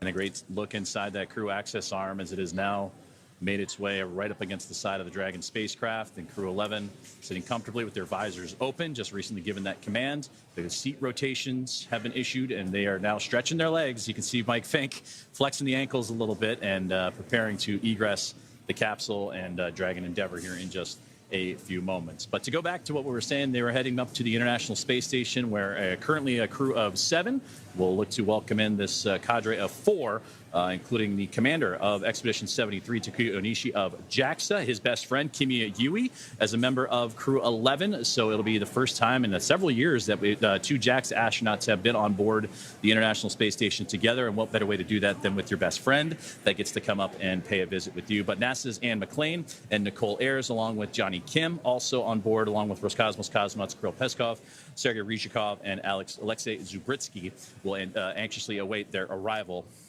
once they can go for that second launch attempt, which again will be tomorrow, August 1st at 11:43 a.m. Eastern Time, as today's attempt was scrubbed due to weather. So we're going to continue to follow along with the detanking procedures that should be wrapping up here pretty soon. As you saw, the crew access arm has swung back into place. The ground support team will make its way up towards the spacecraft to help the crew egress, as they say, the capsule as well, and then we'll stay with live coverage all the way up to the crew's return to crew quarters, where they will remain in quarantine. And that's what Daryl Nail and Nick Hague have been discussing of those procedures and how things will shape up and ready to turn the page for another attempt tomorrow.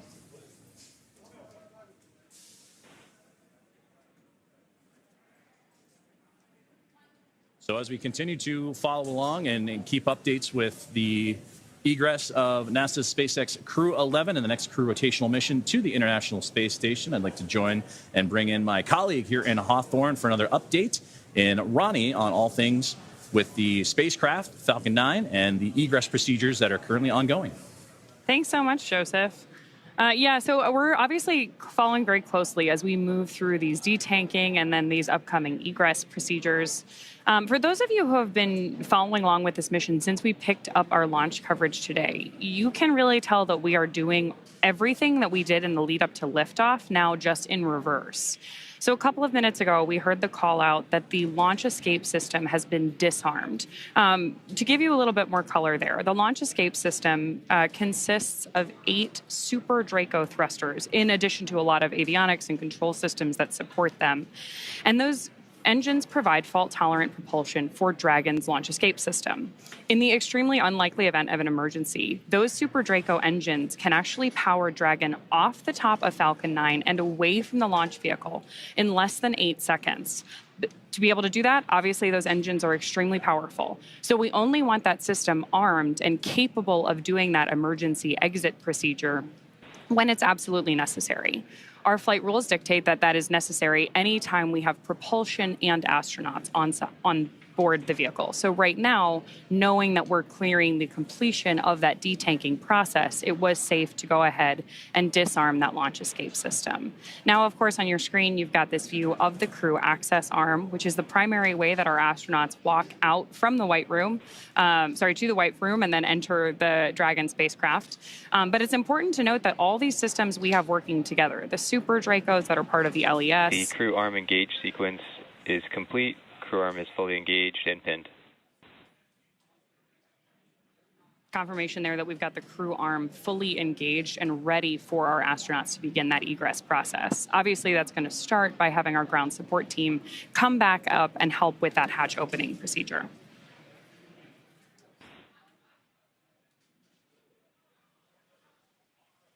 And I'm getting confirmation here that offload has been completed, which again is what we expected when we heard that we were okay to disarm that launch escape system. It's really worth noting, though, that Dragon is a tremendously capable spacecraft. It is not just a capsule housing these astronauts. We have maneuverability available to them through the 16 Draco thrusters that we used to orient the spacecraft during the mission.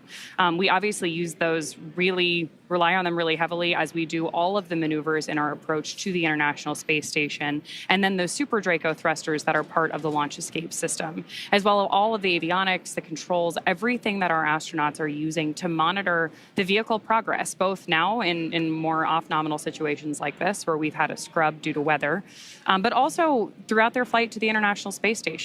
As we were talking about earlier, our crew today was scheduled for about a 38-hour trip to the International Space Station. All of the information that they're getting from our mission control team is displayed inside of Dragon for them.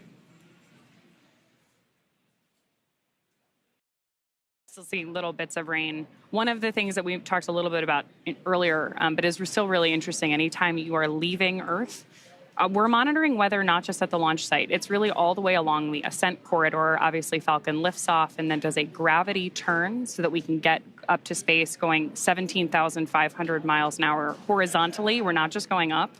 So we're moving through a huge portion of the atmosphere on our trip to space. And the weather for that entire ascent needs to be clear. And again, if we were going to leverage that launch escape system in flight for any reason, you'd hear on a typical ascent, our crew will call out certain abort modes where the the spacecraft may have to eject to. In the instance that anything were to go wrong, that weather also needs to be good. We need to be able to get to the crew, make sure that they're healthy. And then, of course, anytime we have crew entering or exiting the vehicle, we're working those carefully rehearsed and fine-tuned procedures like we're seeing them step through now.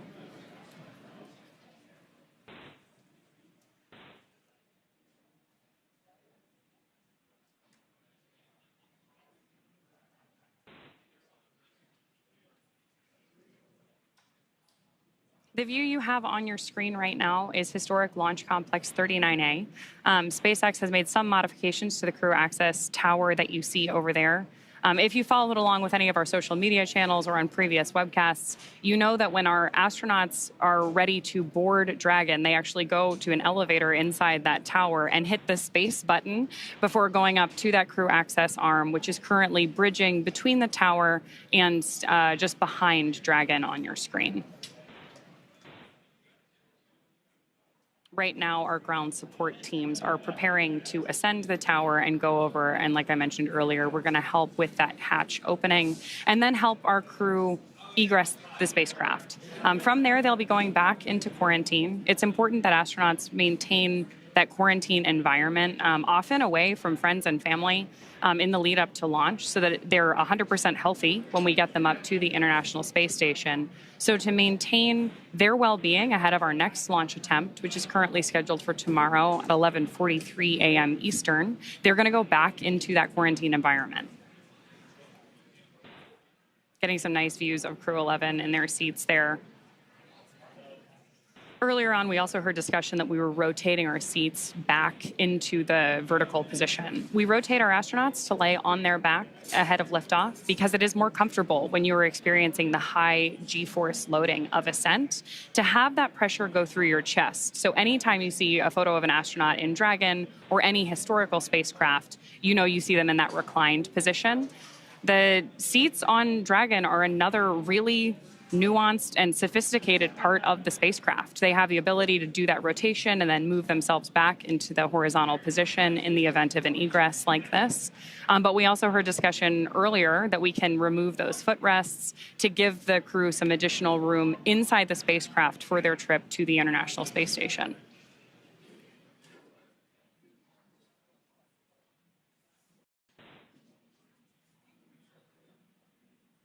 Seeing some smiles from the crew there. And of course, we're following along very closely here, not just with our coverage, but of course the entire mission control ground support team. Everyone's keeping a careful eye on all of these procedures because anytime we have astronauts on board the spacecraft, we want to make sure that we are doing everything we can to keep them safe. Again, all of this is rehearsed during dry dress. And you can see our astronauts are pretty comfortable with it, right? They seem like they're having a pretty good time, waiting to exit Dragon, go back, get a little bit of rest, and then try again.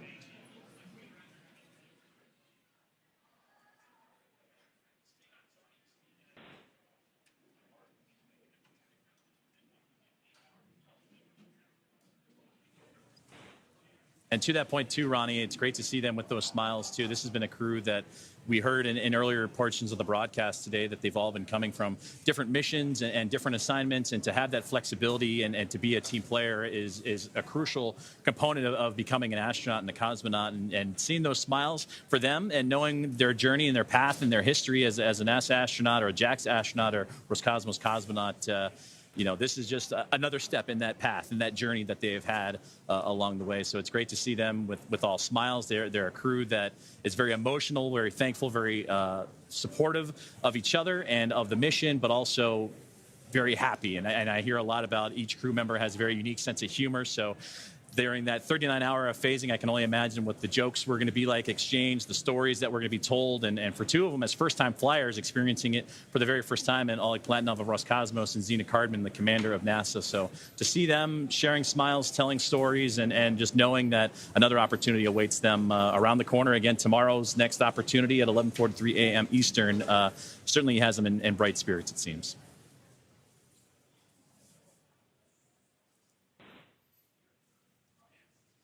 So we'll continue to stay with our live coverage of the egress procedures of NASA's SpaceX Crew 11 as their launch opportunity this morning unfortunately comes to a close due to a weather violation. They were scheduled to launch at 12:09 a.m. Eastern time, but the violation came into play right in the key moments of the countdown, almost right up to T-minus 1 minute left in the countdown. They called the hold and addressed the crew that weather, unfortunately, was not cooperating with them and that they would have to stand down from today's launch attempt and make their way back to crew quarters after detanking and safely egressing the vehicle for the next launch attempt. But again, opportunities tomorrow and for the foreseeable future, so there are opportunities aplenty here in the near foresight for NASA's SpaceX Crew 11 team.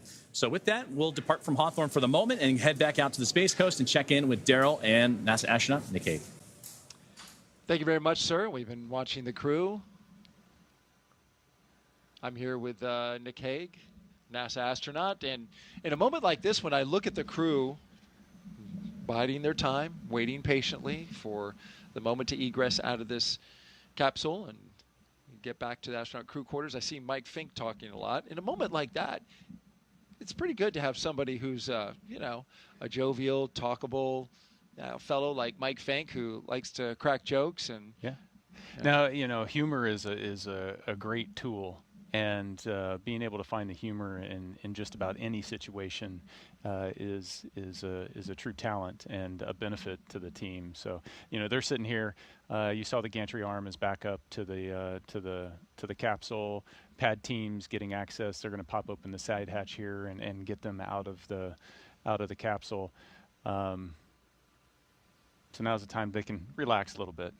They're in a safe state, and there's definitely, they've turned the corner and they're looking for, okay, what's our next opportunity? Next to Mike Fink is Zena Cardman, the commander of this mission.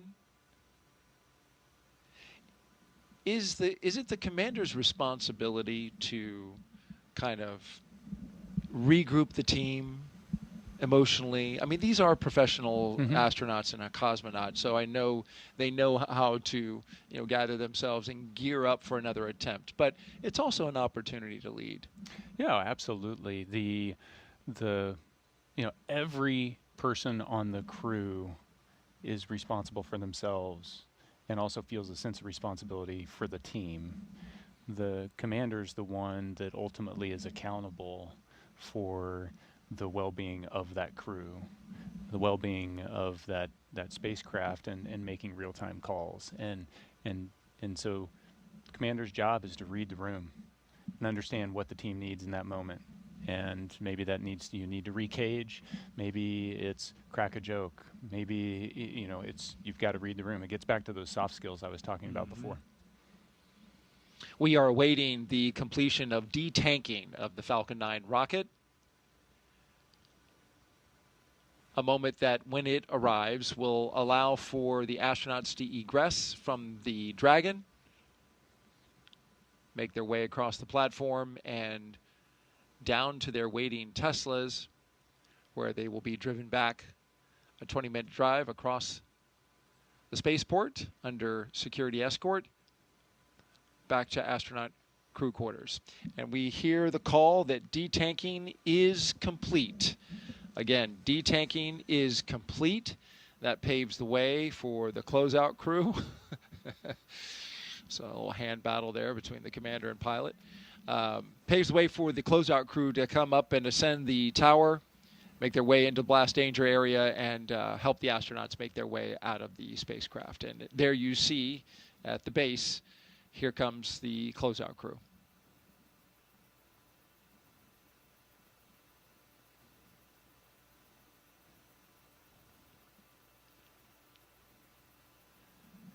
Have the first member of the closeout crew making their way across the access tower.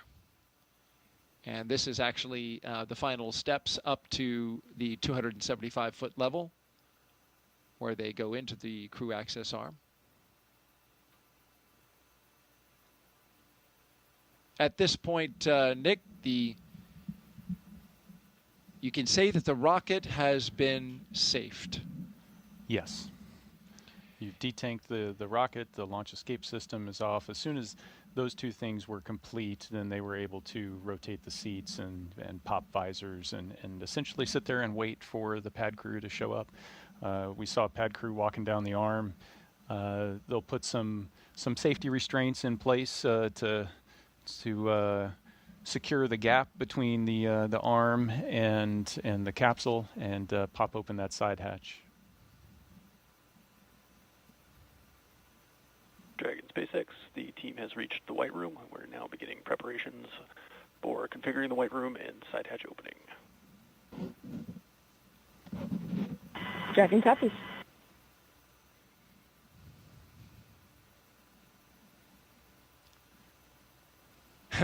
And sounds like the hatch. Oh no, selfie. It's selfie time.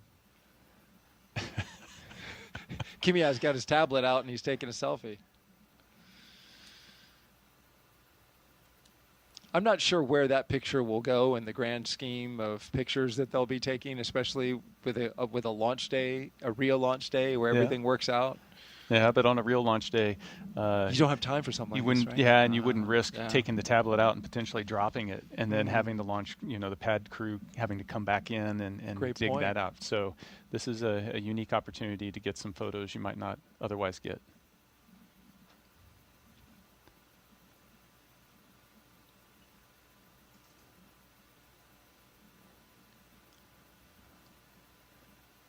Not the easiest thing to work with a tablet like that when you're wearing big gloves. Right. Yes, those gloves. Yes.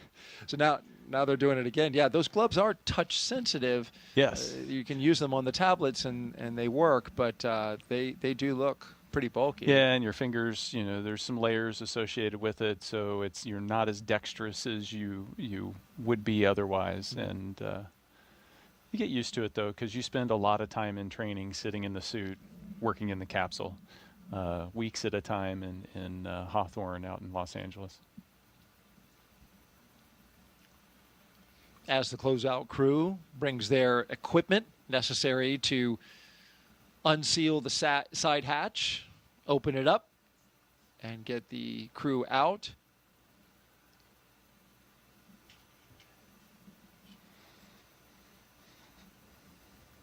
The astronauts have plenty of time for conversation, talk about the next launch attempt,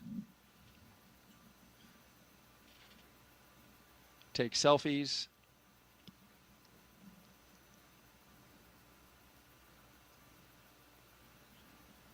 So you launched 3 times, and you never had a weather scrub?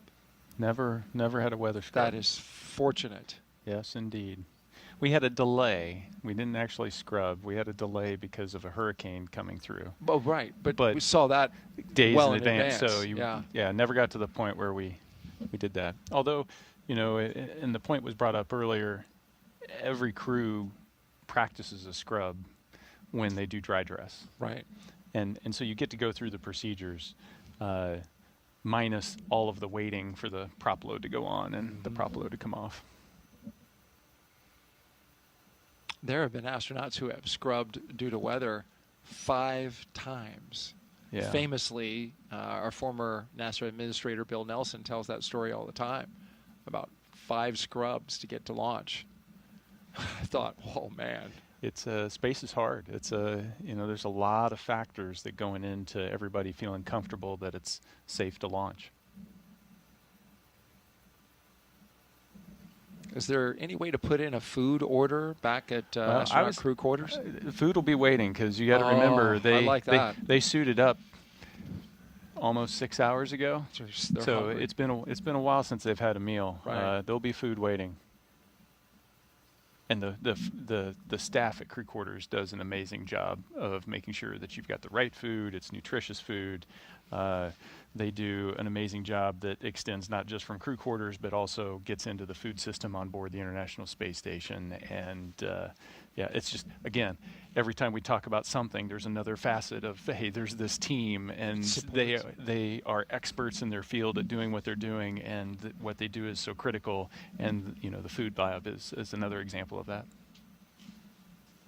I hear great things about the chef over there and his ability to make these meals that are requested, by people from other countries, right? The international astronauts asking for cuisine from their homeland, and I hear they do a pretty good job. Yeah, absolutely.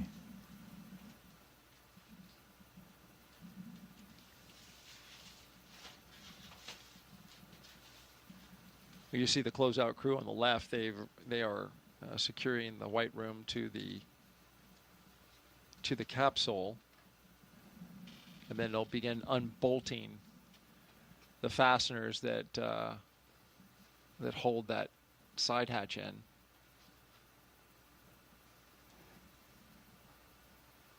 Yeah, you want to mind the gap. It's a little bit of a drop. Yeah, that's just 275 feet straight down.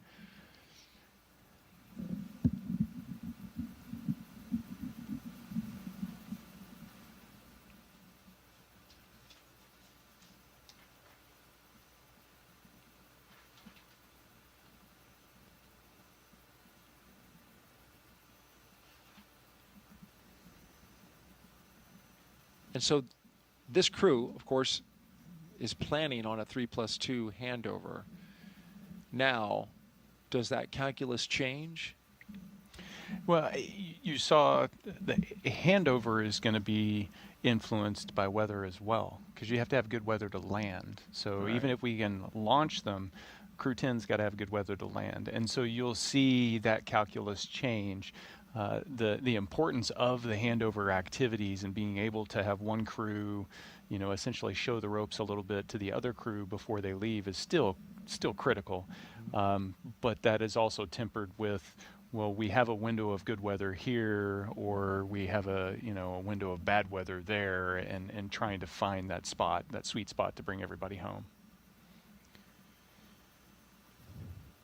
Lots of moving parts with regards to the planning in that regard. Yeah, Mother Nature gets a vote. Every time. So they must maintain quarantine along with the support team. How does that factor into whether or not they get to see or talk to family in close proximity? Yeah, so the family will maintain quarantine. The immediate family will maintain quarantine. They didn't break it after up and they through drove off? the launch, so that if something like this happens, you can still be able to, go to the beach house and have dinner with the family if you've got enough time to do that kind of thing. Okay. But yeah, quarantine it's serious business, because we're trying to make sure that we keep the crew safe on orbit, and we know that we don't want to take sickness up there. So again, there's another team that monitors all of that and make sure that we're able to maintain it.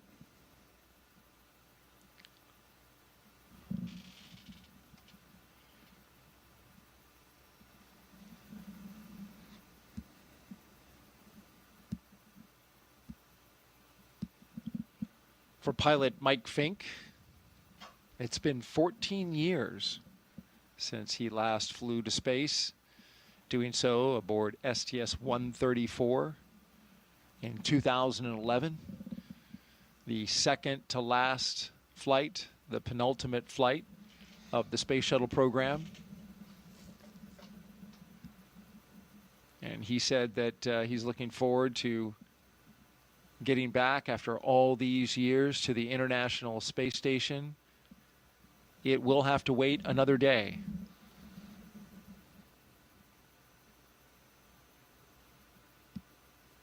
That's going to be really interesting for him because he was telling us that he saw Space Station here on the ground, here on Earth, the segments of this incredible orbiting laboratory, which is the size of a football field in space. He saw all those parts and modules on the ground, helped assemble it, but did not see them, I think, living in it continuously at that point, right? No, we would have been continuous at that point, but the configuration has changed a lot since his last visit. I see. And we've added new modules. For example, the beam module has been added recently, or the NanoRacks airlock is another feature that's been added recently. The modern modules that have been put in. Yes, modern facilities that have been experiments that they've been testing out, or commercial partners have been putting on board. The international commercial crew coming and going has dramatically changed the layout and just the way we live in the station from a Node 2 perspective, and so it'll be different than what he was familiar with the last time he was there. So as familiar as he is with it, the flow of life will be different on board. It was something that was interesting being on board with Don Pettit and Butch Wilmore and Sonny Williams. From a U.S. crew perspective, we all knew the station from previous flights, but we all knew it in different configurations and had different expectations. So it was interesting to see all of us adapt to the new way to live on the station. It's alive. Yeah.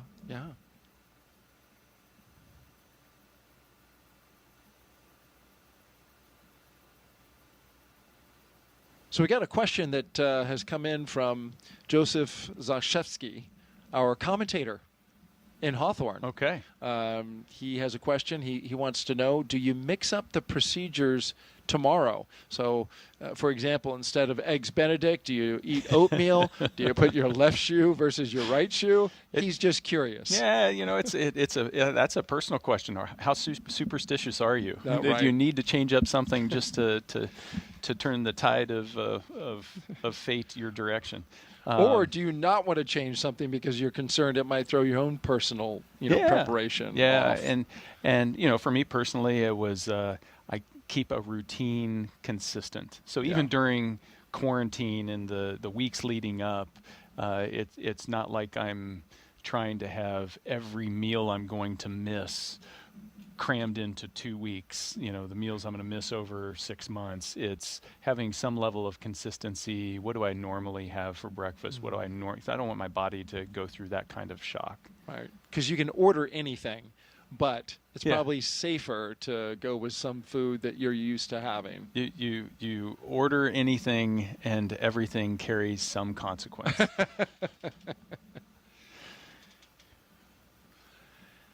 Thank you for your question, Joseph. And thank you for the job that you and Samya did today, and Ronnie as well. Yeah, it was outstanding. Joseph and Samya, I believe, are new to our crew launch broadcasts. So we have a question coming in from the cameraman who's asking about the devices that are strapped to the knees of each of the astronauts. So it's called a satchel. In the aviation world, you'd have a knee board so that you could pilot an aircraft, and then also have a place to draw, write down, take notes. This is a little beefed up version, so it has the knee pad feature where there's paper that you can take notes and write things down so you don't forget them. But then underneath it, there's that satchel that contains a headlamp. It's got a charging cord for the tablet. It's got a Valsalva device so that you can clear your nose, earplugs if you need them, headphones if you need them. So it has the personal equipment that you might need while you're launching or just operating inside of Dragon, both uphill and downhill. Thank you for your question. If you're just joining us, we are walking our astronauts through the scrub procedures for an attempt at launch at 12:09 p.m. Eastern today. We scrubbed out at T-minus 1 minute and 7 seconds due to weather. A violation of a weather constraint for cumulus clouds too close to the launch pad. Hey, we got a question in from Say Richie. My 5-year-old Boston, who is numbers obsessed, wants to know how high the rocket will go. How high would the rocket go? So he wants to know about the altitude, which I'm calling back to what you said about the rocket launching straight up initially, but then turning to the horizontal, because at the end of the day, you're going into orbit rather than trying to reach some faraway destination. Yeah, so the profile that the rocket's going to take, and we see the side hatch opening up, and everybody's celebrating. Yeah. All right, hooray! Fresh air. Yeah. Dragon SpaceX with the hatch open. We'll be handing you off to the closeout team for egress. See you soon.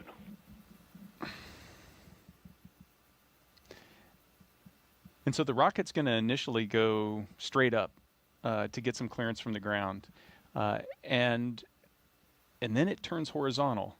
And at about the 200-kilometer mark, it's turned horizontal, and all of its thrust is trying to accelerate it downrange. It's trying to cover ground on the Earth. And it essentially is coasting and slowly falling back down to the Earth until it's reached that 17,500 miles per hour, at which its arc of its fall matches the curvature of the Earth.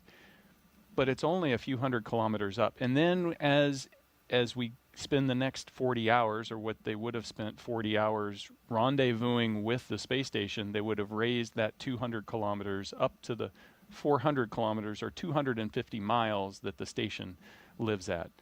So it's not that far up. It's the distance between major cities in the U.S. It's drivable if you could drive there. Cape Canaveral to Miami. There you go. It's not that far. And what's even more impressive is if you've flown on a plane and you look out the window of a plane, you can see a really long way, but you're looking the entire distance through the atmosphere.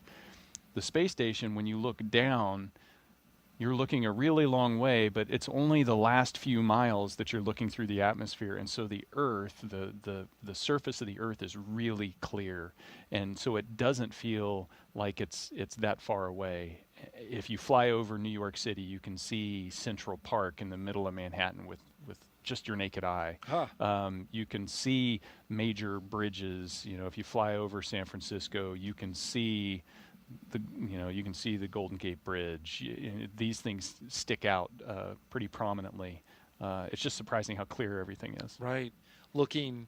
Slicing the atmosphere through its thinnest point right over top of it versus looking out across it, out your window, as you mentioned, with all that atmosphere inhibiting your view. Yeah, it distorts everything. Yeah.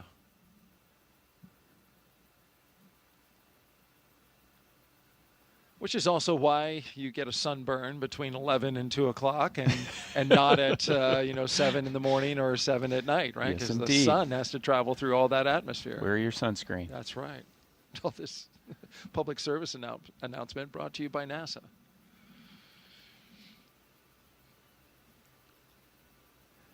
Most, but not all, of the station windows have a special coating to minimize UV exposure. But not all.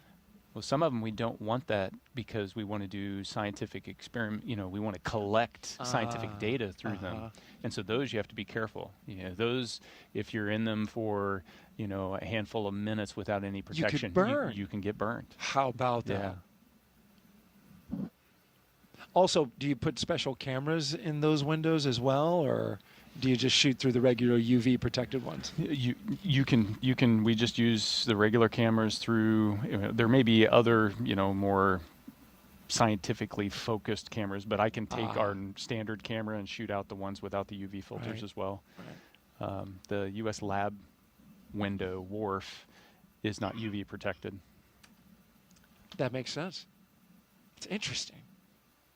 Fortunately, the window that looks down doesn't necessarily take a lot of direct sunlight, right? Unless the station's in a weird orientation. And what about reflected light off the ocean? It's still bright. Yeah. And even with the UV coatings in the cupola, when the sun pops up, you can feel the heat of the sun on your face. I bet. Yeah, sun's pretty powerful. Yeah, with no atmosphere to protect you at all. I mean, you're not that much farther away from the sun or closer to the sun than Earth is. But you feel it. Yeah. I see Oleg getting out. All right, we got one out. 3 to go.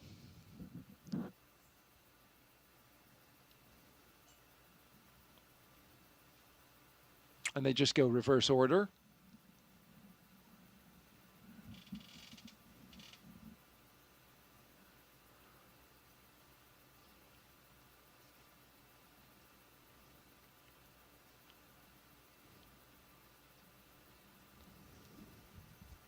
The operation will look very similar tomorrow, as you mentioned, the Groundhog Day effect. But there are some things that they're not going to do, right?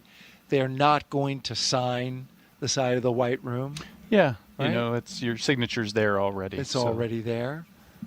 What else would you not do? I've stumped the astronaut, I think. Could be a trivia question. Yeah. Other than sign, most of the things that you would do, are all scripted out. Yeah. Even the goodbyes, you're still going to take the opportunity to say goodbye. Right. Even though you said it a day before. And here come our astronauts down the crew access arm.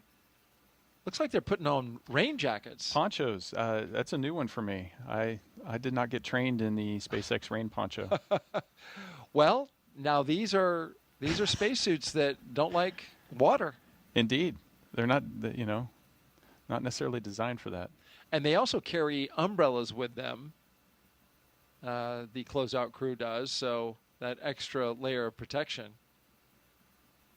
But this is a first for me. I've not seen this before.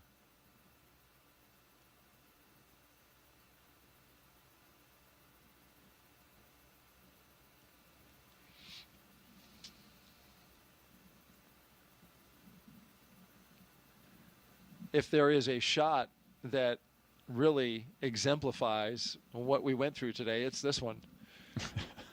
Astronauts putting on rain ponchos with spacesuits on.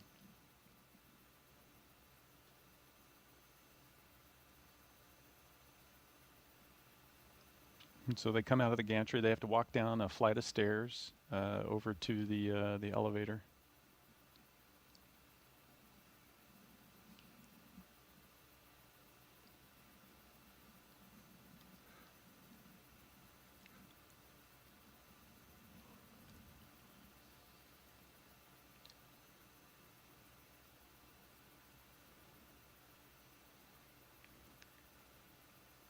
And so we talked about the button in there that says space. There's also a button in there that says Earth.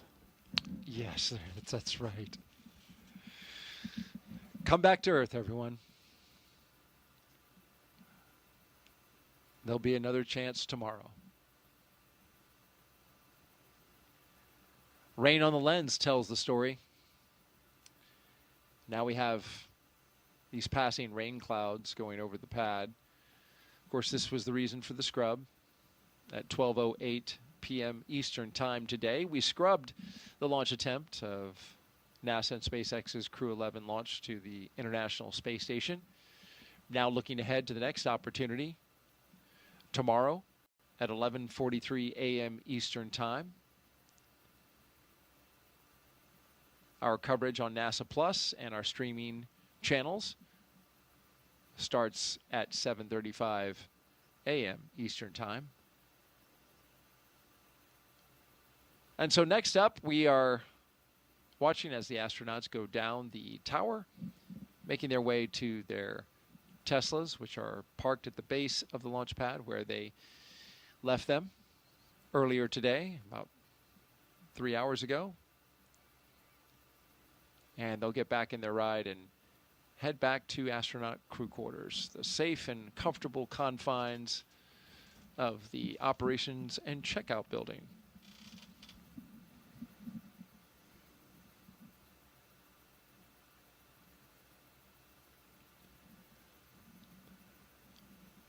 We talked about the next opportunity for a launch tomorrow.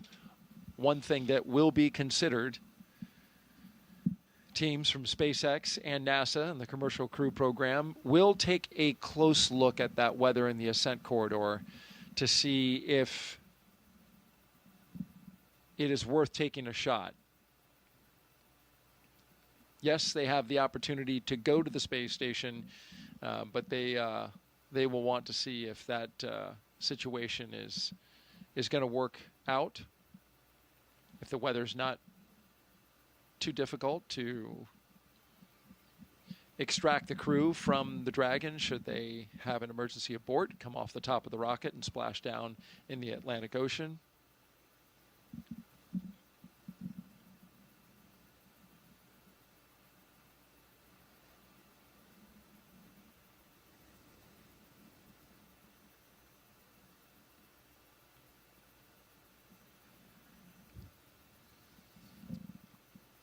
Fortunate for us, astronaut Nick Hague has changed his departure flight, so he's going to stay with us another day. I'll be here. Greatly appreciate it.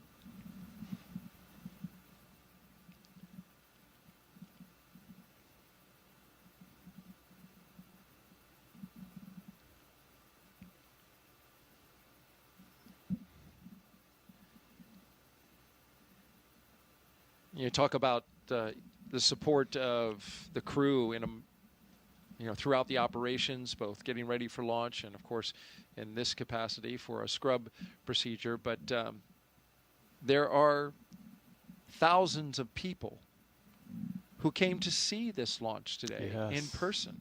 There are hundreds of media, 222 credentialed media who are with us right here on site, who are here to document and report out the results of today's launch. And they all have to change their plans as well. Yeah. Hotels, stays, to reset for another attempt. Yeah, you'd think with that much of a ripple effect, that much momentum and inertia to let's make this happen, that there'd be this go fever. And that just shows you how disciplined the process is to be able to say, nope, today's not the day. We're not comfortable with the way things are. We'll try again tomorrow. And, it does put a huge ripple and a lot of change on everybody. And it stresses the team. But it's the right thing to do. Absolutely. And the rainy ride back to astronaut crew quarters requires us to wipe the windshield if we're going to see out the front window.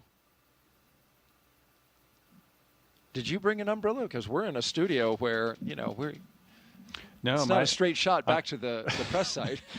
I've got 10 feet to get to my car once that door's open, so I should be okay. You're going to be all right? I won't melt. No, you don't have a black rain poncho on you? No, stuffed in your pocket. I'm not critical spaceflight hardware. Well, you are critical to our launch broadcast, I will tell you that, my friend. It's been fun. It'll be fun to do it again. Absolutely. We'll need you to bring all new material tomorrow. My son would tell you it's just the same stories over and over. That looks like some serious rain out there. Yeah, that's hitting the windshield a little harder than it was when you and I were outside watching the launch and just saw the rain off into the distance. Yeah. Seems like we've got storms really built up. And this is the formula that we have. This is consistent July. Meteorologically speaking, in July we hit the high point for thunderstorm activity and buildup. But it's not till August where we actually get the high for rain. That's according to Launch Weather Officer Melody Levin, who's over there at the 45th Space Wing. Yeah. So August is our high for rainfall events, and it really dumps rain. Not necessarily thunderstorms, because that's not the same. We get highs for thunderstorms in July. We get high rain totals in August. So August is, of course, the month that Floridians turn off the sprinklers and, you know, have to be concerned now about standing water. You saw the helicopter. Helicopter's still there with the team, with them on the security ride back to astronaut crew quarters. You know, they're not just there for TV purposes. They are there to keep an eye on everything and make sure that we don't have anybody who is somewhere they shouldn't be with regards to this crew. Yep. Critical support, security. They just let us strap a broadcast camera on top of or underneath the helicopter, and it's very helpful, though. We want to thank them for that. It gets amazing views. They really do.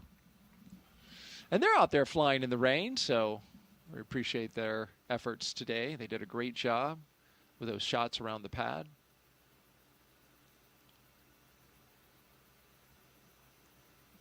Another key aspect, you know, for those of you who are still with us, as few as you are, NASA is required to provide a level of transparency. And so when the astronauts are in motion, whether it's a scrub or it's a path to the pad, we are required to let the American public and taxpayers know how we did it that day. We didn't go today, and so this is what we did instead. We detanked the rocket, and we moved the crew from the rocket back to their crew quarters.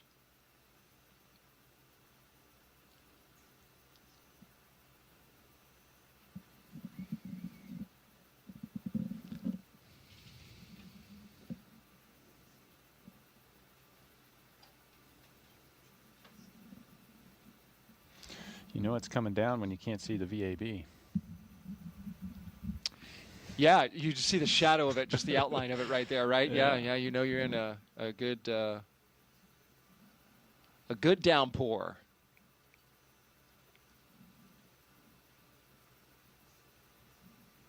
So again, for those of you who are still watching, want to emphasize we have an opportunity tomorrow, but like I was saying earlier, the teams at SpaceX and NASA are going to evaluate the weather downrange, and they're going to look at the entire picture to see if a launch attempt makes sense for tomorrow. But there is an opportunity tomorrow, should they need it. 11:43 a.m. Eastern Time. Broadcast start time, 7:35 a.m. Eastern Time. We have opportunities as well on Saturday, August 2nd, and Sunday, August 3rd. When you get to August 4th, as we understand it from the launch planners, that is a day where we have to stand down because of the phasing that would be required. It's longer than the minimum 40 hours to get to the International Space Station. So August 4th is not on the table as a launch opportunity. But then the 5th, 6th, and 7th are. Yeah. You know, and that really just helps protect for the back end of the mission when you have to undock, because you could have long phasing there, and the Dragon is certified for a certain number of hours to be free flight separate from the International Space Station, and so you don't want to use up its life just getting there.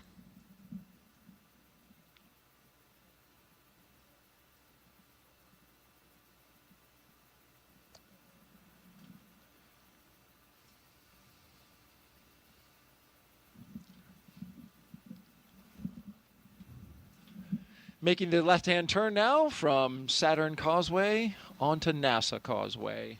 Halfway home to astronaut.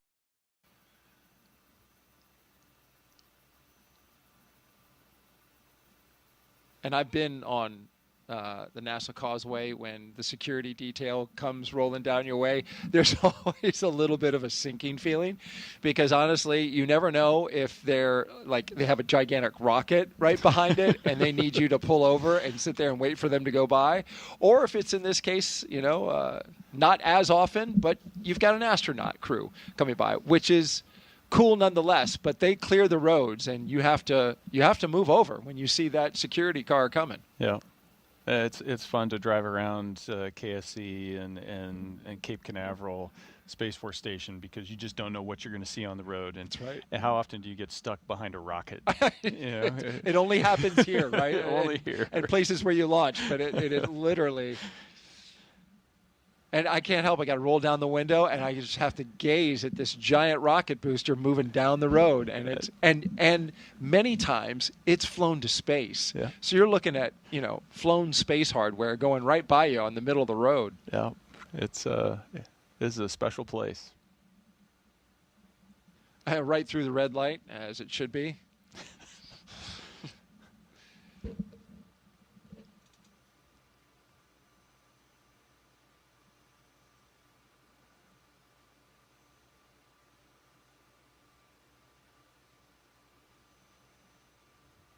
You see them with the 3 lanes and the road right there. On the other side, it's 2 lanes. So this side is used in the case of moving hardware. So if the hardware is large enough such that it won't fit on a 2-lane road, they got the 3-lane road as an option.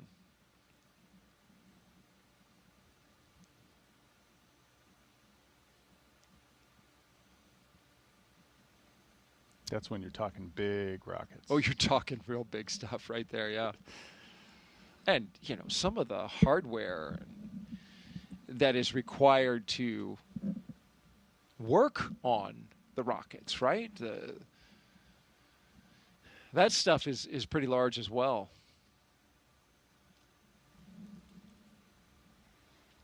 Yeah, it's amazing to you come out here and to get the glimpses of Artemis II and just the size and enormity of, we've got Falcon 9 takes us to the International Space Station, and then you look at what it takes to get to the moon, and it's an order of magnitude more difficult. Absolutely. That's going to be an impressive launch to watch. No doubt. And as you say, and have said many times before, with crew on it, not only is it an impressive rocket when it launches, talking about the Space Launch System, and Artemis II coming up early next year. We saw Artemis I back in 2022. But you've got just the enormity of that rocket blasting off, and the thunder and the power that it emits. Just like you say, you got to have a lot of horsepower to get to the moon. Did you get a chance to go over to the VAB and see the SLS? I haven't been on this trip. That's true. I will. I'm sure. It's worth the price of admission. In your case, they will lay out the red carpet. Yeah, they're over there doing some pretty key testing that happened to coincide. So they've got the Artemis II crew over there and doing some initial checkouts, and so it's exciting times. The mission's right around the corner, and before long, 4 of my friends are going to strap to the top of that and go visit the moon. How cool is that? That is going to be. I'm really looking forward to that. So happy for Reed Wiseman and Victor Glover, Christina Cook, and Jeremy Hansen, who I got to spend a lot of time with in Niagara Falls when we were covering the solar eclipse. They were saying the other day in a press conference that they have been around each other long enough now. They've for some years now training. They just know each other innately. They know when they might have a little mood shift. They know when maybe they're not feeling so well or don't want to talk, do want to talk. Yeah. It's just there's this unspoken thing, right? You know that person so well. That's where you want to be as a crew. That's right where you want to be, right? Yeah. You want to be, so, we're in a dynamic situation. I almost know what you're going to do before you do it, or your nonverbal cues tell me everything that I need to know. Yeah.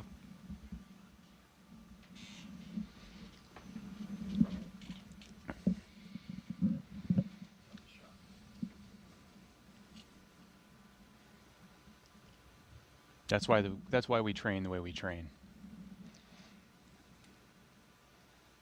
That's a great way to put that. Period into that sentence there, because that is exactly where you want to be.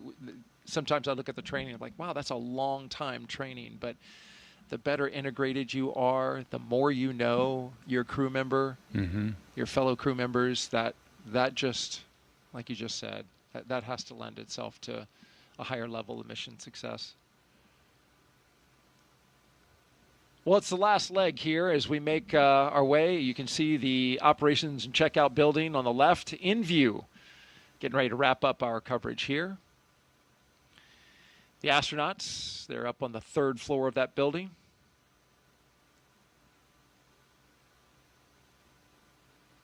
They have 26,000 square feet of bedrooms, workout facilities, medical checkouts, cafeteria. Everything. You don't have to leave. Don't have to go anywhere.